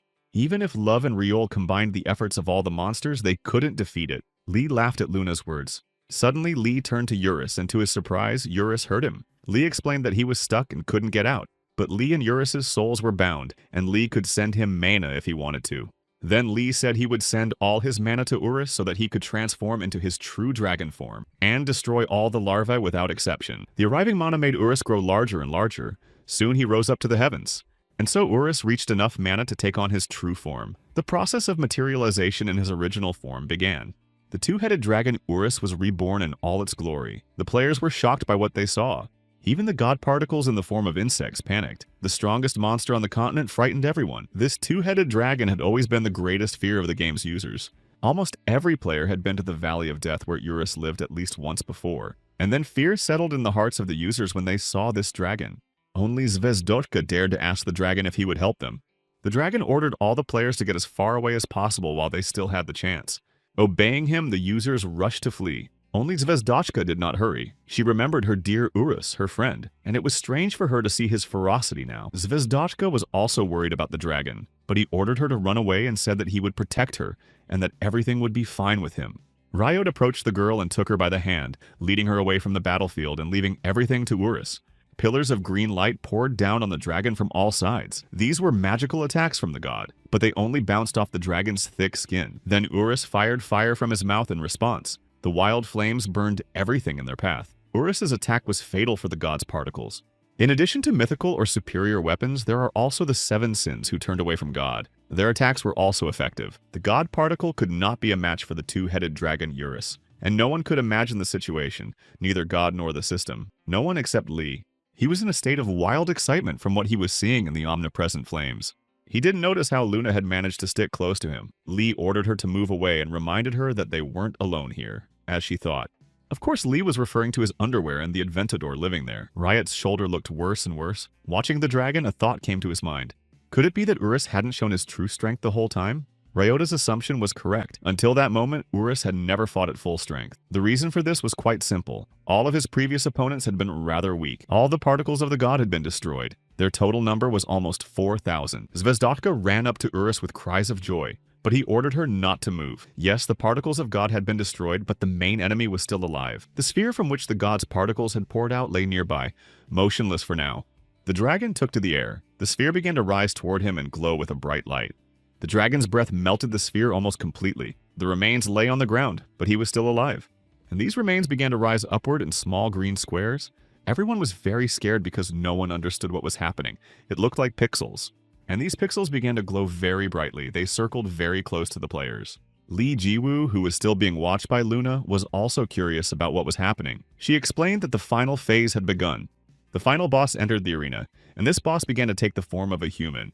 Suddenly, Lee Jiwoo's eyes began to shed bloody tears. Luna silently watched him. It wasn't just Lee. All the other players had the same reaction. Then the god spoke. He said that this effect would pass after a while and that there was no need to panic. Compared to Eurus, the god's body was very small. He stopped in front of the dragon. The god remembered him as a cub. The god showed Eurus memories of when he was still in his egg and reminded him that he was supposed to be a seventh sinner and destroy humans, not protect them. The dragon shot a stream of his scorching flame at the god, but he remained without a single scratch. Among all the seven sinners, the god loved Eurus the most, and he was sad that he now had to destroy him. The god shot the dragon with his destructive power. A stream of light struck the dragon's scales and wounded him. Eurus fell to the ground. The little star began to cry. Then Eurus slammed God with his huge paw. The ground shook. God lifted the dragon's paw with one finger. Nothing could stand against him. And again, God wounded the two-headed Eurus. He howled in pain. Lee demanded that he cancel the transformation and fly away. He had already done enough, but even though Eurus heard Lee, he could not follow his order. He felt instinctively that he could not allow Pai, that is, Lee, to meet this creature. The new mission that the dragon had chosen for himself was to protect Lee, and he would do so even if it meant his own death. But the god repelled all attacks with a single wave of his hand. Eurus, however, was already in a bad way. The dragon had already suffered many wounds, and the god continued to mock him. He deprived the dragon of one wing. The distraught star rushed at the god, but he unleashed a devastating fire at her. The dragon shielded her with his body. Now there was a huge hole in it. The dragon was dying. The god fired another volley of fire at him. Eurus begged Zvezdochka not to cry because he was happy to protect everyone. But if the dragon died, he would not be able to be reborn like any other player. Everyone knew that. Now the dragon remembered his past, how he had destroyed people even though he didn't want to, how he had joined forces with Lee and finally got rid of his loneliness. And now it was time to repay his kindness. Grabbing the god in his paw, the dragon said that they would die together, and the dragon Eurus blew himself up. Lee held his Eurus and scolded him for not obeying when he was ordered to fly away. Eurus had done well. Zvezdochka wept inconsolably on Ryota's chest, and everyone else mourned as well. All the players just cried as they watched the dragon who had sacrificed his life for them die. Suddenly, Lee appeared out of nowhere, carrying Eurus in his arms. The little dragon was in serious condition but alive. Zvezdochka rushed to them, and Lee told her that Eurus was fine, just unconscious because he had used up all his strength. It was all unbelievable, but it was a huge relief for everyone who witnessed it. When Eurus woke up, he didn't understand why he was alive, or how he had returned to his original form. Lee explained that he had done it. Before the dragon had a chance to blow himself up, Lee was angry that the dragon hadn't obeyed his orders and flown away. Then Love asked how Lee had escaped from the divine dimension. As it turned out, it was thanks to Tarakan, or rather, the moon. She threw herself into Lee's arms again, which infuriated Love. But it wasn't an embrace. Lee said he would let her lean on him. Luna was in very bad shape. She fell to her knees. Lee asked Love not to mock her because Luna was apparently about to die. And then Love understood.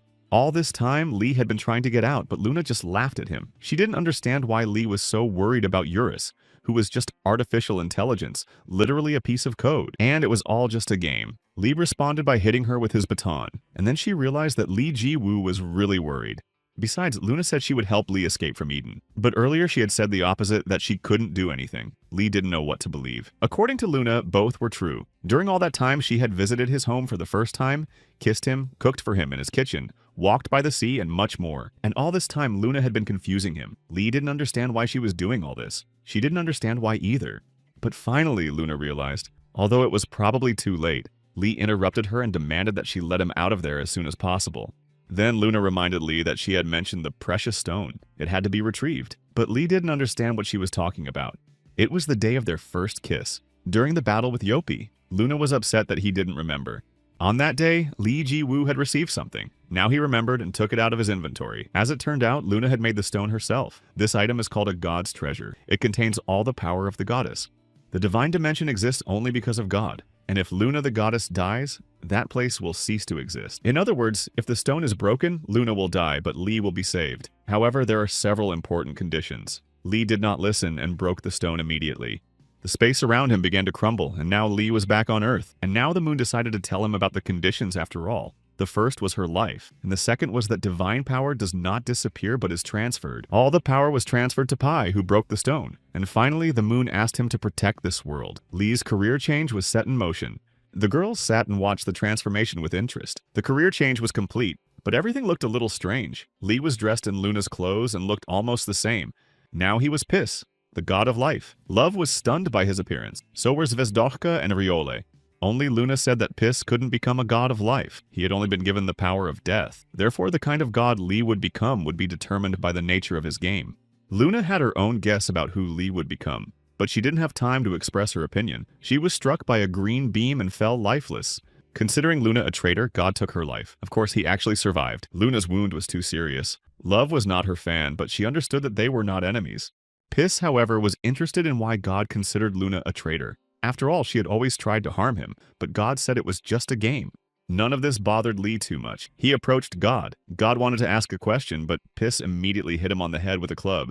The main office of the game was also watching. God and Piss were finally fighting. The audience's reaction was important. The future of Chrono Life depended on the outcome of this battle. From the explosive wave of Piss's attacks, Love protected her company with the help of a demon entity and her iron grip. But staying there was becoming dangerous, and they had to get out as soon as possible. God's question was why Li was on the side of humans. Humans always start battles, destroy everything, and pollute the continent. That was true, and Li agreed. But people can change, and not all people are bad. They deserve to live. Activating his Titan Spirit skill, Li attacked so hard that the god was thrown into open space, but he was unharmed. The creator considered himself stronger than Pissa, which infuriated the latter. But in reality, no attacks could harm the god in the slightest. However, the god could hurt Pissa, and quite seriously. But since Li was subjected to the destructive power, the skill of destruction was blocked. It was impossible to restore his power. This was the first time Pissa had found himself in such a situation, and then the god asked him if he wanted to join him, or die. Planet ST-389 was the main planet in the game. All of its inhabitants were viruses, and Mama created God to destroy them. In his conversations, the god was insane. He considered himself an antivirus, and the process of turning Li into a god was only halfway complete. To put it more clearly, God considered himself the game's antivirus program, and after long observation of the players, God realized that every player was a pathogenic bacterium. Therefore, the planet must now be cleansed of these users. In Li's opinion, this god was crazy. After all, users can be revived every time, but the god repeated that he would continue to destroy them over and over again, until all users left the game. Piz said that this was a stupid idea. After all, the game's creator wasn't stupid enough to let that happen. But Li didn't know who exactly controlled the god and his decisions. The creator was faster and stronger than him, and he said that the creator of the game was not always on the side of its users. With each attack from the god, Li got worse and worse. Love and Riole didn't know what to do.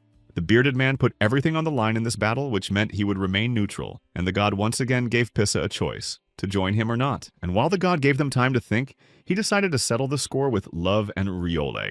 With a laugh, the god directed his destructive power at the girls, but before he could do anything, he heard something. The sound of a horn. Players were approaching from all sides under the banners of their guilds. Even Luna, who was lying behind him, suddenly woke up. She didn't have much time left, but those she was waiting for were here. 5 world guilds had arrived to help. Hong landed nearby and told Luna that they had made it in time. Love was surprised by this conversation. What had to be ready and how Hong had contacted the goddess of life. It turned out that some time ago, Luna had asked Hong for a favor, and she had done it. Hong had first spoken to Luna when Li was selling weapons. Luna had called her over to tell her something important. They went into a dark alley and Luna deactivated her goddess mode so that no one could overhear them. In this mode, the god was watching her. Luna then told Hong a secret that no one else could know. She told her everything about the god and that everything had to be prepared for battle. Everything was ready. The elite troops of the guilds numbered almost 4,000 fighters, and all of them were equipped with weapons of mythical class. Then Hong asked Luna to take command of the guilds. This plan seemed optimal, and Luna agreed and ordered the attack. The god was amused that they were running straight into his hands. In order to play along, the god decided to lower himself to their level. He touched the ground, from which huge stone monsters began to emerge, more particles of the god. To defeat them, the strength of every species would be needed. Lav released the essence of the Demon King. Then Love summoned her assistant, Death. She ordered him to open a portal and summon all the demons. It is worth noting that this fact even slightly surprised the god who did not expect this. The goddess of life, Luna, who was directing the battlefield with the power of a goddess, was able to make everyone hear her voice. She told the frightened players that the demons were their allies, for they were already in a panic from the number of demons and all thought that they would attack the people. And indeed, the demons even helped ordinary users when they were in difficult situations. It was all very cool, but there was something strange. The particles of the god could only be destroyed with mythical weapons, but the demons' attacks worked perfectly. But Urus explained to Zvezdoshka that the Seven Sins guards did not need mythical weapons to inflict damage. The fact that the demons became allies of humans came as a surprise to God. He thought it would be a boring battle, but they managed to surprise him. Therefore, God did not yet have time to deal with Piss, and he gave him more time to think. Lee's career change was at 67% complete so far. In order for God to be born, he had to enter the realm of the unconscious. To make things more interesting, God gave his monsters even more power. The monsters devoured each other, becoming several times larger, 10 meters tall. It became much more difficult now that these monsters were even stronger than those in Urus's cave. The situation worsened in the blink of an eye, and then something like an earthquake began. Something appeared in the sky. Rayat was pleased. They had arrived just in time. It was Urus's guard, the most powerful force in this game. The Dragon Legion of Urus, the guardian of his cave. The 4 commanders of the Legion of Doom appeared before Urus. They waited for orders and, upon receiving them, rushed into the attack. But according to Rayat, victory was still far away. A griffin appeared in the sky. It was from the Beastmen. The users remembered the battle with them and became very wary. However, to everyone's surprise, the Beastmen were also against God. Rayat was right when he said that all forces would be needed to win. But that was not all. They had to use everything they had. The heavenly beings joined the humans, becoming their allies this time. Angels and heavenly knights were also present. Habeck landed and reported that the mission was complete. He had gathered everyone together, including Urus and the Beastmen with the angels. Finally, everyone was gathered. There were 5,000 elite warriors among the Beast people. The Legion of the Heavenly Kingdom numbered 777 angels and 7,777 heavenly knights. The 5 strongest world guilds numbered almost 4,000 people. The Legion of the Underground Kingdom numbered 4,444 individuals. And, of course, the lair of the dragon Urus, numbering 1,500. All forces gathered together and attacked the particles of the gods, surrounding them in the center. Although the army inflicted damage on the gods' particles, it was not enough to kill them. For that, a weapon of mythical level was needed.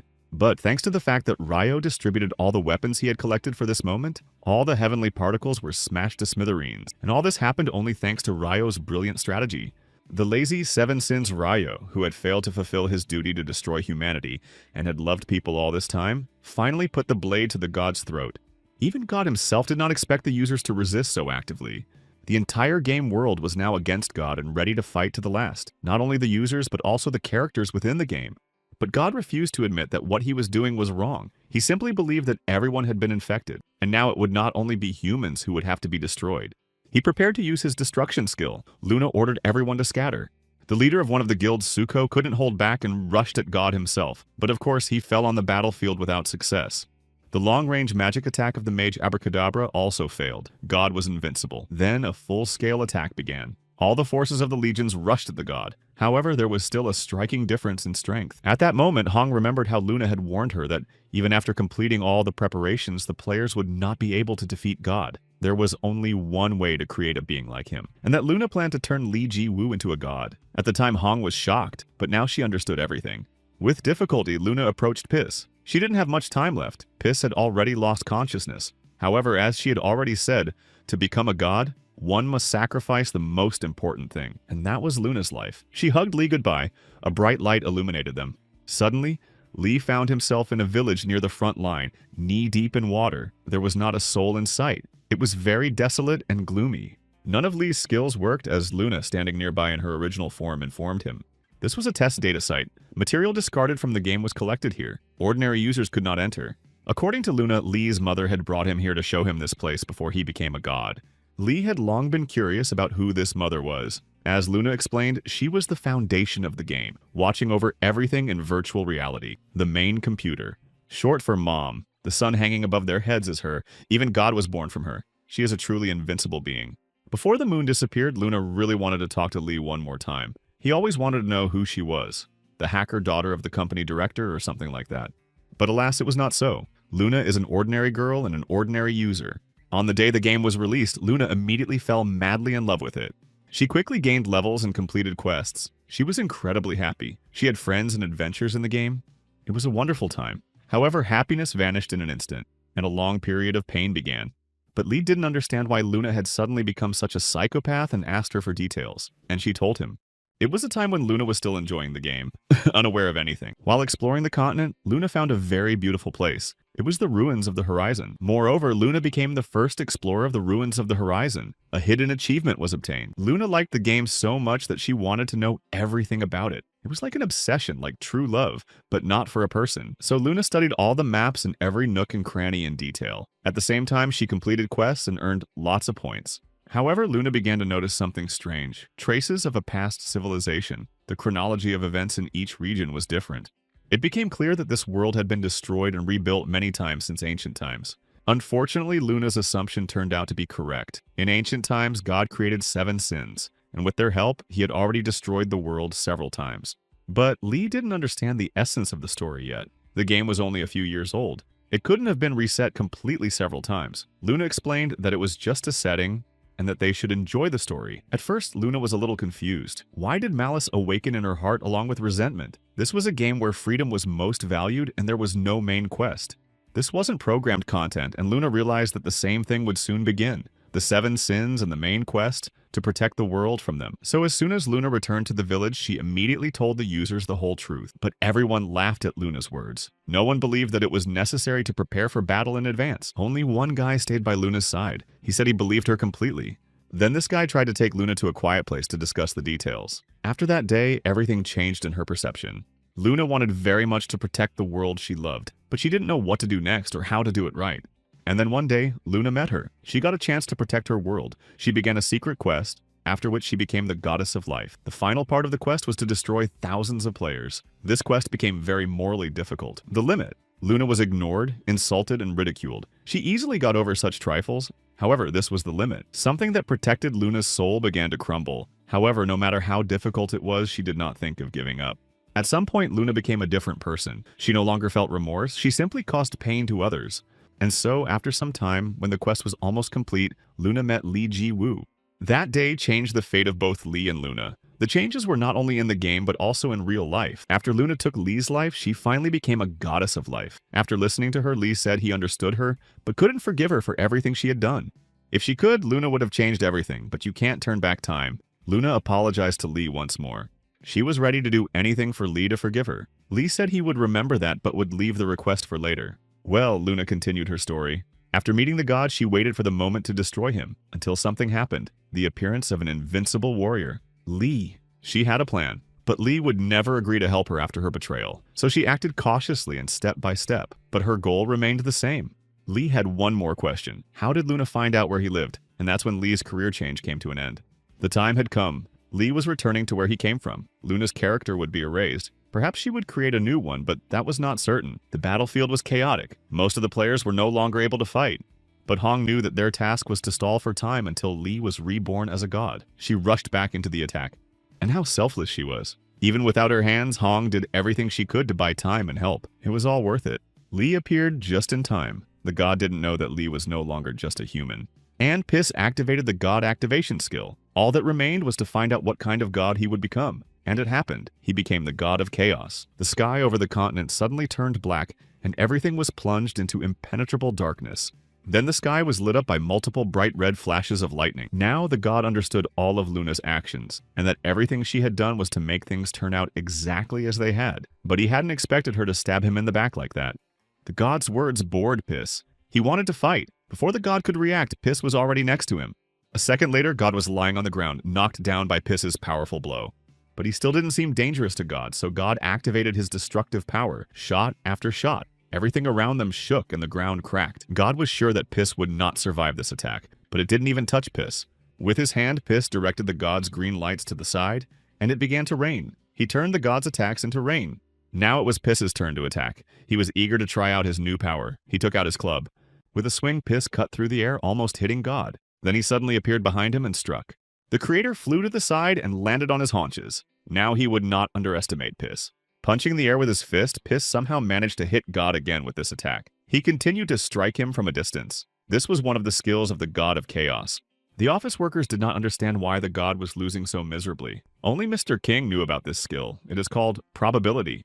The problem was something else. Probability was just one of the many skills of the god of chaos. Then the god had an idea to get out of there and rethink the whole plan, but he failed. Piss continued to attack, blocking the exit with his powers. No matter how hard the god tried to escape, he couldn't. Piss attacked him with weak blows to torment him. This circus was starting to annoy Richito, so he shouted at Piss to attack with more force. But after a while, Piss had had enough fun with the club, and it was time to make a decision. The god began to cry. For many years, his heart was empty. God did everything to protect his beloved planet, and he lost too much. Now he wants nothing. He is ready to destroy everything on this planet, and God began to emit destruction from his entire body. The activation of the destruction power began. All the particles of God, that is, the mythical weapon, began to gather together. This was a problem. Rayed had predicted that this might happen, and now it was happening. God was absorbing all the weapons into himself. Rayed shouted again for Pizu to attack quickly. This simply couldn't happen in the game. Piss was stunned. There was a lot of destruction in the particles of God, and if he absorbed it all, it would be almost impossible to defeat him. The number of weapons belonging to the world guilds was 20,000. The weapons began to fall to the ground. The god of destruction absorbed as many particles as possible and became much stronger than he had been before. He intended to destroy everything on the continent, or even destroy the entire planet. But Piss asked everyone not to worry and to trust him. The god of destruction struck the ground with his fist. Waves of destructive fire swept across every corner of the planet, and there was a powerful explosion. The planet was no more. God had truly destroyed it with one hand. This surprised Piss because the god himself had said many times that this was his mother's favorite planet. Not wanting to listen any longer, Piss activated the powers of chaos. A particle of time was another skill in his arsenal. Everything around him began to change and spin. Time turned back, even before the god of destruction destroyed the entire planet. Now there was a chance to prevent the attack. The enraged god of destruction tried to strike again, but with the help of his power, Piss made the god's hit percentage 0. The probability particle power worked perfectly. The entire world, everyone even slightly interested in games, watched what was happening without taking their eyes off their screens. All the players who had been kicked out of the game because of the battle with the god, all the users who were with their families or loved ones, began to connect to the game. The game rooms were practically full. The 4 guys hoped they would make it in time. The reason all the users started connecting was their desire to spend the last moments of Chrono Life together. Everyone who was following these events had a feeling that the god's demise was very close.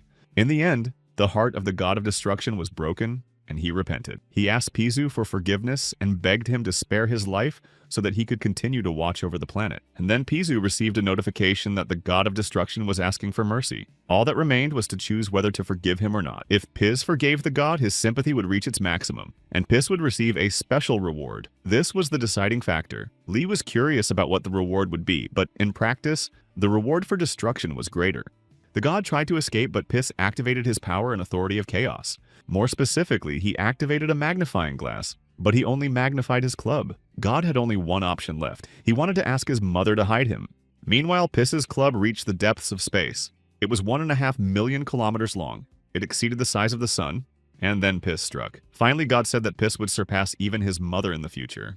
On that day, the number of planets destroyed in a single moment exceeded 850,000. This event marked the end of the last chapter. Having fulfilled his mission, Piss canceled the God mode. The final quest was completed. All the users gathered together and welcomed their hero who had saved them all. Just as Piss was about to log out of the game, she appeared, and she transported them to another place. There she was. Mom. A new area, the city of Mashin Bairan, was unlocked, and the island of Juhikiwando, and more. Hundreds of new cities and continents were unlocked by Piss. Superior beings watched Piz from other dimensions. A powerful witch watched him. Notifications poured in. According to Mom, everything Lee had experienced was less than 1% of what was actually hidden in the game, and his mother hoped that Piss wouldn't give up the game after just trying it out. Han Sarang's phone rang just as she was about to leave. It was Lee. He was ready to go too. 3 years had passed unnoticed since Piz destroyed the God of Destruction. During that time, Sarang graduated from school and became an adult. Upon reaching the age of majority, Han Sarang officially began dating Lee Ji-woo, and then her dreams were interrupted by her manager. In reality, only 3 weeks had passed. In reality, Han Sarang was still 17, but she really wanted to grow up quickly. But today, Lee and Sarang had agreed to meet, and it was already time to leave. As usual, Lee Ji-woo was waiting for Han Sarang by the elevator. She was late, as always. Looking at her, Lee realized that she was really very beautiful. He blushed. Han Sarang noticed and teased him a little about it. 3 weeks had already passed, but yesterday the company posted an announcement on its website. A major update had been launched. It was no wonder the director had hired twice as many developers. And then King hired 10 times more developers to speed up the process, and it worked. The reason for today's meeting between Han Sarang and Lee was to exchange information about the missing moon. All this time, Lee had been trying to dig up something about Luna, but he kept hitting a dead end. So he simply entrusted the matter to a professional. As Love said, Luna completely hid her identity, and Lee realized that she did it on purpose. The only thing Lee didn't understand was how Love had managed to get so close to Luna that Sarang was now so worried about her. After the quest was over and Lee told Sarang about Luna's past, it would have been foolish to hate her. Then Sarang asked Lee why he was looking for her. Lee had an unfinished question for her that he never got an answer to. Finally, Lee and Sarang arrived at their destination. It was just a cafe. When Han Sarang went to order coffee, she recognized the barista and the professional they needed. It was no coincidence that the cafe was called Ho Cafe. The owner of the cafe was none other than Hong. Han Sarang's personal manager was sitting on the sofa, looking sad. She was very bored. Until she saw the virtual reality glasses left behind by Han Sarang. Maybe she should give it a try after all. After connecting, the star's manager began creating a new character. Making herself comfortable, she found herself in the game world. The graphics immediately impressed her, and not just the graphics. The smell of grass, the sensations, everything felt real. Considering all this, the game was no different from reality. She began to customize her character's appearance. Since it was impossible to change her appearance drastically, she chose the name Rabbit Gandhi and moved to a village near the front line. That's where everyone started. Immediately rushing into hunting, Rabbit made a mistake. The strength of a first-level player was minimal. Having skipped the training, the manager acted very rashly. The club was useless and intended for training. It was necessary to buy weapons for combat. However, something strange happened. With her club, Rabbit defeated the monster, stunning those who saw it. And all because, although modern games were difficult for those who learned to play decades ago, it was easier than easy.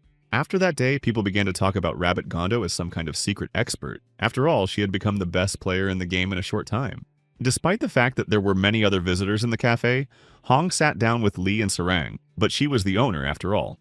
After exchanging compliments, the girls got down to business. After receiving their assignment, all members of the Robin Hood Guild in the game did everything they could to find out something about Luna. To get straight to the point, they couldn't find out anything at all. This didn't surprise Lee Jiwoo much. Of course, there was a high probability that Luna was currently developing a new character. Therefore, people were stationed at all the starting points of the game, but she was not seen there. Now all that was left was to intensify the search in real life, which seemed even more difficult to Hong. Lee remembered that besides him, Sarang, and Luna, Star had also been seen in real life. They set off to meet her. Zvezdochka was very happy to see everyone. She dragged Sarang to a cafe. Meanwhile, Hong thanked Lee for saving her from God. They all stopped at the nearest cafeteria. It turned out that Star had only seen Luna yesterday. Everyone was shocked. They had been looking for Luna for so long, and Star had only seen her recently. As it turned out, Zvezdochka had received a message asking her to meet someone. Moreover, she asked her to pass something on to Lee. And Zvezdochka gave Lee an envelope with a heart instead of a stamp on it. Luna passed the letter on. They all read it together, even though Lee was incredibly embarrassed. Luna wrote that she was ashamed to show her face to Lee after everything she had done, but she still wanted to see him very much. Therefore, if Lee felt the same way, Luna wrote that she would wait for him at her favorite place.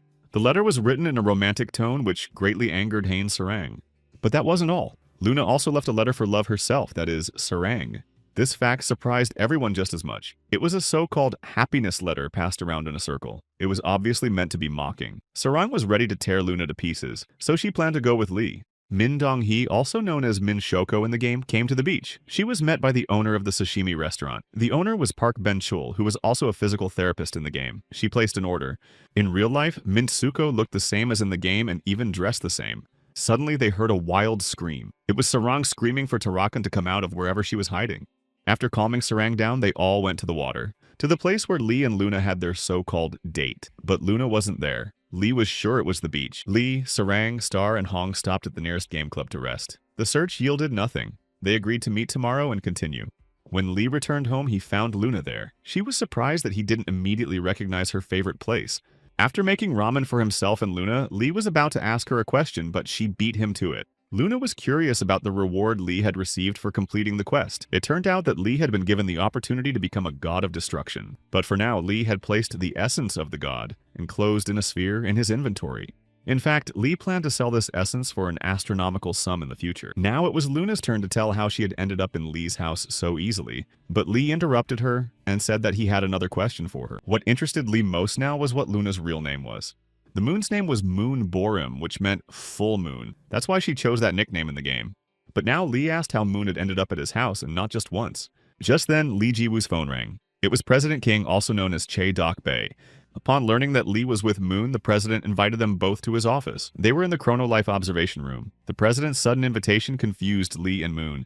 Since the guys were the main characters of the first season, the president asked them how they liked everything. They replied honestly that the management was irresponsible. The god of destruction was actually created by the main computer, and no one even intervened. Freedom is good, but control is also necessary. This was exactly what Luna had always been interested in. How could King allow this god to exist? He replied that he was curious to see how it would all end. And fortunately, everything ended well.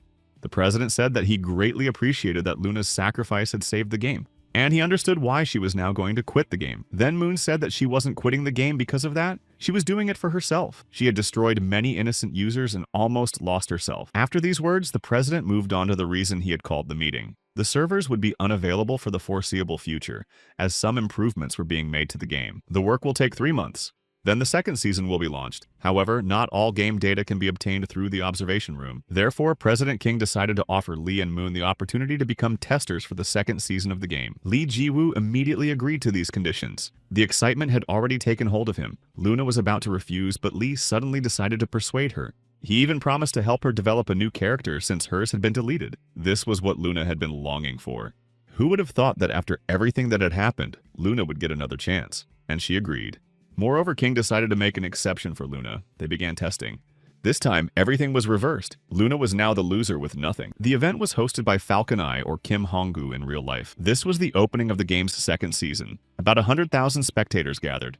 The servers were closed for 3 whole months while these major updates were being prepared. There were only 5 minutes left until the server opened. And today, Kim Hong-gu invited a special guest. A famous idol and active user of the game came to congratulate everyone with a song. The atmosphere was just right, and President Cho Dok-bae was very pleased. So, the game begins. Han Sarang Lee Ji-woo watched the performance on TV rather than in person. He needed to log into the game as soon as the servers opened. And then the moment came when the servers were opened. Lee put on his glasses and immersed himself in the game world. The lecture was quite boring, and half of the students were practically asleep. Lethargy, emptiness, and thirst. After 3 months without the game, the users looked like soulless creatures. They tried to replace the game with something else, started playing sports, but nothing could fill the void. Immediately after the server opened, the number of users connected at the same time was very high.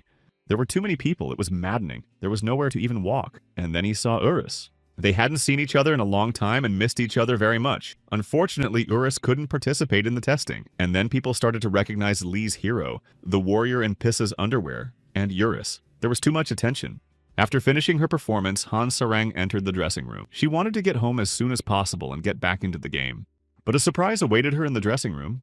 Her manager was lying on the couch wearing virtual reality glasses. After marveling at this, Han Sarang decided to log in right there in the dressing room. Lee had a meeting scheduled on the hill near the frontline village. Of course, it was with Love.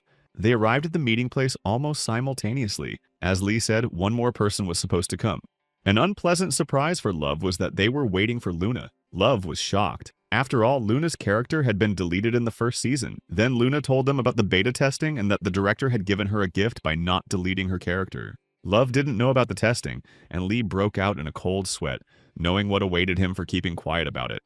But since everyone was gathered, it was time to get ready. It was about to begin. Only Lee knew what was about to begin. Or maybe Piz. The sky above their heads suddenly split open. A task window popped up, stating that the players had to protect Chrono from the Dimension Invader. This was the first main quest of the second season. Water began pouring down from the sky in powerful streams. Luna activated her reverse gravity magic, and all 3 rose above the ground to escape the water. Since Luna always carried a staff, it made sense that she was originally a mage. Very loud and strange sounds appeared. Huge whales flew across the sky. On the back of the largest whale, a crowd of strange human-like creatures could be seen from afar. The king of the sea gods, Dekars, was the leader there. His level was more than 7,500.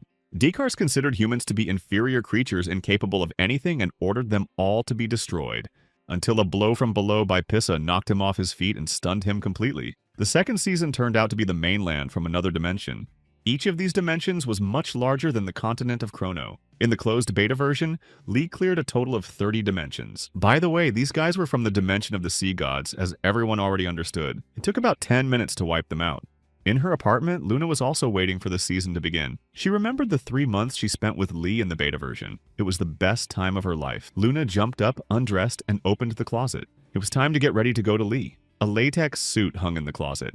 Standing on the roof of the house, Luna once again tied herself to the railing with a rope and jumped. It had been a long time since Luna had been to Lee Ji-woo's house. She had even forgotten to bring clothes to change into, as she had done before. There was nothing she could do. Luna opened a stranger's closet and took Lee Ji-woo's shirt. She would borrow it just like last time. The owner of the apartment was lying on the sofa, far away from the real world. After changing into his shirt, Luna plopped down next to him on the sofa. Hugging Lee, she put on his glasses and lay down next to him. Sea monsters attacked Lee, Luna, and Love. Lee's eyes lit up with anticipation, and he activated his speed. To defeat Pizu, he didn't even need to activate his godly essence. His club was doing the job perfectly. So much so that Love initially thought these creatures were very weak until she encountered them personally. The Demon King had to be activated because the sea creatures turned out to be very strong. And it worked. The Demon King Love was also very strong, but Love's attack didn't even touch the strongest monsters. The sea gods were not as simple as they had thought at first. They were on a different level and possessed incredible strength. One of the monsters severely wounded Love, and the Demon King's essence was blocked. Love was on the verge of death. The sea god was ready to finish off Love, but Luna saved her by activating her flamethrower magic, and they found themselves back in the protective sphere. Love sincerely thanked Luna for saving her. But it was too early to be thankful, as they still had many enemies left. Sea gods are the strongest sea race. Their main feature is their physical strength. They reproduce extremely quickly. The scale of this army was unmatched by any other, but after one powerful blow from Pisa, only their leader remained. He wanted to resurrect his army, but to do so he needed seawater. The continent of Chrono was already flooded with water. The players were in complete despair. And now Pizu had to activate his divine arrival skill. The god of chaos, Pizu, activated his powers. Control over reality. All the water summoned by the sea god turned into soap bubbles. The inhabitants were saved in time. The sea god was once again stunned by Pis's power. Using the power of 8 mirrors, Piss enlarged his club and killed his enemy with a single blow. The quest was completed. A new quest, the Book of Awakening, was unlocked. If completed, Piss will reach level 9,999.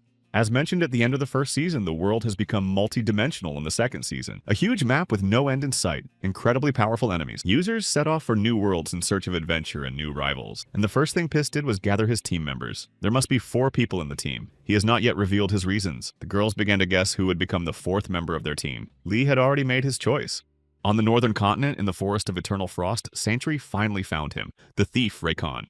The thief was a collector of rare pets. Sentry had been looking for him since the first season to teach him a lesson. After defeating Raycon's guards, Sentry was unable to touch him. Raycon asked her what had happened to the Holy Guild, since she was alone. The thing was, Sentry didn't want to use the guild for personal gain. To her surprise, Raycon easily dodged all of Sentry's blows. He was strong, not what she had expected. In an instant, Raycon had Sentry by the throat. He threw her so far and so hard that she broke through the wall. Guild leader Holly Sentry had not expected the thief to be so strong. The building that Sentry had broken through caught her interest. 4 heads hung on the wall. She recognized one of them. The memories were still vivid in her mind. The sword fell from Sentry's hands. Those large, kind eyes looked at her with curiosity. And their first meeting.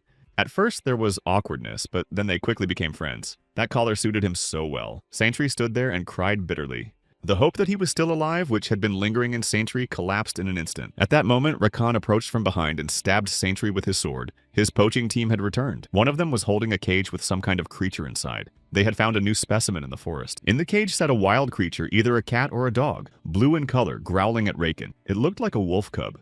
Raycon did not want to sell it and opened the cage, letting the animal out. He began to beat it. He was going to make a stuffed animal out of it.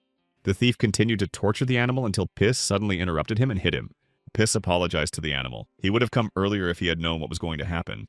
The last member of their team turned out to be this puppy, Pharaoh. Piz had met him in the beta version, but back then he looked different. At that time, Pharaoh was under the influence of bad emotions, so he looked like a terrible monster. Because of him, Luna had died a brutal death back then. The puppy bit Piss on the hand, still in shock from Raycon's bullying and trusting no one. Raycon, who had come to his senses, immediately began to insult everyone. Then he flew up to Piss and grabbed him by the throat. But it didn't work out like it did with Sentry.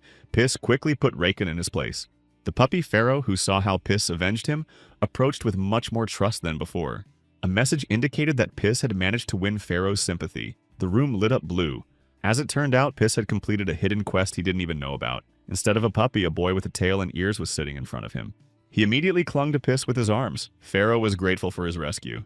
But when Luna came over to pet him on the head and said she hoped they would get along this time, Pharaoh bit her hard, drawing blood.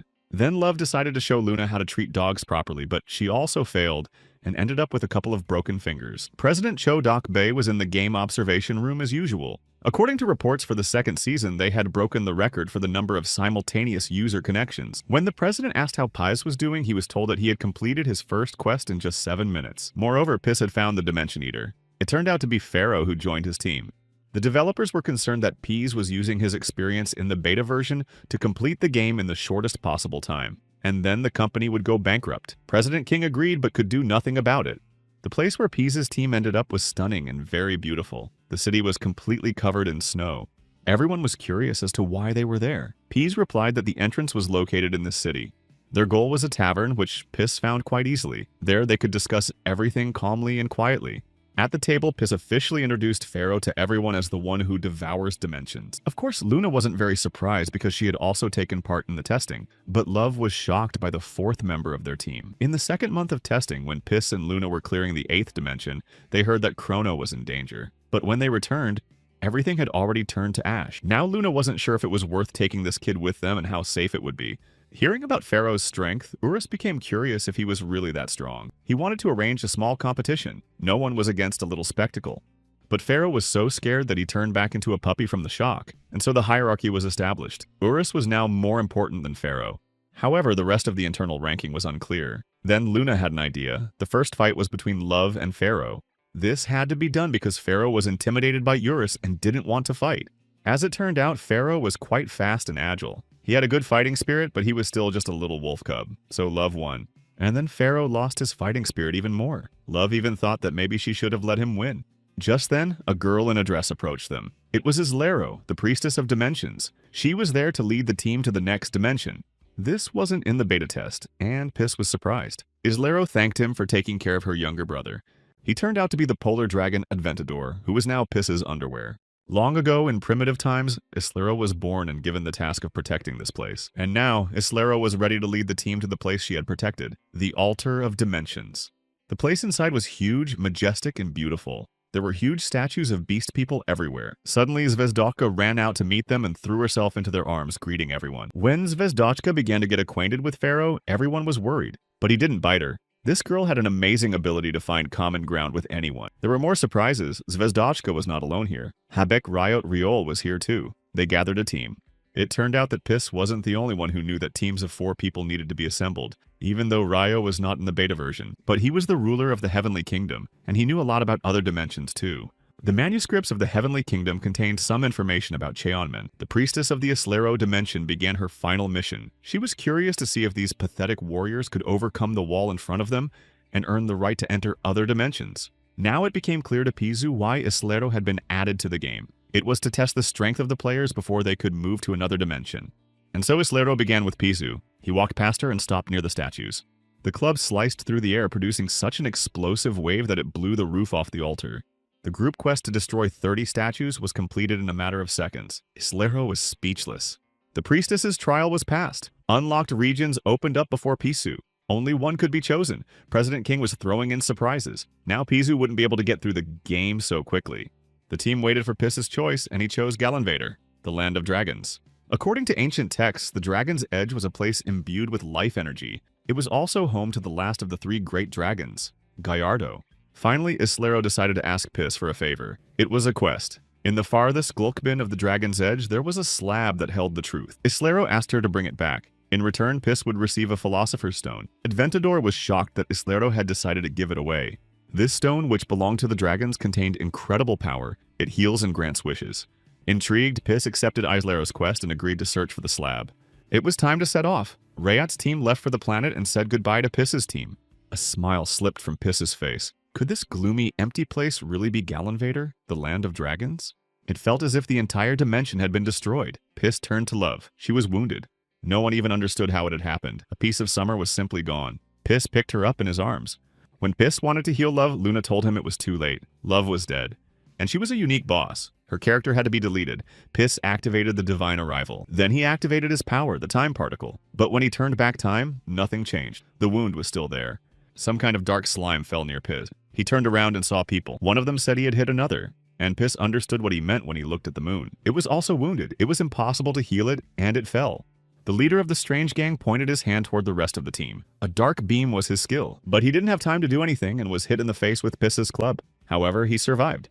He said he had heard a lot about Piss and had wanted to meet him for a long time. This was the first serious enemy of the second season. He activated his dark bullet skill and fired at Pisa. But luckily, Pisa knew how to manipulate probability and made the enemy's shots completely inaccurate. The guy laughed and something incredible happened. Chaos's authority was corrupted and deactivated. The strange guy began to mutter and call his god for help. Something appeared above Pisa's. The monster grew and became huge, a toothy, terrifying thing. The guy turned around, satisfied, and started to walk back. But something was happening behind him. His monster exploded in the air, and now Piss was running toward the guy at the speed of light. It continued to beat him until one of the girls created a cubic barrier with magic. The group found themselves in a protected cube. Piss attacked him, he cracked, but the ladies defended themselves with all their might. Unfortunately, they didn't succeed. In the end, only their leader survived. He began to pray to his master again. A black shadow burst out of the guy's body and enveloped Piss. It lifted him into the air, and then Piss saw something terrible. All the ladies were alive and were about to leave, carrying Love and Luna in their arms. Before Piss could do anything, they all began to sink into some kind of dark slime. The forces of chaos were exhausted, and the regime was deactivated. So untimely. This was Piss's first defeat, and such a strong opponent. This rat was good at hiding. Piss couldn't find him anywhere, so Piss decided to just destroy the planet. But he was stopped by a message. There were no internal messages in the game, and as soon as Sarang came out, she wrote the usual. She asked him not to do it. The character Hans Sarang had not been deleted. That meant she wasn't dead, and she asked to meet in real life. Piss decided to log out for a while. When he woke up, Lee was shocked to find Moon next to him again, having somehow made her way into the house. The doorbell rang, Hans Sarang had arrived. Moon offered to open the door. Lee said he would take Sarang to a cafe. And then Lee saw how Moon had made her way to him and back. Saying she would see him in the lobby, she went home. In the lobby, Sarang saw Moon and was surprised to learn that she also lived in the same house.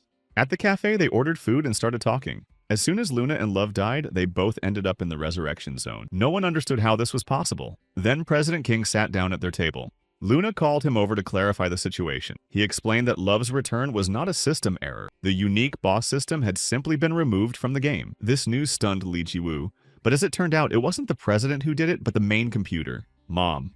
How this was possible was unclear. How could the computer decide what to do on its own? This was the first time this had happened since the game was released. The boss system was invented by the god of destruction to limit the 7 sins and their helpers. After all, they were so powerful that they could cause a catastrophe if something went wrong. But now the god of destruction is gone, and these restrictions have simply fallen away, as the president explained. A new day dawned. It began for the players with their usual activities. There was excitement everywhere. However, something was not right.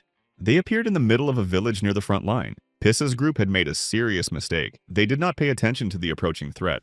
It was unclear why these enemies needed only the bodies of Love and Luna. The seeds of evil had been sown on the continent. Something terrible was happening on the continent of Chrono. Not a single player remained alive in the frontline village. The strange priest thought for a moment and ordered his assistants to gather all the bodies. When Piss returned to the game, Urus and his new friend, the wolf cub Pharaoh, were already waiting for him. Relaxing, Pharaoh took on human form and pointed Piss toward the bushes. Someone was there. It was the giant dragon Gallardo Gaillard. Meanwhile, Love and Luna were already approaching, both feeling pain. The message said that they were both infected. The infection process was at 5% so far. The infected areas on their bodies were the same places where they had been wounded by that strange liquid. Then the girls saw a huge dragon in front of them. It was a low-ranking dragon named Drake. Just in time, Luna lifted herself and Love into the air using her flickering skill, and Love attacked Drake from above. Together, Love and Luna quickly defeated the dragon. But something was wrong. It was too fast. Then a message popped up. Due to their status, the girls' stats had been increased by half. Seeing the dragon, Gallardo Piss was more than surprised because he had imagined it differently. Standing before him was a small, pretty girl with sad eyes. It was his spiritual body. After all, the real one was huge and very uncomfortable. This greatly excited Piss's imagination. He asked Gallardo to show him his true form. He also dreamed of defeating the dragon and making it his ego cloak. The dragon girl told him that her planet was infected and she was very depressed. Soon everyone would die and rise as zombies. And this had already happened, as Love and Luna understood. The dragons were being reborn with wounds and were infected just like them. Therefore, Gallardo was very afraid of becoming infected herself and offered to become Pisa's ego weapon. But there was a catch. The dragon wanted to know if Piss was worthy of this. And to start with, Piss had to defeat him. The dragon, the size of many planets, appeared in the galaxy. The Earth trembled. Piss ordered Pharaoh and Urus to go to the girl's aid. He stayed behind to deal with the dragon. He activated the maximum size skill from 8 mirrors to get closer to the dragon's size for fairness. But as a result of excessive use, the item was damaged. Therefore, Piss remained slightly larger than a planet, which was much smaller than Gallardo. But Piss also had his trump cards. The God of Chaos was activated. Rewinding time, the mirror became whole. Using it, Piss became no smaller than the dragon Gallardo. The battle was also watched at the main office. The spectacle was breathtaking. The two strongest rivals in the galaxy.